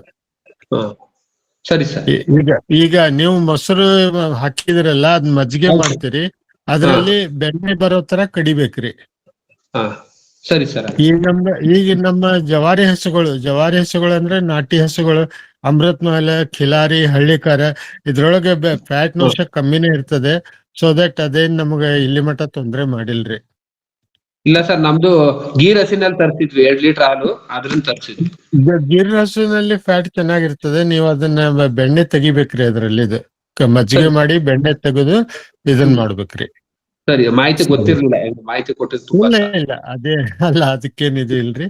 ಇದು ಒಳ್ಳೆ ಫಂಜಿಸೈಡ್ ಪ್ಲಸ್ ಇನ್ಸೆಕ್ಟ್ ರಿಪೆಲೆಂಟ್ ಎಲ್ಲಾ ರೀತಿಯಿಂದನೂ ವರ್ಕ್ ಆಗ್ತದ ನೋಡ್ರಿ. Okay sir. Okay, you are welcome. Thank you sir ಅವರೇ. Thanks sir. ಬರ್ತಾರೆ ಪ್ರಶ್ನೆ ಬಂದಾಗ ಬರೋರಂತೆ, ಖಂಡಿತ ನಿಮ್ ಅನುಭವ ಬೇಕಾಗತ್ತೆ. ನೋಡೋಣ ಇನ್ಯಾವ್ದು ರೀತಿ ಸಲಹೆ ಸಂದೇಹಗಳು ಬರುತ್ತೆ, ನೋಡ್ತಾ ಹೋಗೋಣ. ಇನ್ಯಾವ್ದಾರು ಮಾಹಿತಿ ಹೇಳಲಿಕ್ಕಿದೆಯಾ? ಹೇಳಿಯಪ್ಪ. ಇನ್ಯಾವ್ದಿಲ್ಲ ಸರ್, ಇನ್ಯಾವ್ದಿಲ್ಲ. ಅಲ್ಲ, ನಮ್ ಬೇರೆ ಮಿತ್ರರಿಗೆ. ಸರ್ ನಮಸ್ತೆ ಸರ್. ಈಗ ಟ್ರಂಚ್ ಅಲ್ಲಿ ಗ್ಲಿರಿಸಿಡಿಯ ಬೆಳೆಸೋದು ಆಳವಾಗಿ ಬೇರೆ ಹೋಗುತ್ತೆ ಅಂತ ಹೇಳಿದ್ವಿ. ಮತ್ತೆ ಯಾವ್ಯಾವ ಗಿಡಗಳು ಅಥವಾ ಬೆಳೆನ ಬೆಳೆಸೋದಕ್ಕೆ ಅವಕಾಶ ಇದೆ? ಎಲ್ಲಾ ತರದ ಗಿಡಗಳು ತಾಯಿ ಬೇರು ಸಸ್ಯಗಳು, ಟ್ಯಾಪ್ ರೂಟ್ ಪ್ಲಾಂಟ್ಸ್ ಅಂತಾನೆ ಅಂತೀವಿ. ಸೊ ಅಂದ್ರೆ ಅಲ್ಲಿ ನಾವು ಟ್ರೆಂಚ್ ಅಲ್ಲಿ ನಿಂತ ನೀರನ್ನ ಮತ್ತೆ ಭೂಮಿ ಒಳಗಡೆ ಸಬ್ ಸಾಯಿಲ್ಗೆ ಕಳಿಸ್ಲಿಕ್ಕೆ ಈ ತಾಯಿ ಬೇರು ಸಸ್ಯಗಳನ್ನ ಬೆಳೆಸ್ಕೋಬೇಕು. ನಮ್ಮ ತೆಂಗಿನ ಫ್ಯಾಮಿಲಿ, ಪಾಮ್ ಫ್ಯಾಮಿಲಿ ಬಿಟ್ರೆ ಇನ್ನು ಉಳಿದವೆಲ್ಲ ಟ್ಯಾಪ್ ರೂಟ್ ಪ್ಲಾಂಟ್ಸ್ ಆಳಕ್ಕೆ ಬೇರು ಬಿಡುತ್ತಂತವೆ. ಆದ್ರೂ ಈ ಸುಬಾಬುಲ್ಲು, ಗ್ಲಿರಿಸೀಡಿಯಾ ಈ ತರ ಮರಗಳು ಕಡಿಮೆ ವರ್ಷದಲ್ಲಿ ತುಂಬಾ ಆಳಕ್ಕೆ ಬೇರು ಬಿಡುತ್ತವೆ. ಹಾಗಾಗಿ ಇದನ್ನ ಹಾಕಿ ಅಂತ ಹೇಳ್ತೀವಿ. ಎರಡನೇ ಉದ್ದೇಶ, ಟ್ರಂಚ್ ನಲ್ಲಿ ಏನು ನಮ್ಮ ಒಂದು ಸಾವಯವ ವಸ್ತುಗಳನ್ನ ಹಾಕ್ತಿವಿ, ಬಯೋಮಾಸ್, ಅದು ಅಲ್ಲಿ ಕರಗಿ ಗೊಬ್ಬರ ಆಗ್ಬೇಕು. ಅದಕ್ಕೆ ನೈಟ್ರೋಜನ್ ಬೇಕು ಆ ಗೊಬ್ಬರ ಆಗ್ಲಿಕ್ಕೆ. ಆ ನೈಟ್ರೋಜನ್ ಕೊಡ್ತಕ್ಕಂಥ ಗುಣನೂ ಇವುಗಳಲ್ಲಿ ಇರುತ್ತಲ್ಲಪ್ಪ, ನಮ್ಮ ಸಾರ್ವಜನಿಕ ಸ್ಥಿರೀಕರಣ ಸಸ್ಯಗಳಲ್ಲಿ. ಹಾಗಾಗಿ ಈ ಗ್ಲಿರಿಸೀಡಿಯಾ, ಆಲ್ವಾಣ, ಅಗಸೆ, ನುಗ್ಗೆ ಈ ತರದ ಗಿಡಗಳನ್ನ ನೀವು ಅಲ್ಲಿ ಟ್ರೆಂಚ್ ಉದ್ದಕ್ಕೂ ಹಾಕ ಬಂದ್ಬಿಟ್ರೆ, ಹೈ ಡೆನ್ಸಿಟಿ 4 ಕಡೆಗೆ ಒಂದೊಂದು, ಆವಾಗ ನಿಮ್ಮ ಟ್ರೆಂಚ್ ನಲ್ಲಿ ಇರ್ತಕ್ಕಂಥ ನೀರನ್ನು ಹಿಂಗುತ್ತೆ. ಮತ್ತೆ ಟ್ರೆಂಚ್ ನಲ್ಲಿ ನೀವು ಹಾಕಬಹುದಾದಂತಹ ಸಾವಯವ ದ್ರವ್ಯ, ಪ್ಲಾಂಟ್ ರೆಸಿಡ್ಯೂಸ್, ಬಯೋಮಾಸ್, ಅದು ಉತ್ಕೃಷ್ಟವಾದ ಸಾವಯವ ಗೊಬ್ಬರವಾಗಿ ನ್ಯಾಚುರಲ್ ಆಗಿ ಅಲ್ಲೇ ಕನ್ವರ್ಟ್ ಆಗುತ್ತೆ. ಆ ಪ್ರೊಸೆಸ್ ಎಲ್ಲ ಆಗುತ್ತೆ. ಮತ್ತೆ ಗ್ಲಿರಿಸಿಡಿಯಾ ಸೊಪ್ಪನ್ನ ಅಲ್ಲೇ ಕತ್ತರಿಸಿ ಅದೇ ಟ್ರೆಂಚ್ ನೀವು ಹಾಕ್ಬಹುದು. ಹಾಗಾಗಿ ಟ್ರೆಂಚಿನ ಎರಡೂ ಬದಿಯಲ್ಲಿ ತಾಯಿ ಬೇರು ಸಸ್ಯವಾದಂತಹ, ಸಾರಜನಕ ಸ್ಥಿರೀಕರಣ ಮಾಡತಕ್ಕಂತಹ ಮತ್ತು ತ್ಯಾಜ್ಯವನ್ನು ಕೊಡ್ತಕ್ಕಂತಹ ಗ್ಲಿರಿಸೀಡಿಯಾ, ಅಗಸೆ, ನುಗ್ಗೆ, ಹಾಲುವಾಣ, ಸುಬಾಬುಲ್ಲು ಇವೆಲ್ಲವನ್ನು ಹಾಕ್ತಾ ಬನ್ನಿ. Thank you sir. ಸರ್, ಈಗ ನಾವು ನೈಸರ್ಗಿಕ ಪದ್ಧತಿಯಲ್ಲಿ ತರಕಾರಿ ಬೆಳೆಯಕ್ ಹೋದ್ರೆ ಆ ಗಿಡಗಳು ಬೆಳೆಯೋದೇ ಸಾಧ್ಯ ಆಗ್ತಾ ಇಲ್ಲ. ಸ್ವಲ್ಪ ಅದ್ರ ಬಗ್ಗೆ ನೋಡಿ ಸರ್. ಸಾವಯವ ಅಥವಾ ನೈಸರ್ಗಿಕ ಕೃಷಿನಲ್ಲಿ ಅಲ್ಪಾವಧಿ ಬೆಳೆಗಳನ್ನ, ಸೊಪ್ಪು ತರಕಾರಿಗಳನ್ನ ಬೆಳೆಯುವಂತ ಅನುಭವಗಳು ಸಾಕಷ್ಟು ಇದೆ ನಮ್ಮದೇ. ನನಗಿಲ್ಲ ವೈಯಕ್ತಿಕವಾಗಿ, ಬಟ್ ಅನುಭವಗಳಿದೆ. ಇವತ್ತು ನಮ್ಮ ಸ್ನೇಹಿತರು ಯಾರು ಜೋಡಿಸ್ಕೊಂಡಿರೋ ಅದ್ರ ಬಗ್ಗೆ ಅನುಭವ ಇದ್ದವರು ಹೇಳಬಹುದು. ಮುಖ್ಯವಾಗಿ ನಾವು ಗಮನಿಸಬೇಕಾಗಿ ಏನಂದ್ರೆ, ಅಲ್ಪಾವಧಿ ಬೆಳೆಗಳಲ್ಲಿ, ಅಂದ್ರೆ ಇವೆಲ್ಲ ಶಾರ್ಟ್ ಸೈಕಲ್ ಕ್ರಾಪ್ಸ್, ಅಲ್ಪಾವಧಿ ಬೆಳೆಗಳಲ್ಲಿ ಬೆಳೆಗಳ ಬೆಳವಣಿಗೆ ಬೇಗ ಆಗುತ್ತೆ. ಮತ್ತೆ ವಿವಿಧ ಹಂತಗಳಲ್ಲಿ ಆ ಸಸ್ಯ ಪೋಷಕಾಂಶಗಳ ಅವಶ್ಯಕತೆ ಮತ್ತು ಸೂಕ್ಷ್ಮ ಜೀವಿಗಳ ಕಾರ್ಯಚಟುವಟಿಕೆ, availability of plant nutrient and performance of soil micro organisms, ಅವೆರಡೂ ಸಮವಾಗಿ ಆಗ್ತಾ ಇರ್ಬೇಕಾಗತ್ತೆ. ಆ ರೀತಿ ಒಂದು ಪೂರಕವಾದ ವಾತಾವರಣ ನಮ್ಮ ಮಣ್ಣಿನಲ್ಲಿ ಮತ್ತೆ ಪ್ರಕೃತಿನಲ್ಲಿ ಇದ್ದಾಗ ನೈಸರ್ಗಿಕವಾಗಿ ಅಲ್ಪಾವಧಿ ಬೆಳೆಗಳನ್ನ, ಹಣ್ಣು, ನಿಮ್ಮ ತರಕಾರಿ, ಸೊಪ್ಪು ಸೇರಿದಾಗೆ ನಾವು ಬೆಳಿಲಿಕ್ಕೆ ಒಂದು ಆಗತ್ತೆ. ಪ್ರಾರಂಭದ ದಿನಗಳಲ್ಲಿ ಆ ಹಂತಕ್ಕೆ ಹೋಗೋವರೆಗೂ ನಮಗೆ ಸಮಸ್ಯೆ ಆಗತ್ತೆ. ಅವಾಗ ಒಳಸೊರಿಗಳನ್ನ ಬಳಸಬೇಕಾಗತ್ತೆ. ಹಾಗಾಗಿ ನೀವು ಶಾಶ್ವತವಾಗಿ ರೈಸ್ಡ್ ಬೆಡ್ ಅಂತ ಮಾಡಿಕೊಂಡು, ಅಂದ್ರೆ ಸೊಪ್ಪು ತರಕಾರಿ ಬೆಳೆಯಲಿಕ್ಕೆ ನಿರ್ದಿಷ್ಟವಾದ ಜಾಗವನ್ನು ಗುರುತಿಸಿ ಆ ಜಾಗದಲ್ಲಿ ಮಣ್ಣಿನ ಫಲವತ್ತತೆ ಮತ್ತು ಸೂಕ್ಷ್ಮಜೀವಿಗಳ ಸಾಂದ್ರತೆಯನ್ನ ಜಾಸ್ತಿ ಮಾಡಿಕೊಂಡು ಮತ್ತೆ ಡೈವರ್ಸಿಟಿ ಬೇರೆ ಬೇರೆ ರೀತಿಯ ತರಕಾರಿಗಳನ್ನ ಕ್ರಾಪ್ ರೊಟೇಷನ್ ಮಾಡಿಕೊಂಡು ಮಲ್ಚಿಂಗ್ ಮಾಡಿಕೊಂಡು ಮಾಡ್ತಾ ಬಂದ್ರೆ ಒಂದು ಹಂತದಲ್ಲಿ ನಿಮಗೆ ಈ ಬೆಳೆಗಳು ಉತ್ಕೃಷ್ಟವಾಗಿ ಬರೋದನ್ನ ನೀವು ಗಮನಿಸ್ತೀರಾ. ಇದಕ್ಕೆ ಸಾಕಷ್ಟು ಸಮಯ ಬೇಕಾಗತ್ತೆ. ಮಂಜುನಾಥ್ ಸರ್, ಇದ್ರಲ್ಲಿ ಈ ಆರ್ಗ್ಯಾನಿಕಲಿ ಗ್ರೋನ್ ವೆಜಿಟೇಬಲ್ಸ್ ಬೇಗ ಬೇಗ ಬೆಳೀತಾ ಇಲ್ಲ ಅಂತಾರ ಅವರು. ಆ ತರ ಏನ್ ನನ್ನ ಅನುಭವಕ್ಕೆ ಬಂದಿಲ್ಲಪ್ಪ. ನಾನ್ ನಿಮ್ಗೊಂದು ವಿಡಿಯೋ ಕಳ್ಸಿದ್ದೇನೆ ನೋಡಿ. ನಿಂಬೆ ಗಿಡ ಮತ್ತೆ ಮೆಕಡೆಮಿಯ ಮಧ್ಯೆ ಬದ್ನೆ ಸಾಲಿದೆ, ಬದ್ನೆ ಸಾಲ್ ಮಧ್ಯೆ ಮೆಣಸಿನ ಸಾಲಿದೆ. ಅದು ಇದನ್ ಮಾಡಿದ್ದೇವೆ. ಈವನ್ ನಾನು ನಿಮ್ಗೆ ಹೇಳಿದ್ರೆ ಆಶ್ಚರ್ಯ ಆಗ್ತತ್ರಿ, ನನ್ನ ಬದ್ನೆ ಗಿಡಕ್ಕ ಒಂದು ಸ್ಪ್ರೇನು ಕೊಟ್ಟಿಲ್ಲ ನಾನು. ಆಮ್ಯಾಗ ಒಂದ್ ಕಾಯಿನೂ ಹುಳುಕಿಲ್ಲ ರೀ, ಒಂದ್ ಕಾಯಿನೂ ಹುಳುಕಿಲ್ಲ. ಆತರ ಅದು ಬಟ್ ಇವರು ಸ್ಟಾರ್ಟ್ ಮಾಡಿದ್ದು ಇದೇ ವರ್ಷ ಮೊದ್ಲೇ ಸರಿ ಮಾಡಿದಾರ. ಅದಕ್ಕೆ ಭೂಮಿನಲ್ಲಿರೋ ಇವು ಇರ್ತಾವಲ್ಲ ಸೂಕ್ಷ್ಮಾಣು ಜೀವಿಗಳು, ಅವು ಡೆವಲಪ್ ಆಗೋಕೆ ಸ್ವಲ್ಪ 1 ವರ್ಷ ಹಿಂಗ್ ಬೇಕ್ರಿ ಅವು. ಮುರಳೀಧರ್ ಸರ್, ಉದ್ದೇಶನೇ ಹಂತವಾಗಿ ಪರಿವರ್ತನೆ ಆಗ್ತಾ ಬರುತ್ತೆ. ಪ್ರಯತ್ನ ನರ್ಸರಿಯಿಂದ ನಾವು ಇದನ್ನ ತಂದು ನರ್ಸರಿ ಮಾಡಿರ್ತಾರಲ್ವ, ಆತರ ತರಕಾರಿ ಗಿಡಗಳು ತಂದು ಹಾಕಿದಾಗ ಸ್ವಲ್ಪ ಸಮಸ್ಯೆ ಆಗ್ತಾ ಇತ್ತು. ಇಲ್ಲ ಹಲೋ, ನಾನ್ ತರೋದನ್ನ ಈ ಸಸಿಗಳ ಇದನ್ ಮಾಡಿರ್ತಾರಲ್ಲ ನರ್ಸರಿ, ಅಲ್ಲಿಂದನೇ ನಾನ್ ತರೋದು. ಬದ್ನಿ ಬೀಜ, ಮೆಣಸಿನ ಬೀಜ ಅದೆಲ್ಲ ರೆಡಿ ಇಲ್ಲ, ಅದನ್ನೇ ತಗೊಂಡ್ ಬಂದು ನಾನು ಹಾಕಿದ್ದೇನೆ. ನನಗೇನ್ ತೊಂದ್ರೆ ಇಲ್ಲಪ್ಪ. ನಾನು ತುಂಬಾ ಚೆನ್ನಾಗಿ ಹಾರ್ವೆಸ್ಟ್ ಮಾಡ್ತಾ ಇದ್ದೇನೆ. ನನಗೆ ಪ್ರತಿ 2 ದಿವಸಕ್ಕೆ 800 ರೂಪಾಯಿ ಬದನೆಕಾಯಿ ಸಿಗ್ತಾ ಇದಾವೆ. ಮುರಳೀಧರ್ ಸರ್, ಇದೇನಾಗತ್ತೆ ಅಂದ್ರೆ ಆ ಪ್ರೋಟ್ರೇನ್ ಅಲ್ಲಿ ನಾವು ನರ್ಸರಿಯಿಂದ ಗಿಡಗಳನ್ನು ತಂದಾಗ ಆ ಗಿಡದ ಬೇರು ವಲಯದಲ್ಲಿ ಸೂಕ್ಷ್ಮ ಜೀವಿಗಳು ಸಾಕಷ್ಟು ಇರಲ್ಲ. ಅದನ್ನ ನಾವು ನೇರವಾಗಿ ನಮ್ಮ ಮಣ್ಣಿಗೆ ಟ್ರಾನ್ಸ್ಪ್ಲಾಂಟ್ ಮಾಡಿದಾಗ ಮೊದಲ ಹಂತದಲ್ಲಿ ಸೂಕ್ಷ್ಮ ಜೀವಿಗಳು ಬಂದು ಆ ಬೆಳೆ ಸಸ್ಯದ ಬೇರು ವಲಯದಲ್ಲಿ ಆಶ್ರಯ ಪಡ್ಕೋಬೇಕು. ನಂತರ ಸಸ್ಯ ಪೋಷಕಾಂಶಗಳನ್ನ ಹಿಡಿದು ಗಿಡಕ್ಕೆ ಕೊಡಬೇಕು. ಇದಕ್ಕೆಲ್ಲ ಅದರದೇ ಆದಂತ ಸಮಯ ಹಿಡಿಯುತ್ತೆ, ಸಂದರ್ಭ ಹಿಡಿಯುತ್ತೆ. ಅದಕ್ಕೆ ನೀವೇನ್ ಮಾಡಿ ಅಂದ್ರೆ ಸ್ವಲ್ಪ ಮೈಕ್ರೋಬಿಯಲ್ ಸಪೋರ್ಟ್ ಕೊಡ್ತಾ ಬನ್ನಿ. ನೀವು ಪ್ರೋಟ್ರೇನ್ ಅಲ್ಲಿ ಗಿಡಗಳನ್ನ ತರ್ತೀರಲ್ಲ ನರ್ಸರಿಯಿಂದ, 90 ಗಿಡನ 85 ಗಿಡನ ಇರುತ್ತಲ್ಲ ಒಂದು ಟ್ರೈನ್ ಅಲ್ಲಿ, ಆ ಗಿಡದ ಟ್ರೈನ್ ನ ತಂದ ತಕ್ಷಣ ನಾಟಿ ಮಾಡಕ್ ಹೋಗ್ಬೇಡಿ. ಅದಕ್ಕೆ ಸ್ವಲ್ಪ AEM ದ್ರಾವಣ ಅಥವಾ ಯಾವುದೇ ರೀತಿಯ ಸೂಕ್ಷ್ಮ ಜೀವಿಗಳ ದ್ರಾವಣ ನಿಮ್ಮಲ್ಲಿದ್ರೆ ಅದನ್ನ ಒಂದು 10 ml 20 ml ಪ್ರತಿ ಗಿಡಕ್ಕೂ ಹಾಕಿ. ಎಲ್ಲಿ ಪ್ರೋಟ್ರೇನ್ ಅಲ್ಲೇನೆ ಕೆಲವು ಗಂಟೆಗಳು ಬಿಡಿ. ಅವಾಗ ಏನಾಗತ್ತೆ, ನಾವು ಹಾಕಿದಂತ ಈ ಸೂಕ್ಷ್ಮ ಜೀವಿಗಳು ನಮ್ಮ ಪ್ರೋಟ್ರೇನ್ ಇರ್ತಕ್ಕಂಥ ಬೆಳೆ ಸಸ್ಯದ ಬೇರಿನಲ್ಲಿ ಹೋಗಿ ಸೇರ್ಕೊಳ್ತವೆ. ನಂತರ ನಾವು ಅದನ್ನ ಟ್ರಾನ್ಸ್ಪ್ಲಾಂಟ್ ಮಾಡಿದ್ಮೇಲೆ, ನಾಟಿ ಮಾಡಿದ್ಮೇಲೆ ಆಲ್ರೆಡಿ ನಾವು ಸೂಕ್ಷ್ಮಜೀವಿಗಳನ್ನ ಬೇರಿನ ಜೊತೆ ಸೇರಿಸಿ ಕೊಟ್ಟಿರೋದ್ರಿಂದ ಆ ಸೂಕ್ಷ್ಮಜೀವಿಗಳು ಅಲ್ಲಿ ಮಣ್ಣಿಲಿರ್ತಕ್ಕಂಥ ಸಸ್ಯ ಪೋಷಕಾಂಶಗಳನ್ನ ಹಿಡಿದು ನಿಮ್ಮ ಬೆಳೆ ಸಸ್ಯಕ್ಕೆ ಕೊಡಕ್ಕೆ ಶುರು ಮಾಡ್ತವೆ. ನಾವು ನೇರವಾಗಿ ನಾಟಿ ಮಾಡಿದಾಗ ಬೇರು ವಲಯದಲ್ಲಿ ಸೂಕ್ಷ್ಮಜೀವಿಗಳು ಬಂದು ಕೂತ್ಕೊಳ್ಳೋಕೆ ಒಂದು ಸಮಯ ತಗೊಳುತ್ತೆ. ಆ ಸಮಯದಲ್ಲಿ ಕೆಲವು ಸಲ ಡಿಲೇ ಆಗುತ್ತೆ. ನಮ್ಮ ಮಣ್ಣಿನಲ್ಲಿ ಎಲ್ಲಾ ತರಹದ ಸೂಕ್ಷ್ಮಜೀವಿಗಳು ಪ್ರತಿ ಹಂತದಲ್ಲೂ ಇರದೇ ಇರಬಹುದು. ಹಾಗಾಗಿ just inoculate the microbes ones to the roots before transplanting. ಅದಕ್ಕೆ ನೋಡಿ, ಈ ಬೀಜೋಪಚಾರ ಮಾಡ್ಬೇಕಾದ್ರೆ ಹೇಳ್ತಾರಲ್ಲ, ಬೀಜೋಪಚಾರ ದ್ರಾವಣ ಮಾಡಿಕೊಂಡು ನಿಮ್ಮ ಸಸ್ಯಗಳನ್ನ ಬೇರನ್ನ ಅದ್ರಲ್ಲಿ ಅದ್ದಿ ಆಮೇಲೆ ನಾಟಿ ಮಾಡಿ ಅಂತ ಪುಸ್ತಕಗಳಲ್ಲಿ ಬರೀತಾರೆ. ಅದರ ಅರ್ಥ ಏನಂದ್ರೆ ಸೂಕ್ಷ್ಮ ಜೀವಿಗಳು ಬೇರಿಗೆ ಅಂಟ್ಕೋಬೇಕು, ನಂತರ ಅದು ನಮ್ಮ ಮೇನ್ ಲ್ಯಾಂಡ್ಗೆ ಟ್ರಾನ್ಸ್ಪ್ಲಾಂಟ್ ಆಗ್ಬೇಕು. ಈ ಮುಂದಿನ ಪ್ರಯತ್ನದಲ್ಲಿ ಮುರಳೀಧರ್ ಅವರೇ ಇದನ್ನ ಮಾಡಿ, ಒಂದ್ ಸ್ವಲ್ಪ ಯಾವ್ದಾದ್ರು ಸೂಕ್ಷ್ಮಜೀವಿ ದ್ರಾವಣವನ್ನ ಗಿಡದ ಬೇರಿಗೆ ಸೇರಿಸಿ ನಂತರ ನಾಟಿ ಮಾಡಿ. ನಾಟಿ ಮಾಡಿದ ಮೇಲೆ ನಿಮ್ಮ ಹಸಿರು ಮೆಣಸಿನಕಾಯಿ, ಬದನೆ ಗಿಡ ಎಲ್ಲ ಇದೆಯಲ್ಲ, ಅಲ್ಲೂ ಸಹ ನಾಟಿ ಮಾಡಿದ ದಿನನೇ ಇನ್ನೊಂದು 20 ml ಅಥವಾ ಒಂದು ಅರ್ಧ ಟೀ ಕಪ್ ಅಷ್ಟು ಈ AEM ತರ ಸೂಕ್ಷ್ಮಜೀವಿ ದ್ರಾವಣವನ್ನ ಸೇರಿಸ್ತಾ ಬನ್ನಿ. ಇದು ಮೈಕ್ರೋಬಿಯಲ್ ಸಪೋರ್ಟ್ ಬೇಕಾಗತ್ತೆ. ಸೂಕ್ಷ್ಮಜೀವಿಗಳ ಕಾರ್ಯಚಟುವಟಿಕೆ ಚೆನ್ನಾಗಾದ್ರೆ ನಿಮ್ಮ ಮಣ್ಣಿಲಿರ್ತಕ್ಕಂಥ ದ್ರವ್ಯಗಳು ಗಿಡಕ್ಕೆ ಸಪ್ಲೈ ಆಗತ್ತೆ. ಇದು ಒಂದು ಚಾಲೆಂಜ್ ಇರಬಹುದು. 1-2 ಬ್ಯಾಚ್ ಮಾಡಿ ನೋಡಿ ಸರ್ ಇದನ್ನ. Just go with some microbes. Take some microbial support. Take some microbial support. Thank you, sir. Sir, ಈಗ ನಮ್ಗೆ ಕೃಷಿ ಇಲಾಖೆಯಿಂದ ಈ ಸ್ಪ್ರಿಂಕ್ಲರ್ ಒಂದು ಸೆಟ್ ಕೊಡ್ತಾರೆ ಸರ್. 30 ಪೈಪ್, 5 ಸ್ಪ್ರಿಂಕ್ಲರ್ ಸ್ಟ್ಯಾಂಡ್ ತರ ಇರುತ್ತೆ.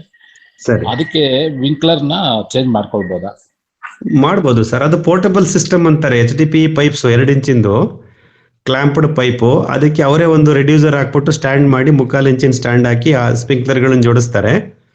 ನಿಮ್ಮ ಕೃಷಿ ಪ್ರದೇಶ ಕಮ್ಮಿ ಇರೋದ್ರಿಂದ ನೀವು ಅದರಲ್ಲಿ ನೀವು ಅದನ್ನ ಪ್ರತಿ ಸಲ ಎತ್ತಿ ಇಡಬೇಕು. ಪೋರ್ಟಬಲ್ ಸಿಸ್ಟಮ್ ಅದು ಅವ್ರು ಕೊಡೋದು, ಕೃಷಿ ಇಲಾಖೆಯವರದು. ಅದು ಪರ್ಮನೆಂಟ್ ಸಿಸ್ಟಮ್ ಆಗಲ್ಲ. ನೀವು ಅದನ್ನ ಪರ್ಮನೆಂಟ್ ಆಗಿ ಮಾಡಿಕೊಂಡು 2 ಇಂಚಿನ ಪೈಪ್ಗೆ ನೇರವಾಗಿ 3/4 ಇಂಚಿಗೆ ರೆಡ್ಯೂಸ್ ಮಾಡಿ ಸ್ಟ್ಯಾಂಡ್ ಮುಖಾಂತರ ಅದಕ್ಕೆ 3/4 ಇಂಚಿನ ಥ್ರೆಡ್ಗೆ ಸ್ಪ್ರಿಂಕ್ಲರ್ ಹಾಕಿರ್ತಾರೆ. ನೀವು ಅದನ್ನು ಯೂಸ್ ಮಾಡಬಹುದು. ಇಲ್ಲ ನನ್ನ ತರಕಾರಿ ಬೆಳೆ ಮೇಲೆ ನೀರಿನ ಒತ್ತಡ ಜಾಸ್ತಿ ಇರುತ್ತೆ ಅಂತ ಆದ್ರೆ, ವಾಟರ್ ಪ್ರೆಷರ್, ಡ್ರಾಪ್ಲೆಟ್ ಪ್ರೆಷರ್, ನೀವು ಅದನ್ನ ಥ್ರೆಡ್ ತೆಗೆದ್ಬಿಡಿ. ಅವ್ರೇನ್ ಸ್ಪ್ರಿಂಕ್ಲರ್ ಕೊಟ್ಟಿರ್ತಾರಲ್ಲ ಅದನ್ನ ಅನ್ಸ್ಕ್ರೂ ಮಾಡಿ ಆ ಜಾಗಕ್ಕೆ 3/4 ಇಂಚಿಂದ MTA ಕನೆಕ್ಟರ್ ವಿಂಕ್ಲರ್ ಬರುತ್ತೆ, ಅದನ್ನ ಹಾಕಿ. ಅವಾಗ ನಿಮ್ಗೆ ವಿಂಕ್ಲರ್ ಬೆನಿಫಿಟ್ ಸಿಗತ್ತೆ. ಸರಿ sir, thank you sir. Both are same sir. ಆ ಕೃಷಿ ಇಲಾಖೆಯಲ್ಲಿ ಕೊಡ್ತಕ್ಕಂತ ಸ್ಪ್ರಿಂಕ್ಲರ್ ಅದು 3/4 ಇಂಚು 25 mm MTA ಕನೆಕ್ಟರ್ ಇರುತ್ತೆ. ನಾವು ತರ ಈ ಪ್ಲಾಸ್ಟಿಕ್ ವಿಂಕ್ಲರ್ಗಳು 25 mm MTA ಕನೆಕ್ಟರ್ ಇರುತ್ತೆ. ಮೇಲ್ ಥ್ರೆಡ್ ಅಡಾಪ್ಟರ್ ಅಂತ ಹೊರಗಡೆ ಥ್ರೆಡ್ ಇರುತ್ತೆ.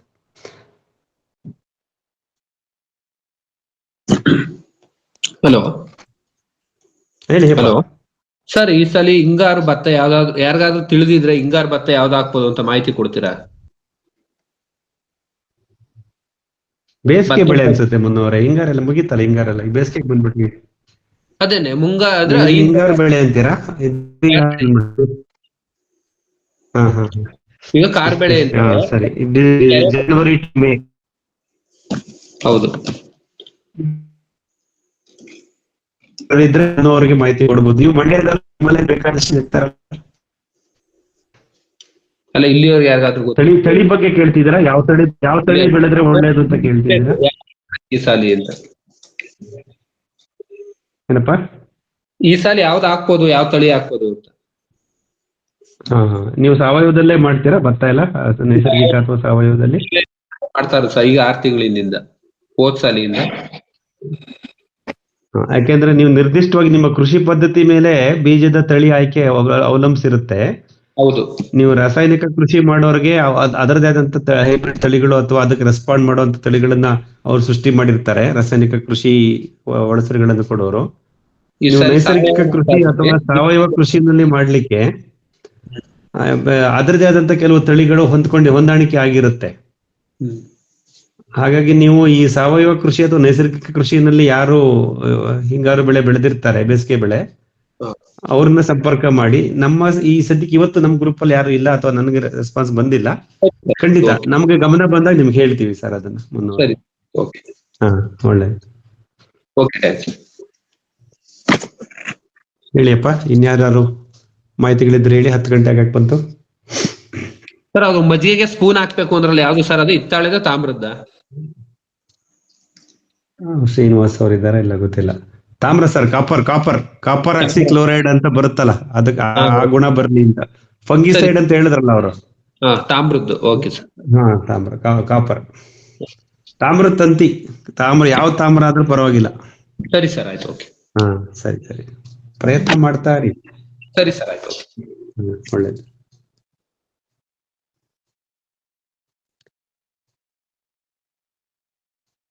Hello, any other information sharing, doubts? People who wanted to ask only in English, please don't hesitate. Please ask your doubts or share your experience in English also. If you can translate it if required. Heliyappa.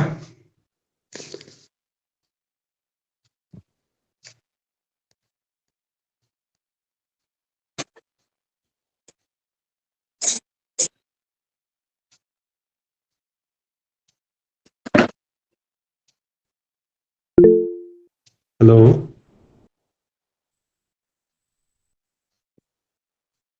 ಸರಿ. So ಇದೇ ರೀತಿ ಇವತ್ತು mostly ಈ ಬುಧವಾರ close ಮಾಡೋಣ. ನಾಳೆ ಇವತ್ತು ಹಬ್ಬ ಇರೋದ್ರಿಂದ ಸೊ ಈ ಒಂದು ನೇರ ಪ್ರಸಾರ ಗೂಗಲ್ ಮೀಟ್ ವೆಬಿನಾರ್ ನೇರ ಪ್ರಸಾರ ಸರಣಿನಲ್ಲಿ ನೀವೆಲ್ಲ ಭಾಗವಹಿಸಿದ್ರಿ. ಕಳೆದ 1.5 ಗಂಟೆ 90 ನಿಮಿಷ ನಾವು ಸಾಕಷ್ಟು ವಿಷಯಗಳನ್ನ ಹಂಚ್ಕೋತಾ ಇದೀವಿ. ಬಹಳ ಮುಖ್ಯ ಇದು.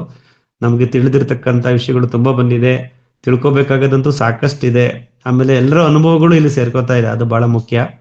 ಹಾಗಾಗಿ ಈ ನಮ್ಮ ಒಂದು ಒಡನಾಟ ಮತ್ತು ಅನುಭವ ಹಂಚಿಕೆ ಮತ್ತು ನಮ್ಮ ಸಂದೇಹಗಳ ನಿವಾರಣೆಗೆ ಮುಂದುವರಿಲಿ ಅಂತ ಹೇಳ್ತಾ ಪ್ರತಿ ಬುಧವಾರ ರಾತ್ರಿ 8:25ಕ್ಕೆ ಮತ್ತೆ ಸೇರೋಣ. ಮುಂದಿನ ಬುಧವಾರ ಇದೇ ಸಮಯ ಮತ್ತೆ ಸೇರ್ಕೊಂಡು ನಮ್ಮ ಅನುಭವಗಳನ್ನ ಹಂಚ್ತಾ ಹೋಗೋಣ ಅಂತ ಹೇಳ್ತಾ ಈ ಒಂದು ಸಂಚಿಕೆಯನ್ನು ಇಲ್ಲಿ ಮುಗಿಸೋ ಸಮಯ ಆಗಿದೆ, ಮುಗಿಸ್ತಾ ಇದ್ದೀವಿ. ಮತ್ತೆ ಮುಂದಿನ ವಾರ ಸೇರ್ಕೊಳ್ಳೋಣ. Dear friends, thank you for connecting with us live today. It's really a very good session. In the last 90 minutes, we have done excellent sharing of lot of information related to our regular practices, maybe about irrigation, maybe about plant nutrient management. Lot of things we have discussed. So we wish that this sharing and clarifying our doubts will continue week after week, every Wednesday. As of now, there was no break, so we were able to manage these Wednesday sessions without any break from June 12, 2024-25. So let us continue to join every Wednesday, same time, 8:25 p.m. and take our learning to the next level. So I again thank you all for participating today, and for people who are not able to connect live today, I think you will going to watch this on our YouTube channel. So please watch and share your comments and feedback. Thank you very much. Good night. Sankranti ಶುಭಾಶಯಗಳು. Thank you. Good night. Good night. Thank you, sir. Yeah, Shubharatri.